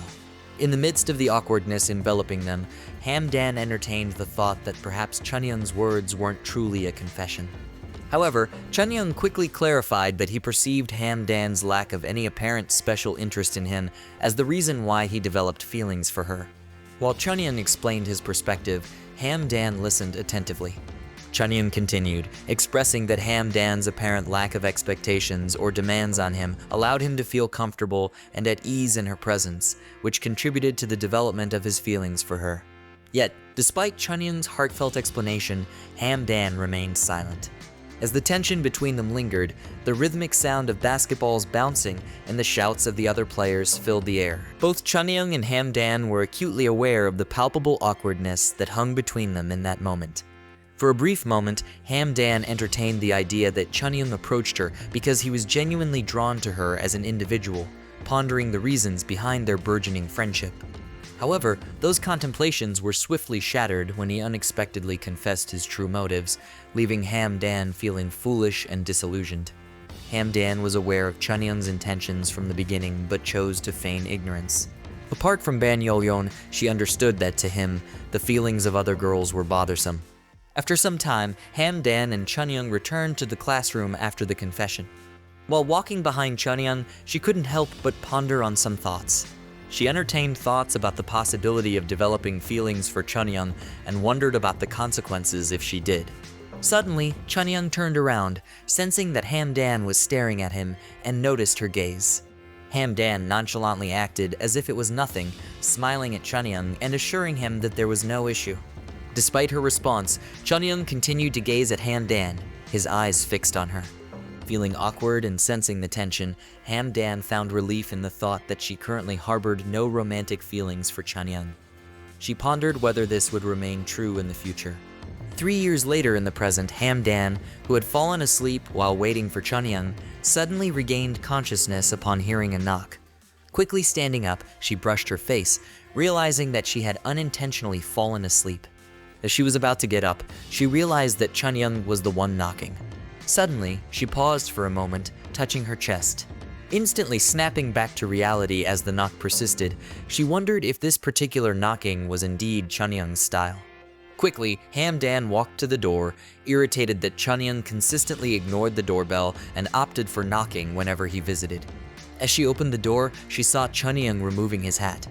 Hamdan greeted him with a smile, anticipating his arrival. At that moment, Hamdan instantly expressed amazement, praising Chunyoung for his cool model pose.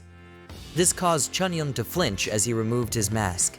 Hearing this, Chunyoung wanted to ask Hamdan something. She smiled and asked him what it was. Considering his viral photo on the internet, as Hamdan feigned ignorance, Chunyoung thought she might not have seen it, so he refrained from asking his question. As they went inside, Hamdan quickly opened the tiramisu cake that Chunyoung brought, and she was amazed by its appearance and how delicious it looked. Chunyoung looked at Hamdan, who was glowing brightly, looking at how she was amazed by the cake he brought. Shortly after, Hamdan asked where he bought the cake, and Chunyoung mentioned it was a place he frequently visited. Subsequently, Hamdan recalled that Chunyoung actually likes sweets. Suddenly, she was surprised when Chunyoung put the sweets into her mouth while she was talking. As the chocolate was placed in her mouth, she fell silent instantly. Chunyoung suggested that she should refrain from talking and simply savor the food. In that moment, Hamdan found herself in a situation where Chunyoung, with a mischievous yet playful grin, had placed chocolate in her mouth, rendering her momentarily speechless. As she chewed the chocolate, Hamdan felt amazed at how delicious it was, relishing the delightful taste that filled her senses. Observing her positive reaction, Chunyoung smiled, feeling a sense of relief wash over him. Suddenly, they were both surprised when a loud clacking sound echoed in the room. As they turned around, both Hamdan and Chunyoung were taken aback by what they saw. To their astonishment, the source of the sound turned out to be Hamdan's father, catching them off guard with the unexpected origin of the noise. As her dad approached, Chunyoung promptly adjusted his posture, and in her own musings, Hamdan attributed her sudden fright to her father's unexpected appearance, perceiving his presence as the cause of her startled reaction. Hamdan's dad informed her that it was their company's anniversary and that he would be taking the day off to commemorate the occasion. Then, as he adjusted his glasses, he directed his attention towards Chunyoung.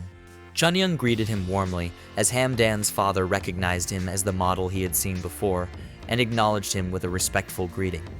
Hamdan's father inquired about Chunyoung's presence at their house, and candidly inquired whether he was dating his daughter. However, Hamdan quickly intervened and explained that she had simply been feeling bored, so she had casually suggested to Chunyoung that he buy a cake and come over. Upon hearing this explanation, Hamdan's father was taken aback, surprised by the straightforwardness of her response. Shortly after, to everyone's surprise, her dad suddenly clapped his hands and lavished praise on Hamdan, expressing admiration. He then questioned why she didn't acquire the cake herself, to which Hamdan responded with a straightforward explanation, stating that she doesn't have money.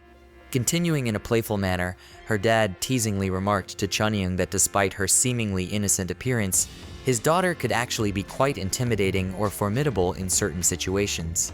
Upon receiving this information, Chunyoung respectfully inclined his head and reassured his father that he would proceed with caution. While Chunyoung respectfully bows, a smirk flickers across Hamdan's father's face.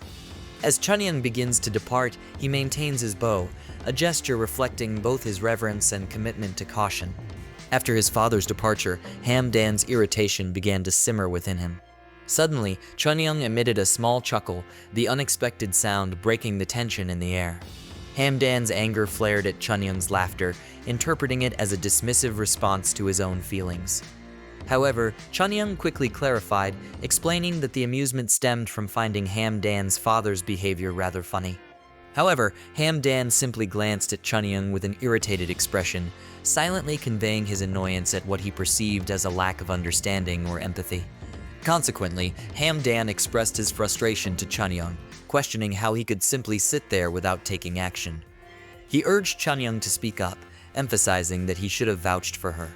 As Hamdan voiced her concerns, Chunyoung's laughter ceased abruptly, his attention shifting to the gravity of her words and the seriousness of the situation at hand.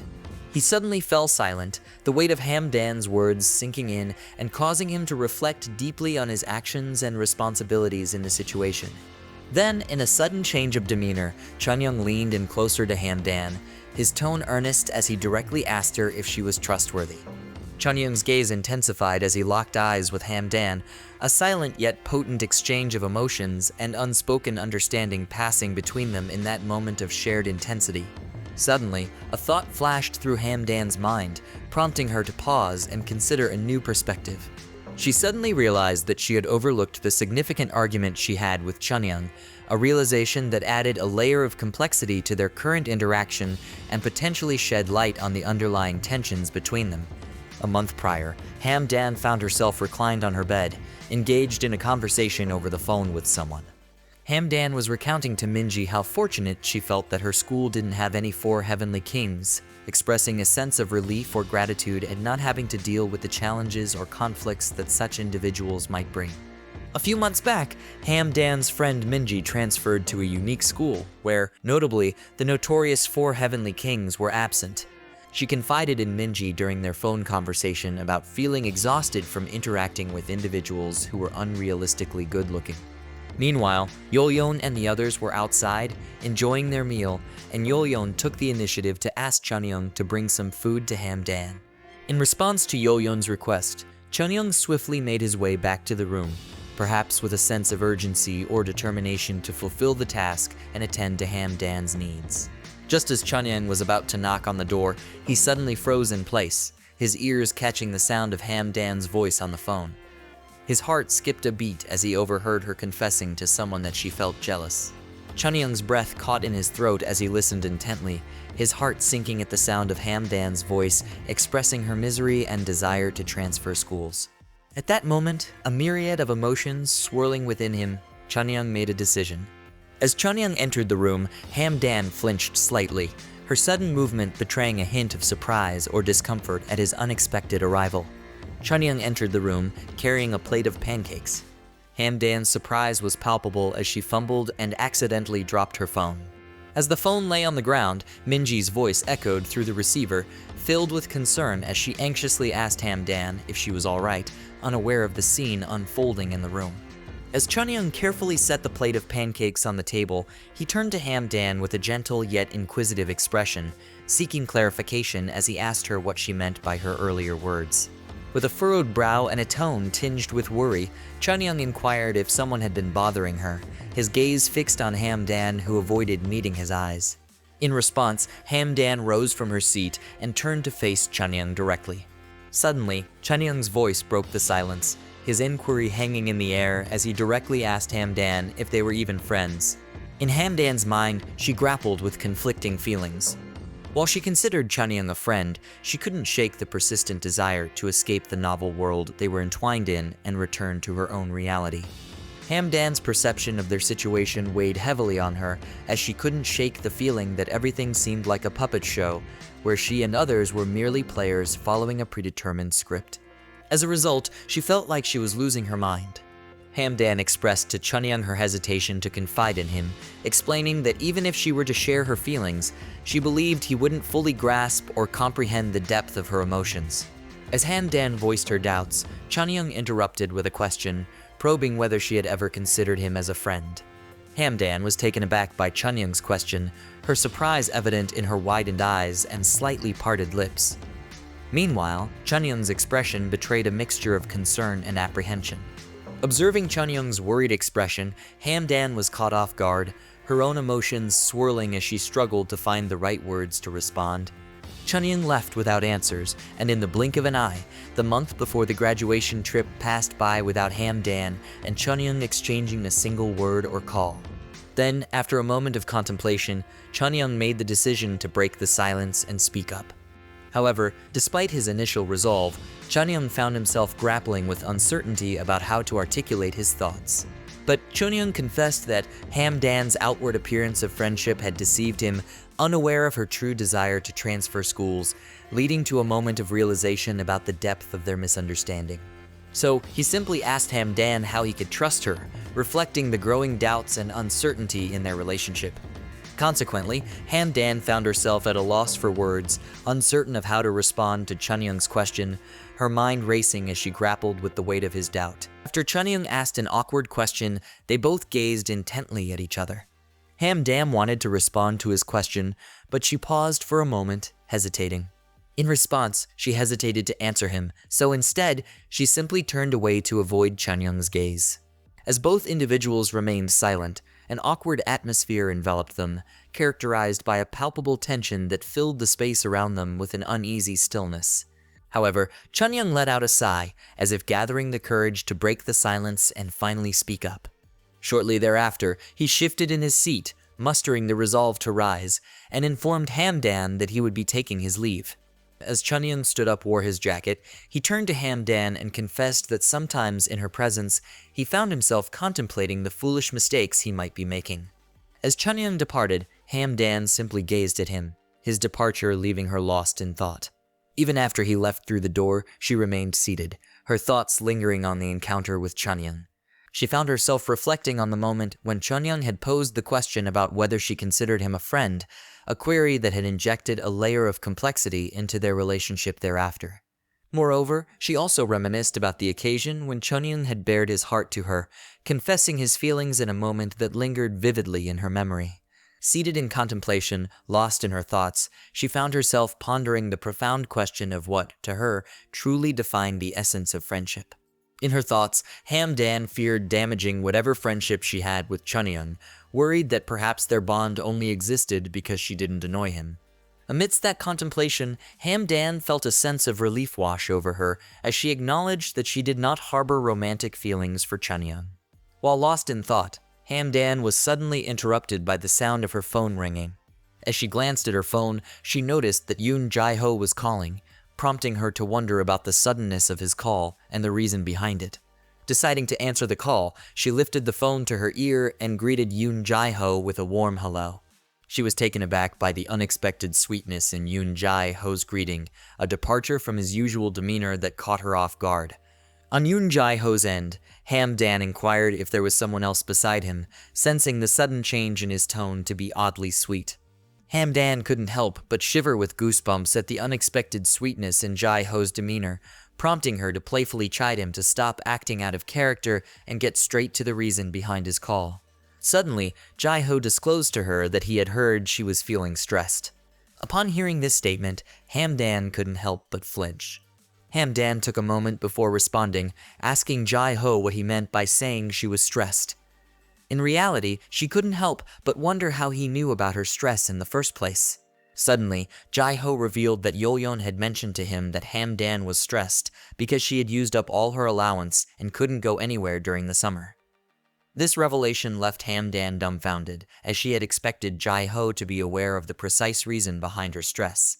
Jai-ho listened silently as Hamdan's voice rose in agitation over the phone, shouting at him to stop making fun of her. Then, Jai-ho suggested that she come out of her house, promising to treat her to something special. However, Hamdan angrily rejected his offer, refusing to entertain the idea.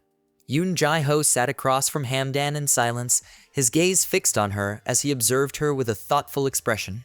Meanwhile, Hamdan felt a wave of anxiety wash over her, causing her to fidget with the dessert placed in front of her. Yoon Jai-ho attempted to strike up a conversation, suggesting that if her stress was related to money, he could order another dessert for her. However, Hamdan quickly responded, clarifying that her stress wasn't about money at all. Shortly after, Hamdan admitted that she had a disagreement with Yoo Chunyoung. This revelation surprised Jai-ho, as he hadn't considered that aspect at all, and had assumed it was related to money. Yoon Jai-ho expressed his concern, mentioning that he had intended to ask them both if they were okay. However, Hamdan explained that they had been getting along fine, but suddenly, things had taken a turn. This realization prompted a sigh from Hamdan, while Yoon Jai-ho simply sat in silence, contemplating what to say next. Moreover, Jai-ho conveyed to Hamdan that because they were friends, he wanted to offer his assistance, but he emphasized the need to understand the problem first before he could provide any help. Hamdan was taken aback, realizing that she couldn't easily articulate what the problem was. In response, she simply stared at Jai-ho, hesitating as she contemplated whether or not to confide in him. Yoon Jai-ho realized that Hamdan couldn't bring herself to discuss it, and since Chunyoung hadn't confided in him either, he found himself pondering over what could have caused their disagreement. As he pondered over it, Hamdan grew increasingly nervous, wondering if Yoon Jai-ho would be able to guess the reason correctly. Then, after a moment of contemplation, Jai-ho asked Hamdan if the problem stemmed from her drinking Chunyoung's chocolate milk. When Jai-ho asked that question, all the nervousness dissipated from Hamdan's body. Irritated, she asked him who would ever fight over such a trivial matter. So, Jai-ho explained that a while ago, he had also drunk Chunyoung's chocolate milk and had nearly faced Chunyoung's wrathful glare, implying that Chunyoung was quite protective of his chocolate milk. In response, Hamdan also shared with Jai-ho that Chunyoung had visited her house earlier and surprised her with a whole plate of tiramisu, which left Jai-ho pleasantly surprised. So, Jai-ho was irritated with Chunyoung about his different behavior towards different people. Hamdan slowly wondered why Chunyoung had glared at Jai-ho for drinking his chocolate milk, yet had generously gifted her a whole cake of tiramisu. As Jai-ho was sipping his coffee, Hamdan attempted to ask him something. She directly asked if he thought that Yoo Chunyoung liked her, causing Jai-ho to be instantly surprised, spitting his coffee back in shock. Jai-ho wiped his mouth and asked Hamdan about the source of her sudden confidence. However, Hamdan reiterated that she was serious and repeated her question, asking Jai-ho if he truly believed that Chunyoung liked her as a friend. This revelation surprised Jai-ho, realizing that he had misinterpreted her initial question. As he looked at Hamdan, he could see her determination to know his answer. Jai-ho was taken aback by how serious and determined she appeared while asking the question. Shortly after, he bluntly asked if she was being foolish. So, Jai-ho told Hamdan that if Chunyoung didn't have feelings for her, why would he take the effort to purchase a delicious dessert like tiramisu cake and make the journey to her residence? Hamdan paid close attention as Jai-ho explained that Chunyoung's actions were driven by his desire to mend their relationship and make amends with her. He stressed the importance of reconciling soon, especially since the school term was about to commence, highlighting the necessity to mend their relationship before the academic year began. As a result, Hamdan found herself pondering Jai-ho's words, realizing the truth in his assertion that school would indeed commence shortly. Hamdan contemplated the idea that if constant stress was going to be her reality, perhaps she should have opted to apply to the same school as them. She acknowledged that her decision to apply was largely influenced by her parents' encouragement, and she was surprised when she was accepted. Observing Hamdan lost in her thoughts, Jai-ho inquired why she seemed to be behaving oddly once more, especially in such situation. Hamdan gazed at him and questioned what he said. In response, Jae-ho inquired about the issue, asking if it had to do with her occasional behavior of treating them like strangers. Her surprise was palpable as Jae-ho posed that question. Observing him closely, she pondered that he had concealed his perceptiveness well, yet she hadn't anticipated Yoon Jae-ho to see through her demeanor. As Jae-ho articulated his observation, Hamdan found herself contemplating whether she should simply confide in him and reveal the truth. Hamdan hesitated to say the truth, opting instead to inquire whether it would be possible for them to maintain a facade of being strangers once school commenced. Jae-ho was taken aback by Hamdan's request to maintain a distance as strangers, as he hadn't anticipated her suggesting such a notion. Following her unexpected proposal, a heavy silence engulfed them, shrouding the atmosphere in an uncomfortable awkwardness. Shortly thereafter, Jae-ho broke the silence by inquiring about the reason behind her suggestion. However, Hamdan grappled with the realization that she couldn't bring herself to reveal the truth to him. Furthermore, Hamdan reflected that if she had convinced herself to be friends with Jae-ho and the others in middle school, then she recognized that high school would likely be the setting for the true beginning of their story. As she mulled over this notion, she posed the question of whether it would be acceptable if they maintained their distance for just 3 years. She emphasized to him not to inquire further about the reasons behind her request, and instead asked if they could simply pretend not to know her for the duration of 3 years. As she made this request, Hamdan felt a rush of nervousness and anxiety, her mind filled with thoughts of what might happen if Jae-ho became angry, leaving her unable to articulate any explanation.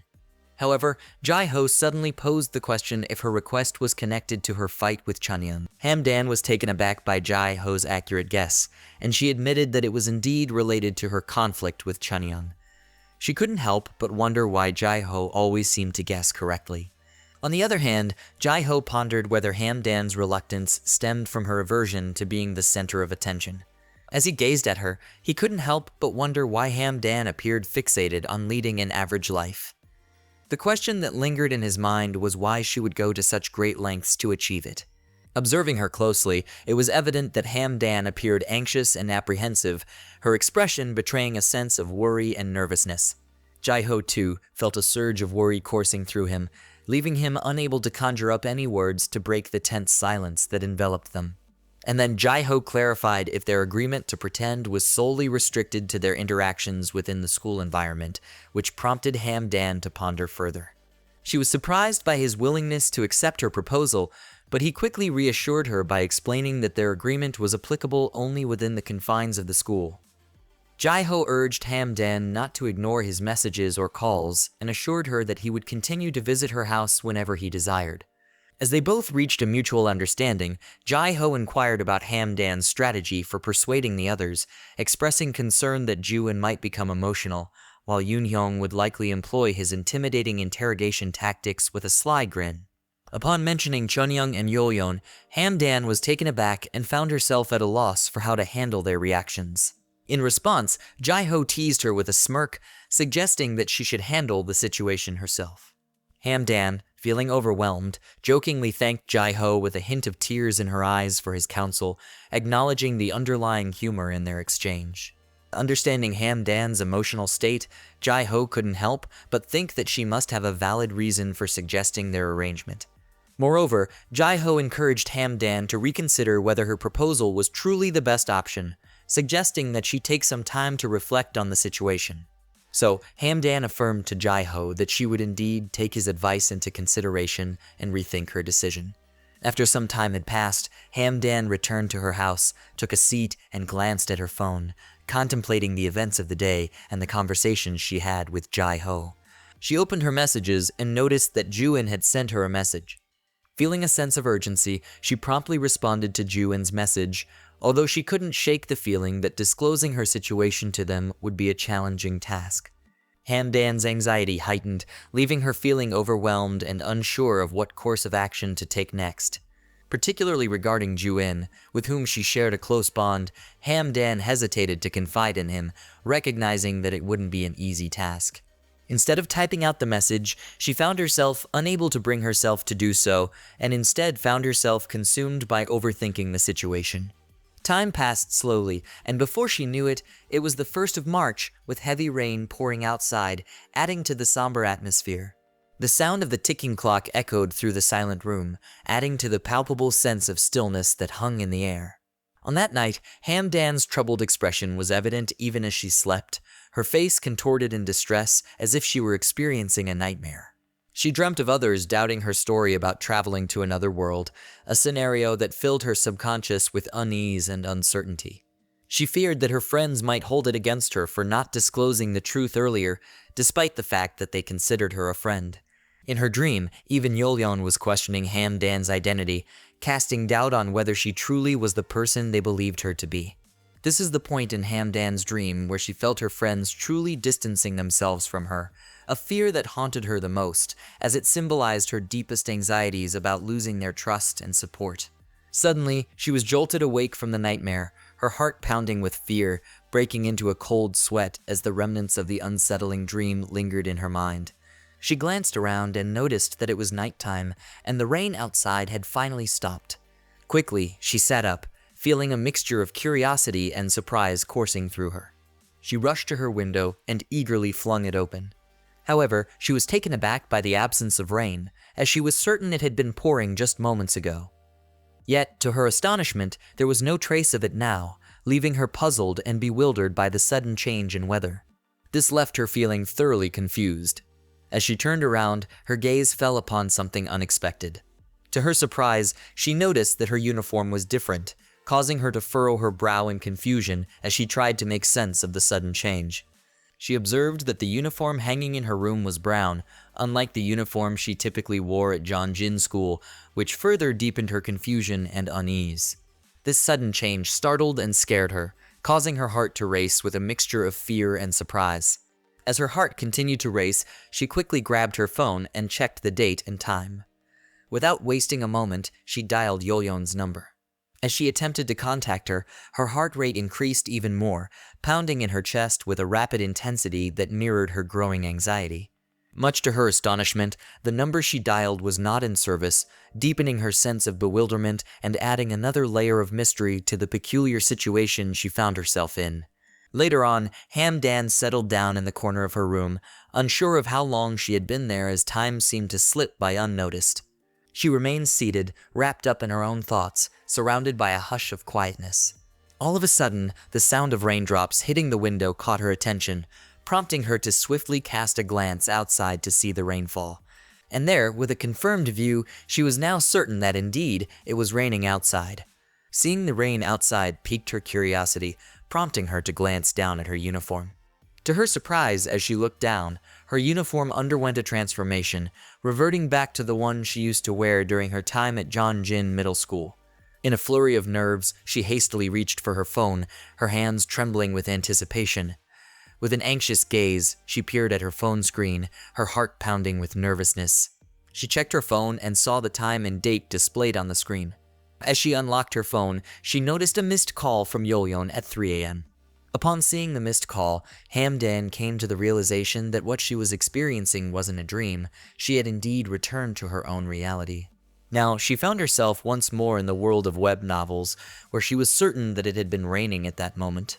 However, Hamdan still harbored doubts and wondered what would happen if the number she had called remained unknown. She pondered whether what she was experiencing could still be a dream, but at this point, she didn't care who answered the phone. All she wanted was to hear someone's voice, to confirm the reality of her situation. She stared at her phone, pondering who might be available and awake at such an hour to answer her call. Meanwhile, at that exact moment, Yeoryung attempted to distract Chunyoung by taking his headphones away from him. He instructed him to halt his gaming session, explaining that he had been awake all night. Then, he inquired if Chunyoung was feeling hungry. Yeoryung settled in behind Chunyoung to keep him company and initiated a conversation, mentioning that he only tended to come over to play games in his room when it rained. So Chunyoung asked if Yeoryung didn't enjoy coming to his room. Then Yeoryung responded, saying that he didn't mind it at all. Suddenly, Yeoryung was taken aback when his phone rang. He picked it up, wondering who could be calling so early in the morning. Yeoryung answered the phone, and it turned out to be from Hamdan, while Chunyoung put his headphones back on. As Yeoryung attempted to speak to her, Hamdan wasn't responding. On the other end of the line, Hamdan remained silent, simply listening to Yeoryung's voice. He grew increasingly worried about her silence, prompting a wave of concern to wash over him.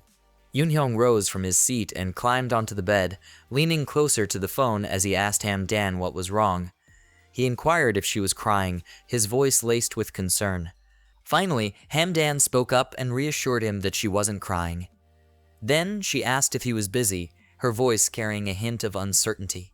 They continued their conversation, and Hamdan asked if he could tell her a story if he wasn't busy. Yoonhyung responded by asking if she had any specific story in mind. Then Yoonhyung thought for a moment, considering which story he could share with Hamdan.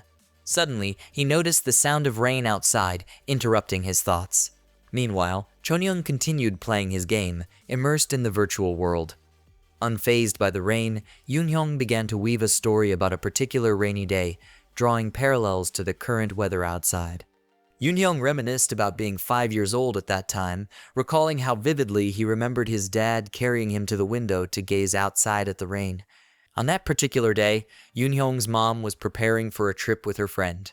As he gazed out the window, he distinctly remembered seeing a woman seated in the driver's seat of the car, and he could vividly recall what she looked like. As Yoonhyung described the woman, Hamdan couldn't help but think that it sounded like Yoo Chunyoung's mom. Yoonhyung continued, explaining that his mom had become close to that woman while studying abroad, and even after they both got married, they had maintained their friendship. Continuing his story, Yoonhyung mentioned that on that day, he had encountered a boy who bore a striking resemblance to his mother. When Yoonhyung's mom left, his dad instructed him to keep waving his hand in the direction the car had gone. Feeling confused and unable to comprehend the situation, Yoonhyung stood there, his mind blank, as his mom drove away. He watched as the red car his mom was in gradually disappeared into the foggy distance. To him, as he gazed at the car, it seemed as though it would be swallowed whole by some unseen monstrous force. Then Yoonhyung continued, revealing that on that very same day, an accident had occurred. Hamdan listened closely and attentively as Yoonhyung shared that there were reports of a garbage truck sliding off the street due to the heavy rain, possibly caused by a train passing by. He continued, mentioning that upon inspecting the car after the accident, he noticed that while the driver's seat remained intact, the passenger seat where his mom had been seated was completely destroyed. So Yoonhyung concluded his story, explaining that because of that traumatic event, he developed a dislike for rainy days. Hamdan felt a pang of sadness, realizing that she hadn't known about the profound and closely connected story of Yoonhyung, which shed a new light on his relationship with Chunyoung. Then, Yoonhyung proceeded to ask Hamdan why she always seemed anxious and expressed her dislike for the second day of March. But Hamdan clarified that it wasn't that she hated it. She then explained that on March 2, she had a dream. Hamdan shared her dream, describing how she woke up in her bed as if it were any other ordinary morning. She noticed that everything appeared the same. Her parents were there, and her room looked unchanged. But to her surprise, she saw that her uniform had changed. She recounted how, despite her confusion, she continued to wear the changed uniform and headed off to school, even though she was greatly surprised by the situation. But then, to her surprise, Yeoryung wasn't there to meet her as she had expected. Nervously, she admitted that Ban Yeoryung and the others weren't anywhere to be found in her world. Yoonhyung was taken aback by her unusual story, finding it surprising and unexpected. She continued recounting her dream, while at the same time, Chunyoung finished playing his game, prompting him to remove his headphones. In the game, he had reached the end, signaling the conclusion of his gaming session. As the rain keeps falling, Hamdan finds himself lost in his thoughts, unable to shake them off. Sitting quietly, she pondered the idea of simply hearing someone's voice, longing to reassure herself that she had truly returned to the world of web novels. When Yoonhyung opened up about her mom, it inspired her to reciprocate by sharing her own dream, which caught Yoonhyung off guard with surprise. Hamdan hesitated to discuss the reality, unsure if it was the right time or if it would be well received. But even though he eventually made the decision to talk about it, no matter how much time passed, she couldn't bring herself to bear it. Hamdan then inquired of Yoonhyung if he remembered the start of the academic year. At that moment, it was the new academic year, 1 year before the present time. Yeoryung rushed up to Hamdan in a hurry, urgently informing him of an emergency situation. Hamdan, taken aback by the suddenness of the situation, asked Yeoryung what the emergency was. Hamdan was surprised to find out that Yeoryung was exaggerating when she mentioned that they are in the same class as Yoon Jae-ho this year. They both overreacted, expressing their astonishment at the unfortunate situation of ending up in the same class as him, pondering what kind of tragedy led to this outcome. Yoon Jae-ho became annoyed as Hamdan and Yeoryung continued to mock him. However, Joo-in stepped in and reassured Hamdan not to worry about Jae-ho, emphasizing that they have his back now. Since Joo-in was in the same class, Yoon-hyung and Chun-young approached, revealing that they too shared the same class with the others. Yoon-hyung expressed his happiness about being in the same class for 3 years, noting that it's convenient as the first and second place students consistently end up in the same class. However, Hamdan found the author of the novel a bit confusing for consistently placing the female lead and her friends in the same classroom. As she looked at the 4 boys and Yeoryung, a sudden realization struck her. She instantly paused for a moment. As she looked at them, she wondered if she had misunderstood the situation, contemplating whether she was thinking of the world as if it were a novel. At that moment, Yeoryung looked at her and smiled, unaware of the thoughts she was harboring at that time. Having spent 2 years in that world, including that day, Hamdan felt like nothing extraordinary had occurred. This led her to believe that the world she was currently in was the reality, making her feel content and happy. Meanwhile, Joo-in suggested having a party to celebrate being in the same class. However, Hamdan expressed her desire to go home and take a nap, citing her lack of sleep and current exhaustion, which saddened Joo-in. Yeoryung intervened, suggesting that she and Hamdan would have a beauty sleep together, which sparked jealousy in Joo-in. After school finished, they quickly returned home. Hamdan swiftly collapsed to the ground in her uniform, expressing how tired she was. Observing her exhaustion, Yeoryung inquired why Hamdan couldn't sleep the previous night, seeking clarification if it was similar to her experiences before entering 8th grade. In response, Hamdan simply smiled at her and mentioned that it might be because she was too worried. Suddenly, Yeoryung was surprised to see Hamdan falling asleep right after their conversation. She sat there, staring at Hamdan sleeping and snoring quietly. Quickly, Yeoryung fetched a pillow and blanket. Yeoryung placed a pillow under Hamdan's head and covered her with a blanket. Subsequently, she laid down beside her. As the night progressed, Yeoryung bid goodnight to Hamdan while she was deep in sleep. Meanwhile, Hamdan slept soundly, wearing a content smile. In her dreams, Hamdan reflected on the situation, realizing that the circumstances she found herself in weren't reminiscent of a novel. With time passing, morning arrived. After a brief moment, Hamdan slowly opened her eyes. As her gaze roamed, she noticed on her clock that it was already 5 in the morning, realizing she needed to get up. The thought crossed her mind about whether Yeoryung had already gone home. Shortly after, she sat up, still feeling sleepy, and let out a few yawns. Suddenly, she noticed something unusual. To her surprise, she realized that her uniform had changed, leaving her puzzled, especially considering she fell asleep wearing a different uniform from the web novel world she was in the night before. Wondering why her uniform had suddenly changed, she couldn't help but ponder the mysterious alteration. Hamdan attempted to continue her story, but nervousness and anxiety overwhelmed her, robbing her of the courage to proceed. Suddenly, she questioned her actions, realizing that even if she shared her story, no one would believe something as nonsensical as the tale she had to tell. As she fell silent again, Yoon-hyung attempted to get her attention. However, she remained unresponsive. Hamdan listened anxiously as Yoon-hyung on the other line reassured her that if it was difficult, she could stay quiet and continue whenever she was ready. He assured her that he would wait and wouldn't hang up. Summoning the courage, Hamdan continued with what she was sharing. Then she continued, stating that when she realized her uniform had changed, she instinctively reached for her phone.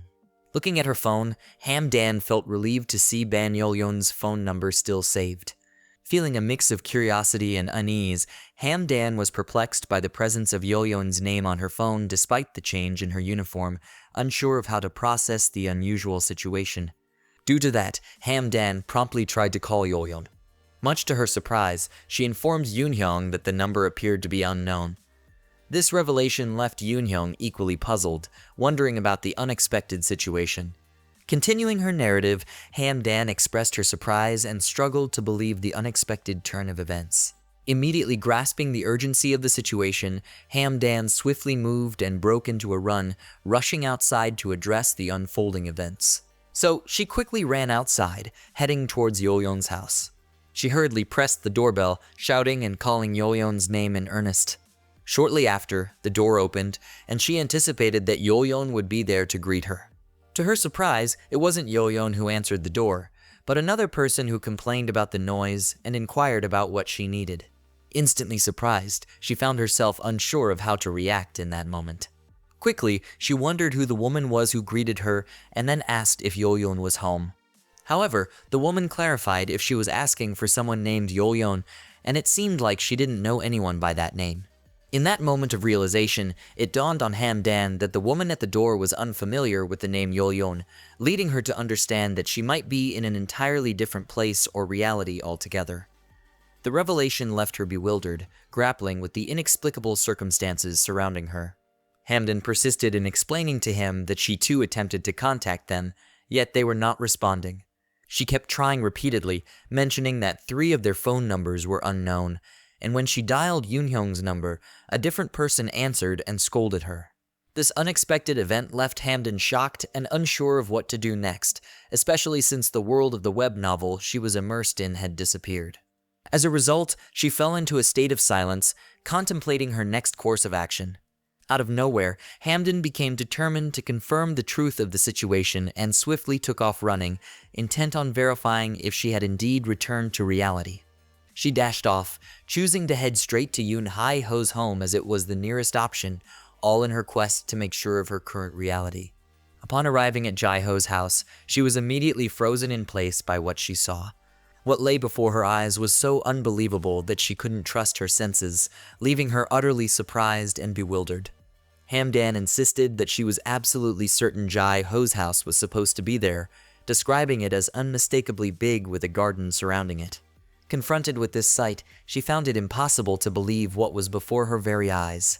So she quickly made the decision to rush over and check Chunyoung's house and Yoonhyung's house as well. After a while, she finally arrived at the train station. She boarded the train anxiously, her heart racing with anticipation, hoping fervently that Chunyoung's house would still be there when she arrived.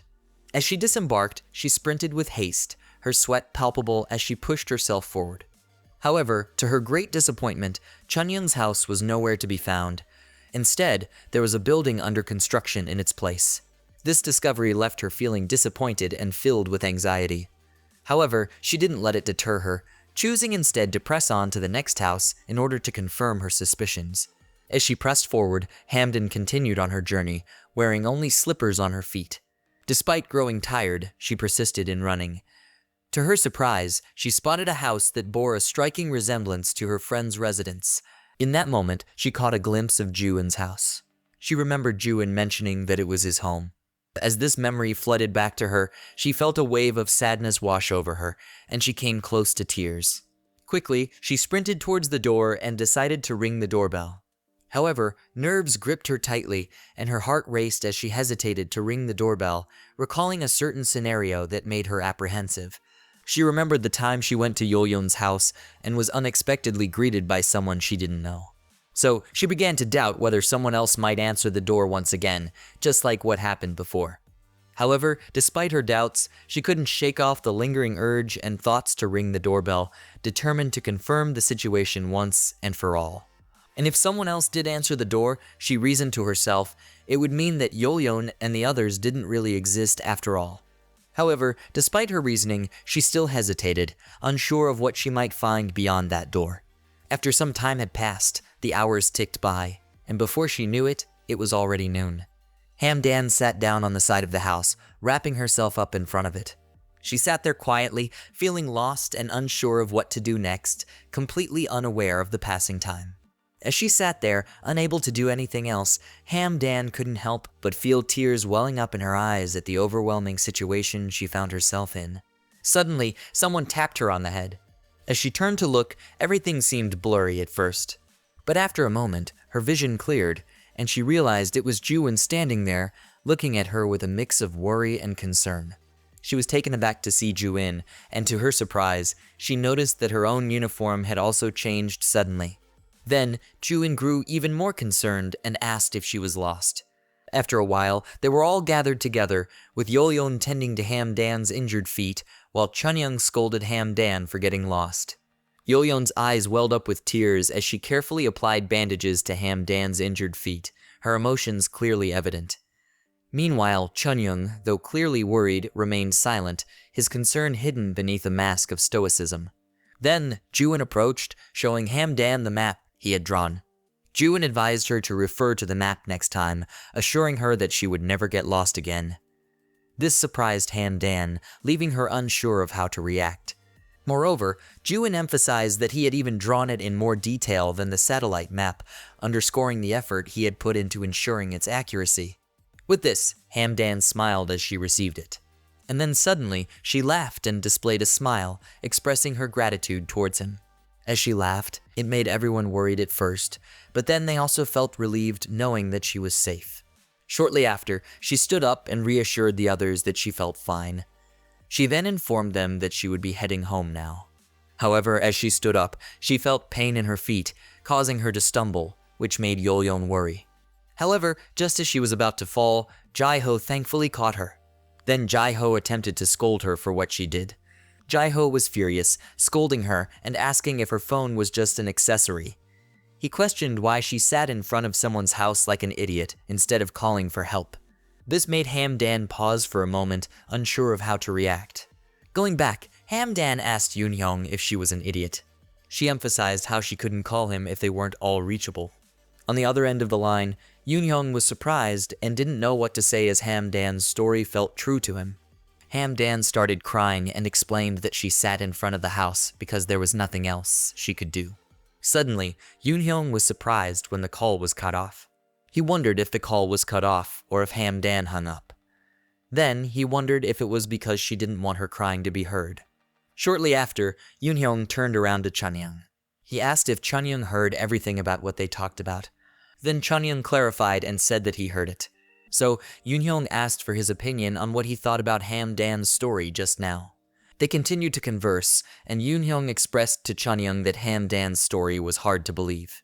However, Yeoryung mentioned that if it was true, then it meant that Hamdan had been suffering alone for a full year. Chunyoung just listened and didn't know what to say. Suddenly, Chunyoung posed a question, asking what happened after Hamdan and Yeoryung went home on March the 2nd last year. He emphasized and asked what they did. Yeoryung said that they talked about meeting up at the end of the week and deciding whether they were going to the internet cafe or the movie theater. And afterwards, he said that they went home and texted each other to finalize the plan. However, they realized that Yeoryung started replying to messages at around 4 or 5 p.m., which made Yeoryung think. And now that Yeoryung thought about it, he realized he didn't contact Hamdan at all until she was found in front of Juin's house. Shortly after, they realized that it was as if Hamdan's existence was forgotten just like that. However, Chunyoung said that he was not the only one who forgot, and he questioned if it made sense that everyone promised to go but didn't contact Hamdan at all. After that realization, they both fell silent and felt a little bit of nervousness.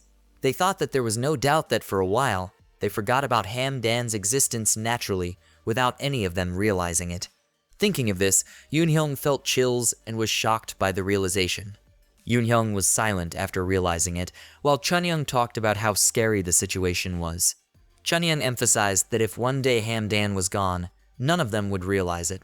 Thinking of this, Chunyoung pondered the idea that even though Hamdan's number was there under her name, her number was unknown to them. One day, they would look at Hamdan's name in their contacts and realize they wouldn't remember it. Chunyoung continued, saying that when they realized it was an unknown number, they would delete that number. So Chunyoung concluded that if it happened, their only evidence of her existence would disappear, which sent chills down their spines and shocked them both. Realizing this, Yeoryung felt sad and worried. Consequently, he wondered if at that time when Hamdan got lost, how long had they forgotten about her? Moreover, they pondered if it was days, months, or even years. Looking at the time, it was already 8:30.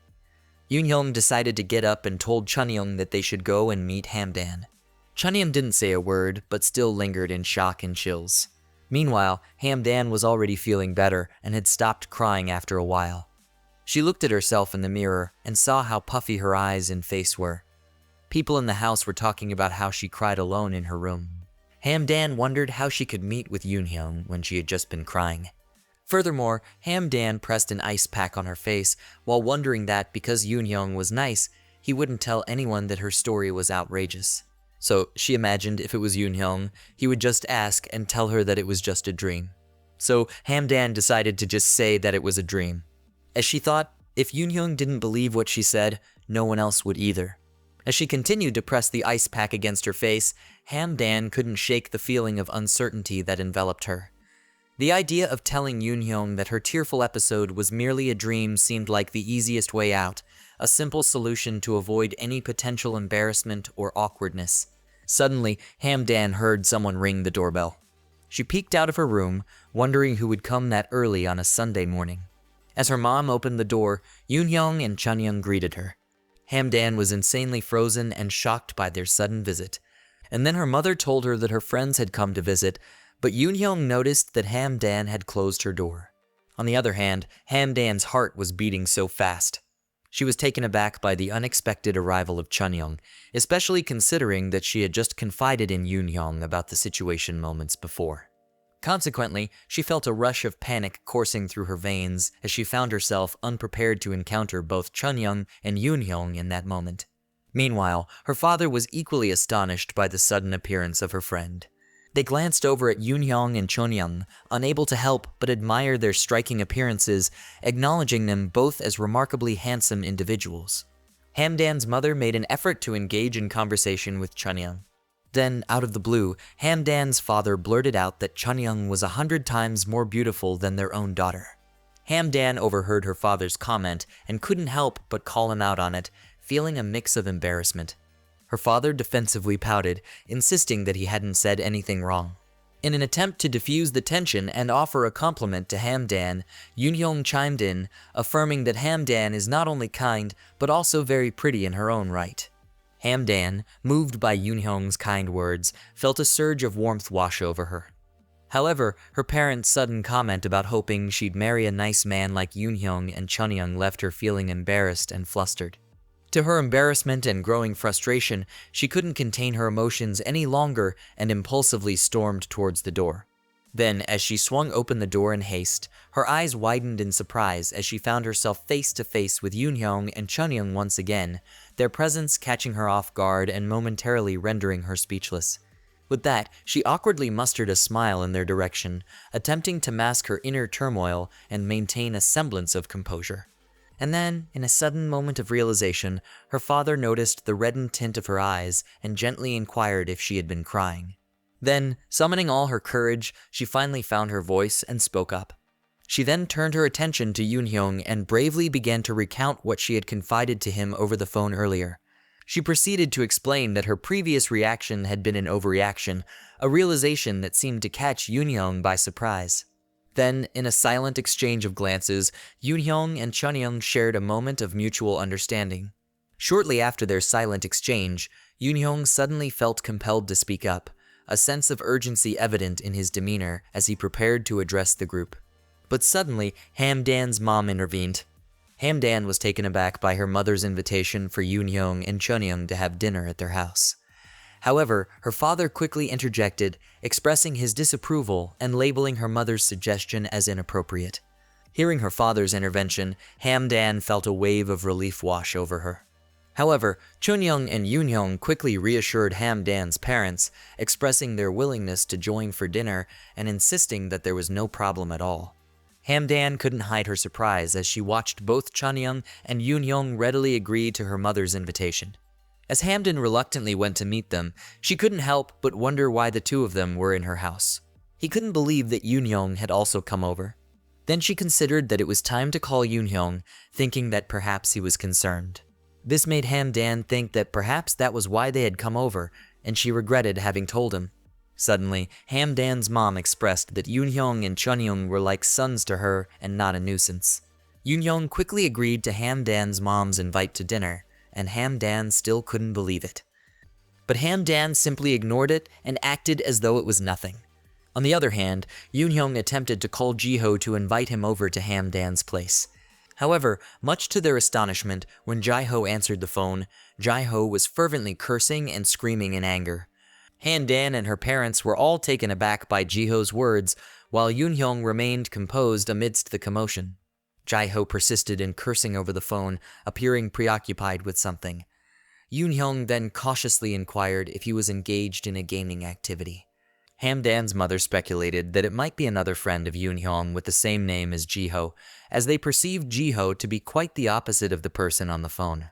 While Han-dan's mother and Yoon-hyung discussed the possibility that it wasn't Ji-ho, Han-dan perceived it as a sign of true friendship. Yoon-hyung stood up and excused himself from the living room to distance himself from Ji-ho's continued cursing. He then advised Ji-ho to calm down. As Yoon-hyung left, Han-dan pondered aloud about how a single game could have such a profound impact on a person. She quickly caught Chunyoung's attention and advised him to reduce his gaming time. This sudden conversation made the atmosphere awkward as she abruptly addressed him. Shortly after, Han-dan approached Chunyoung and bluntly commented on how severe his dark circles were. Continuing with their faces in close proximity, Han-dan suggested that Chunyoung must have stayed up all night playing games again. So, Han-dan asked Chunyoung if he should go home and sleep, emphasizing the importance of rest. Chunyoung just stared at her silently in response. As Han-dan persisted in being close to Chunyoung, he ignored her and averted his gaze away from her. Han-dan felt awkward as Chunyoung suddenly avoided her, prompting her to wonder why he was avoiding her. Then she remembered that they had recently fought. Suddenly, Chunyoung spoke up and looked at Han-dan, informing her that he's staying. This statement made Han-dan pause silently for a moment, contemplating her response. Suddenly, her dad interrupted them sarcastically, remarking that Han-dan seemed to be concerned about others' health while never showing concern for her dad's health. This surprised Han-dan as her dad referred to Chunyoung as Han-dan's boyfriend. Then her dad informed her that he had called Yeoryung and said she was coming. Shortly after, Yoon-hyung returned to the living room and informed them that Jai-ho and Ju-in were also coming over. As Han-dan heard this, she couldn't help but feel anxious about it. Meanwhile, beside her, Chunyoung remained silent. However, the location changed, and they all went over to Jai-ho's house instead. They all gathered in the garden where a chef was grilling meat. Han-dan was at a loss for words, unable to believe that they were all at Ji-ho's house, as she had thought they were just going to eat meat at their own house. In a sudden change of plans, they found themselves all gathered at Jai-ho's house, where they were all enjoying the meat together. On another table, Han-dan's parents along with other friends of Han-dan were seated together, enjoying themselves.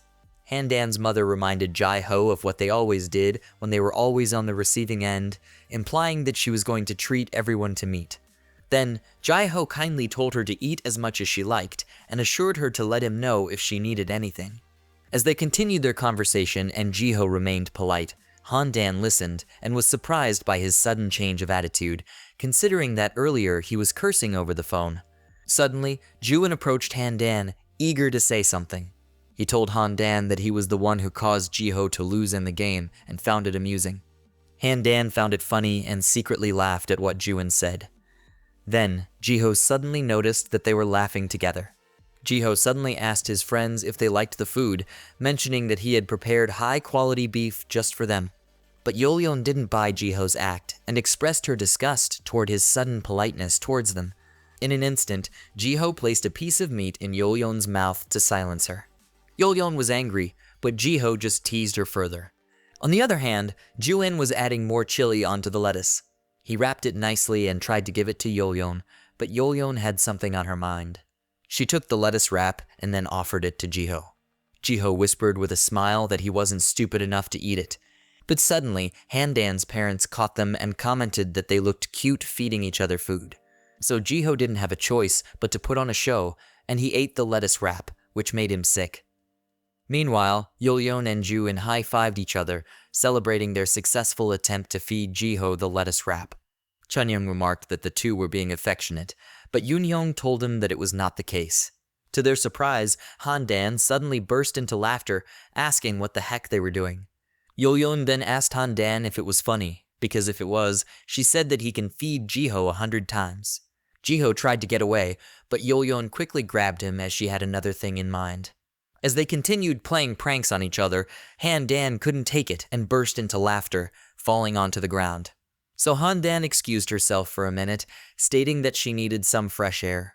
She thought to herself what was up with her friends, as they had been acting funny since the start. But suddenly, Han-dan's demeanor changed as she thought that when she was happy, she felt like everything could disappear at any moment. She pondered even further as she walked, wondering how long she could be with her friends, realizing she didn't know herself. She hoped that time would stop, especially since it had already been 3 years. Suddenly, she was surprised when Ju-in appeared beside her out of nowhere. Han-dan wondered to herself how long Ju-in had been following her.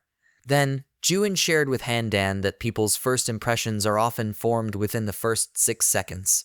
Han-dan just went along with it, knowing that Ju-in sometimes said random things. Suddenly, Ju-in told Han-dan his impressions of Chunyoung, Yoonhyung, and even Yeoryung.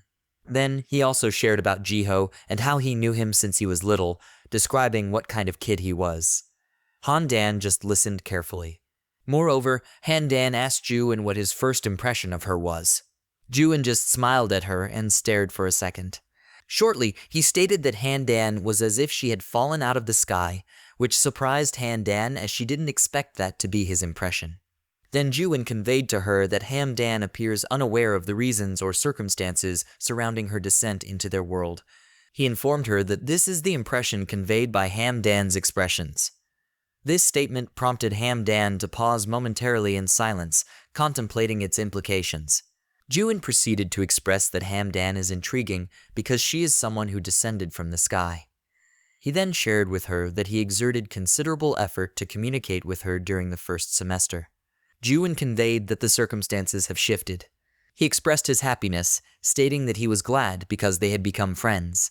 However, Han-dan remained silent as Ju-in expressed his feelings, and Ju-in sensed a shift of emotion in Han-dan. Shortly after, he asked Han-dan if he could pose a question to her. Ju-in inquired why Han-dan's facial expression still reflected the same emotion she was displaying at the moment. Drawing nearer, Ju-in asked Han-dan why she continued to wear an expression as if they might suddenly part ways and never cross paths again. This question prompted Han-dan to delve deeper into her thoughts, leading her to contemplate silently. As Ju-in gently held her hand, Han-dan pondered that she had initially thought she would never discover the answer, but to her surprise, they both seemed to grasp the situation. She also reminisced about the moment when Jiho confronted her about a similar matter. And she also remembered the occasion when Chunyoung confronted her, leading to a heated argument about the same issue. Then she recollected the instance when she called Yoonhyung, and he inquired why she appeared anxious every 2nd of March. Lastly, she reflected on the time when Yeoryung stayed over at her house and recounted a dream where Han-dan was away, adding to her contemplation of the situation. While she mulled over these memories, Ju-in patiently awaited her response. And eventually, she broke the silence by calling out his name. She proceeded to share with him the reasons behind her feelings and why she had been wearing that particular expression. Ju-in was taken aback, feeling puzzled by Han-dan's sudden request to pretend not to know each other when they entered school. As she held Ju-in's hands, Han-dan pondered how she could effectively convey her feelings and help him understand her current situation. In her mind, she rationalized that distancing herself was necessary because each of them was becoming increasingly significant to her, and she feared the potential complications that could arise from their growing importance in her life. This realization prompted her to delve deeper into her thoughts, contemplating the complexities of her emotions. To her surprise, Ju-in agreed to her request, agreeing to honor her wishes. As the sun dipped below the horizon and dusk approached, the individuals in the garden gradually succumbed to the effects of alcohol. Ju-in and Han-dan returned to their friends, where Ju-in resumed his playful teasing of Jiho, continuing their lighthearted banter as before. As Han-dan observed their friends, she found herself unable to shake off a sense of overthinking, her mind swirling with various thoughts and concerns. She gazed at Ju-in, still struggling to believe that he simply smiled and agreed to her wishes. Shortly thereafter, Jiho glanced at his watch and noted the lateness of the hour, suggesting to their friends that they should head home and get some rest, considering they all had school the next day. Chunyoung inquired of Yoonhyung whether there was enough time to summon a car, to which Yoonhyung replied yes. Then, Jiho proposed that they wait inside the house, reasoning that it would put the adults at ease if they were to relax outside for a while. Han-dan advised Chunyoung to head home since she knew he hadn't gotten enough sleep, but Chunyoung declined the suggestion. Chunyoung suddenly expressed the sentiment that if they all remained together, perhaps nothing would change. Hamdan was taken aback by Chunyoung's openness, as she hadn't anticipated him expressing such sentiments openly. Continuing his train of thought, Chunyoung expressed to Hamdan that if she remained with them, perhaps they wouldn't feel as if they were on the brink of disappearing. Yoonhyung perked up, paying closer attention to Chunyoung's words, as he understood the deeper implications behind Chunyoung's statement. Hamdan suddenly had a realization that Chunyoung and Yoonhyung had come to her house because they wanted to stay with her. Yeoryung, feeling confused and out of the loop, interjected and asked for clarification regarding the topic of disappearing that Chunyoung and Yoonhyung were discussing. Meanwhile, Jiho remained silent, patiently awaiting Hamdan's response. And then Jiho suggested a course of action or offered to address the situation. So he proposed that they continue their conversation indoors, suggesting that they might find more comfort and privacy inside. They all moved indoors together, their gazes fixed on Hamdan, eagerly awaiting her response. Almost all of them displayed a sense of worry and concern about the situation unfolding. As the tension mounted, Yeoryung couldn't conceal her concern for Hamdan. On the other hand, Hamdan remained silent, her hesitation evident as she struggled to find the right words to express herself. Then, Jiho spoke up about the situation, addressing Hamdan's request for them to pretend to be strangers due to the circumstances at hand. This revelation surprised Yeoryung, as it was the first time she had heard about Hamdan's request for them to act as strangers in light of the current situation. So, Yeoryung turned to Hamdan and inquired about Jiho's statement regarding their need to pretend to be strangers, seeking clarification on the matter.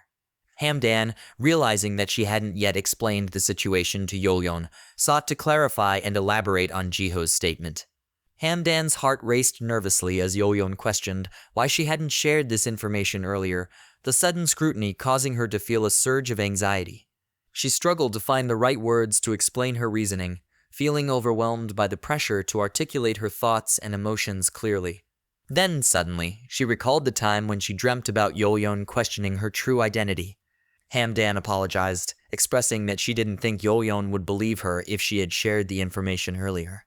Hamdan was taken aback by Yeoryung's apology, expressing regret that she hadn't noticed the signs of her friend's distress sooner. Yeoryung burst into tears, feeling overwhelmed by the realization of how difficult Hamdan's situation must have been. Yoonhyung also chimed in, urging Hamdan not to bottle up her feelings and to share her burdens with them instead of keeping them to herself. Despite their continuous efforts to reassure her, Hamdan couldn't help but overthink the situation.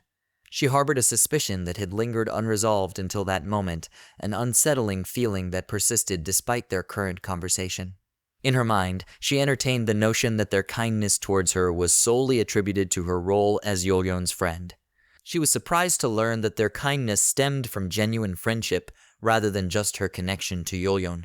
As she looked at them, she realized that she had been mistaken in her assumption, as they all appeared genuinely concerned and sincere in their expressions of care and support. As a result, Hamdan felt a sense of unease. She felt a wave of emotion welling up inside her, and suddenly tears came out of her eyes. Shortly thereafter, Hamdan burst into tears, her emotions overwhelming her as she released the pent-up feelings that had been weighing on her heart. Jiho was taken aback by her sudden outburst of tears, while Yeoryung remained deeply concerned. Jiho inquired about the sudden tears, prompting Chunyoung to explain that Hamdan was moved by the situation. Yeoryung gently wiped away Hamdan's tears, offering comfort and support as the atmosphere gradually lightened. Then, Yoonhyung posed a question to everyone, asking if any of them had realized that Hamdan had gone missing a year ago. This question sparked introspection among everyone present as they paused to contemplate the implications of Hamdan's disappearance. Then, to everyone's surprise, Hamdan was taken aback as Joo-in finally spoke up. He revealed to everyone that on the day Hamdan disappeared, he had tried calling her for 6 hours. Joo-in informed all present individuals that he had been reclining and engaged with his mobile device throughout that particular day. Just as he was on the verge of entering some text, Joo-in abruptly paused, momentarily halting his action. The sudden onset of forgetfulness left him feeling disoriented and out of sorts, causing a momentary disruption in the situation. Upon glancing at his phone, he noticed an attempted text message addressed to someone named Hamdan, a name unfamiliar to him. Hamdan experienced a sense of peculiarity as Ju-in recounted the narrative. Ju-in inquired of Ji-ho whether he found the situation peculiar or unusual, seeking his perspective on the matter. Ji-ho responded to Ju-in's inquiry by stating that he was not typically prone to forgetfulness or lapses in memory. Moreover, Ju-in proceeded to explain that he promptly dialed the number mentioned in the message, only to discover that it was an unknown number.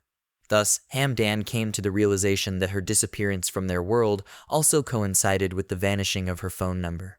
She began to grasp the unsettling realization that even those closest to her were unable to recall her existence when she vanished unexpectedly.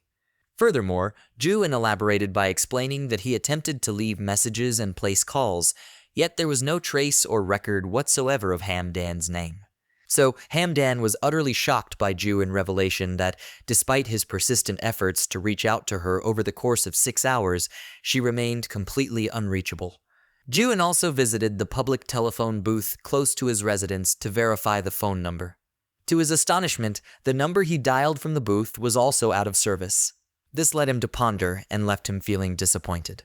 While on his way back home, he couldn't shake off his contemplation about the name listed in his contacts. Suddenly, someone on the road caught his attention. He noticed someone sitting by the side of their house. Peering closer, he recognized that it must be someone familiar to him. To his shock, the moment he saw her, he suddenly recalled that it was Hamdan. This realization terrified him, especially considering that earlier it seemed as if he didn't recognize her. Ju-in expressed his strange sensation in that situation, which made others feel uneasy about what had happened, adding to the overall sense of weirdness. Then Yeoryung pointed out that during that period, no one attempted to contact Ham, as if they had all forgotten about her existence. Ju-in then agreed and recounted the time when they had all gathered at his house.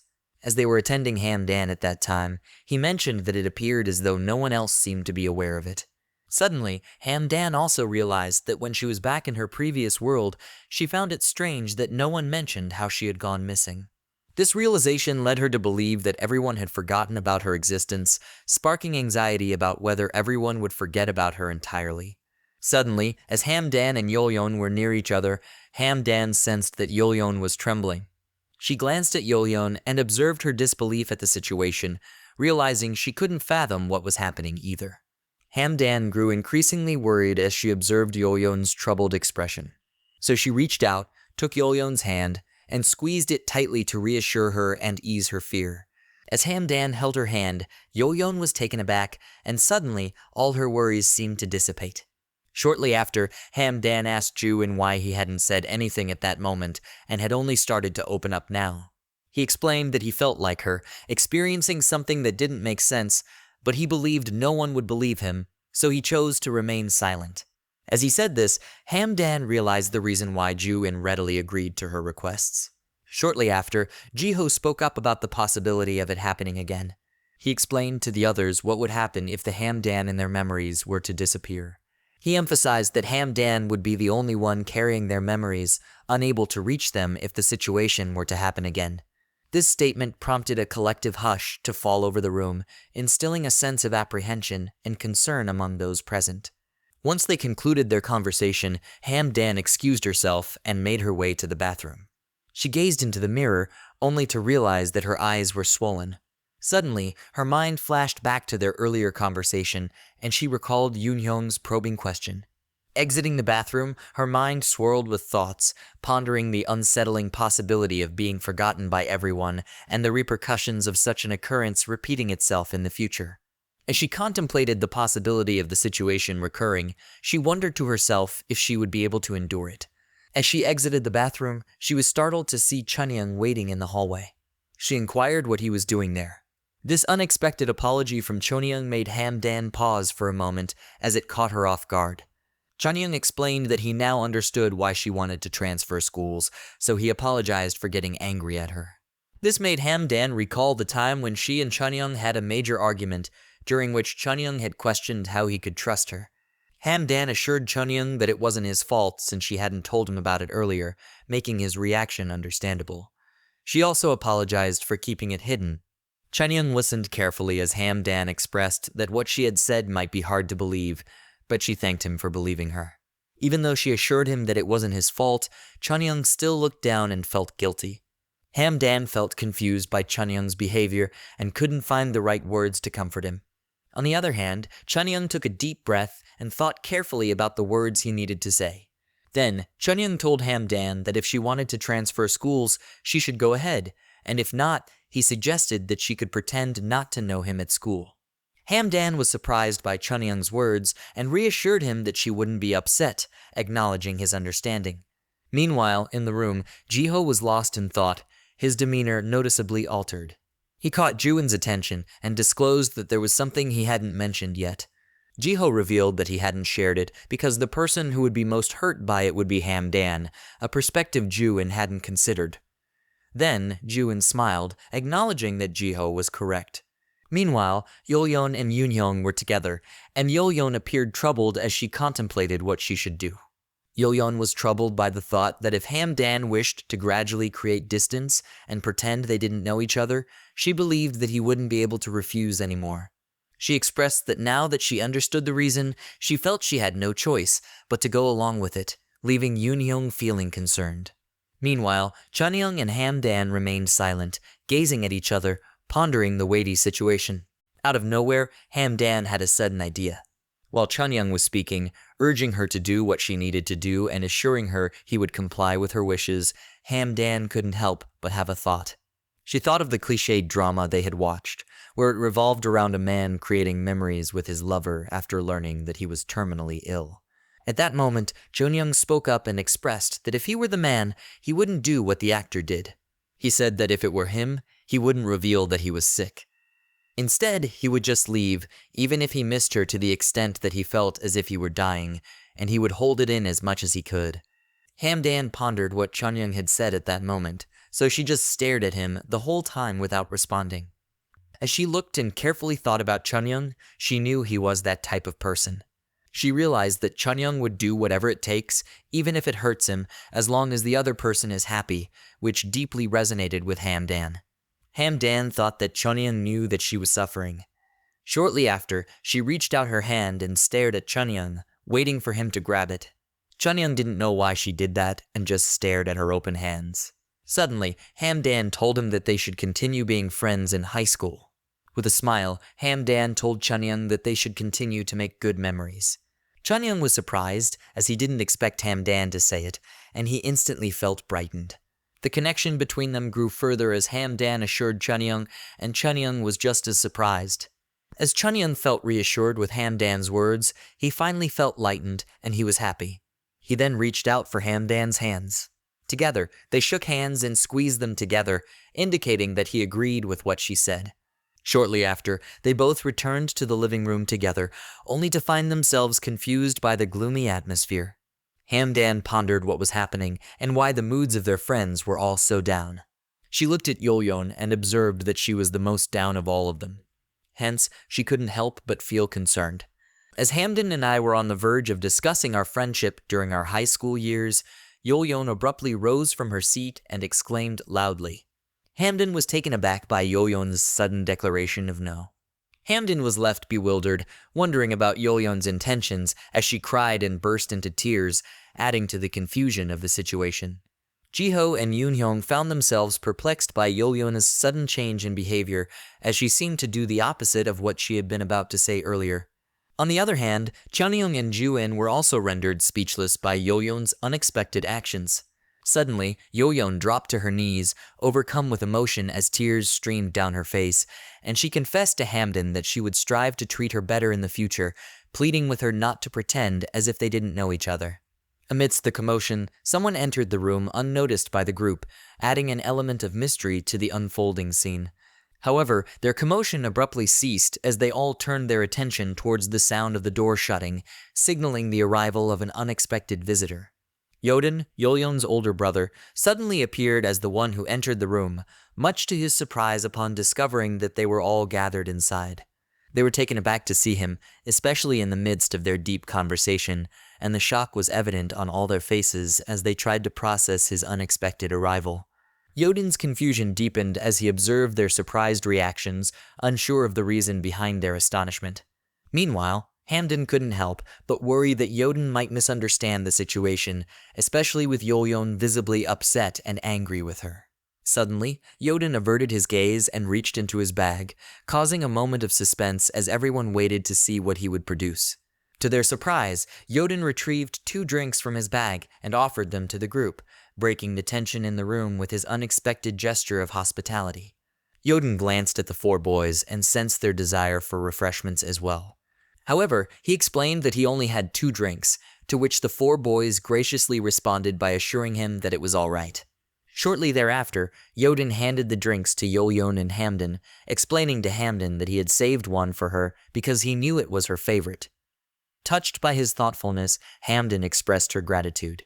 Observing Yeoryung's expression, Hamden couldn't help but wonder if he was drunk. After a moment of silence, Yeoryung spoke up and inquired if there had been a disagreement between Yeoryung and Hamden. However, Yeoryung was too overcome with sadness to respond, so it fell upon Hamden to address Yeoryung's question and confront the situation head-on. She explained to Yeoryung that they hadn't fought. Rather, Yeoryung was expressing her assurance that their friendship would persist even during their high school years, a sentiment that caught Yeoryung off guard as she wasn't aware that Hamden was going to convey that message. Hamden's assurance gradually lifted Yeoryung's mood. The 4 boys also found themselves surprised by Hamden's statement, as they hadn't anticipated her voicing such sentiments. After hearing Hamden's explanation, Yeoryung finally understood the situation. Hamden smiled at Yeoryung and gently asked her if her interpretation of the situation was accurate. Yeoryung couldn't help but fall silent, overwhelmed by a surge of emotions that left her struggling to find the right words to express herself. Then, suddenly, Yeoryung's tears flowed even more freely. As Yeoryung continued to cry, Hamden gently wiped away her tears and offered words of comfort, feeling a deep sense of commitment to her friendship with Yeoryung and the rest of their group, knowing she couldn't bear to lose any of them. As Hamden clarified the situation, the expressions on Yoonhyung and Ju-in's faces visibly softened. Likewise, Jiho and Chunyoung's expressions also softened as they absorbed Hamden's words. As they all came to an understanding of the situation, the night slowly passed, and they all found solace in the comfort of each other's presence, eventually settling down to rest. The next day marked the beginning of their high school journey. As they scanned the list to find their names, Hamden's expression shifted to one of surprise as she noticed something unexpected. Yeoryung, too, was taken aback and found herself tearing up as she looked at Hamden. As they examined the class arrangement, Hamden's name was nowhere to be found. Then, to her relief, Hamden realized that her name was listed in another class. She hadn't anticipated being placed in a different class, especially after resolving to continue her friendship with Yeoryung and the others. Yeoryung's concern grew, and she turned to Hamden, seeking guidance on what they should do now that they were separated into different classes. Moreover, Yeoryung's spirits faltered, feeling disheartened by this unforeseen turn of events, as such a thing had never happened before. Meanwhile, Hamden remained speechless, her mind swirling with questions about why she had been placed in a different class and what this meant for her friendship with Yeoryung and the rest of their group. Hamden felt anxious because he had recently started investing emotionally in the decision to maintain their friendship, and then suddenly they were separated in class, leaving her wondering about the author's intentions. While they were fretting about being placed in different classes, the students were thrown into a state of panic upon the arrival of the 4 heavenly boys. The appearance of the 4 heavenly boys caused a commotion throughout the hallway, drawing a crowd of onlookers. Hamden felt annoyed as she pondered whether she would ever be able to escape from them in high school, considering they were all friends. Shortly after, Jiho approached them and glanced at the class list too. The students were in awe as they were surprised to see Jiho and Yeoryung standing close together, a sight that caught their attention. As Jiho, Hamden, and Yeoryung were looking at the class list, Yeoryung instructed Jiho to remove his hands. Jiho then glanced at Hamden and noticed that she appeared gloomy. Wanting to talk to Hamden, he called out her name, which immediately startled her. Jiho sarcastically reassured her that even if they were in different classes, they would still find time to hang out, and he mockingly advised her not to be heartbroken. He also added that seeing her in such a state pained him. However, Hamden simply stared at Jiho, and then she noticed that he was smirking. She realized that Jiho was mocking her, even in the midst of her current situation. So, Hamden told Jiho to go away and asserted that she would be fine without him. Jiho jokingly questioned if she was certain about that. Suddenly, Yunhyung stepped in between Hamden and Jiho, elbowing Jiho in the stomach. Yunhyung kindly expressed his intention to visit Hamden, but she insisted that he didn't have to since it was too far, and he didn't need to come today. Suddenly, Juin appeared and hugged Hamdan from behind. Juin was crying because Hamdan's class was not the same as theirs, so Hamdan comforted him, telling him not to cry. Then, Juin told her not to be sad, because if she cried, he would end up crying too. Hamdan found it amusing that Juin was behaving like a child, considering that just yesterday he had been serious. Then, Jiho broke the tension with a lighthearted joke, reminding everyone that they needed to head to their respective classrooms soon, playfully acknowledging the situation by highlighting the fact that he and Hamden were not classmates this time around. Quickly, Jiho playfully grabbed Juin and Yeoryung, initiating a playful tug-of-war as they were being dragged away towards their respective classrooms. Suddenly, someone tapped Hamden's shoulder, causing her to turn around in surprise. To her surprise, Hamden found herself face-to-face with Chunyoung. Chunyoung's sudden words of encouragement caught Hamden off guard, but she appreciated the support. Hamden was taken aback by Chunyoung's unexpected gesture, but she reassured him with a forced smile. As Hamden walked to the classroom, she couldn't resist glancing at the sky, lost in thought. She felt like she was in trouble because she got put in a different class. As she made her way to her room, she thought about how she might have upset her friends with something she said last time. She really wanted to make things right with them, but now that they weren't classmates anymore, she wasn't sure how to go about it. As she pushed open the door to her classroom, she couldn't shake off the feeling of sadness, continuing to believe that she was somehow being punished. All of a sudden, she was taken aback to see their teacher already present in the classroom. Without warning, the teacher turned to her and asked how he should discipline her. Feeling embarrassed, Hamdan quickly apologized for her tardiness and hurriedly found an empty seat. Shortly after, she noticed an empty seat by the window and swiftly made her way towards it. Quickly, she hurried over and took a seat, even though it wasn't her preferred choice. As she settled into her seat, Hamdan glanced over and noticed her seatmate, a boy with blonde hair. She was amazed by his hair color and, judging by his uniform, she suddenly realized that he was a boy. Suddenly, the person seated next to her sensed her presence. He then chose to turn around and greet her. As he turned around, the boy resembled one of the main characters from a novel. His face was slender, with striking blue eyes and beautiful blonde hair, making him quite attractive. Hamdan was taken aback, as she hadn't anticipated the boy to have such striking features. As a result, she was stunned and couldn't help but think that he was so attractive, leaving her speechless and at a loss for words. So, Hamdan began to wonder if the boy might actually be a girl. Shortly after, the boy spoke up, greeted her, and introduced himself as Lee Ruda. Hamdan reciprocated the greeting with respect and also mentioned her name. In her mind, she couldn't help but be amazed as she listened to his voice.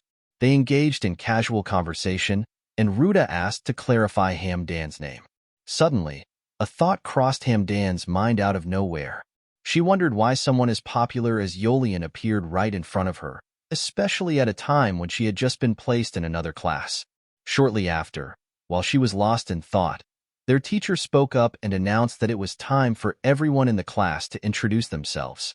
Suddenly, Ruda informed Hamdan that he had recently arrived from America, which explained his slightly unusual Korean pronunciation. He mentioned that he had been learning Korean from his mom, to which Hamdan replied that it was okay. To their surprise, the teacher suddenly called their attention and appeared angry. The teacher scolded them for being noisy, and Hamdan was surprised to find herself reprimanded once again by their teacher. But to Hamdan's surprise, suddenly Ruda stood up. He introduced himself and explained to the teacher that he had just come from America. He mentioned that he was still getting used to speaking Korean and felt a bit worried about it.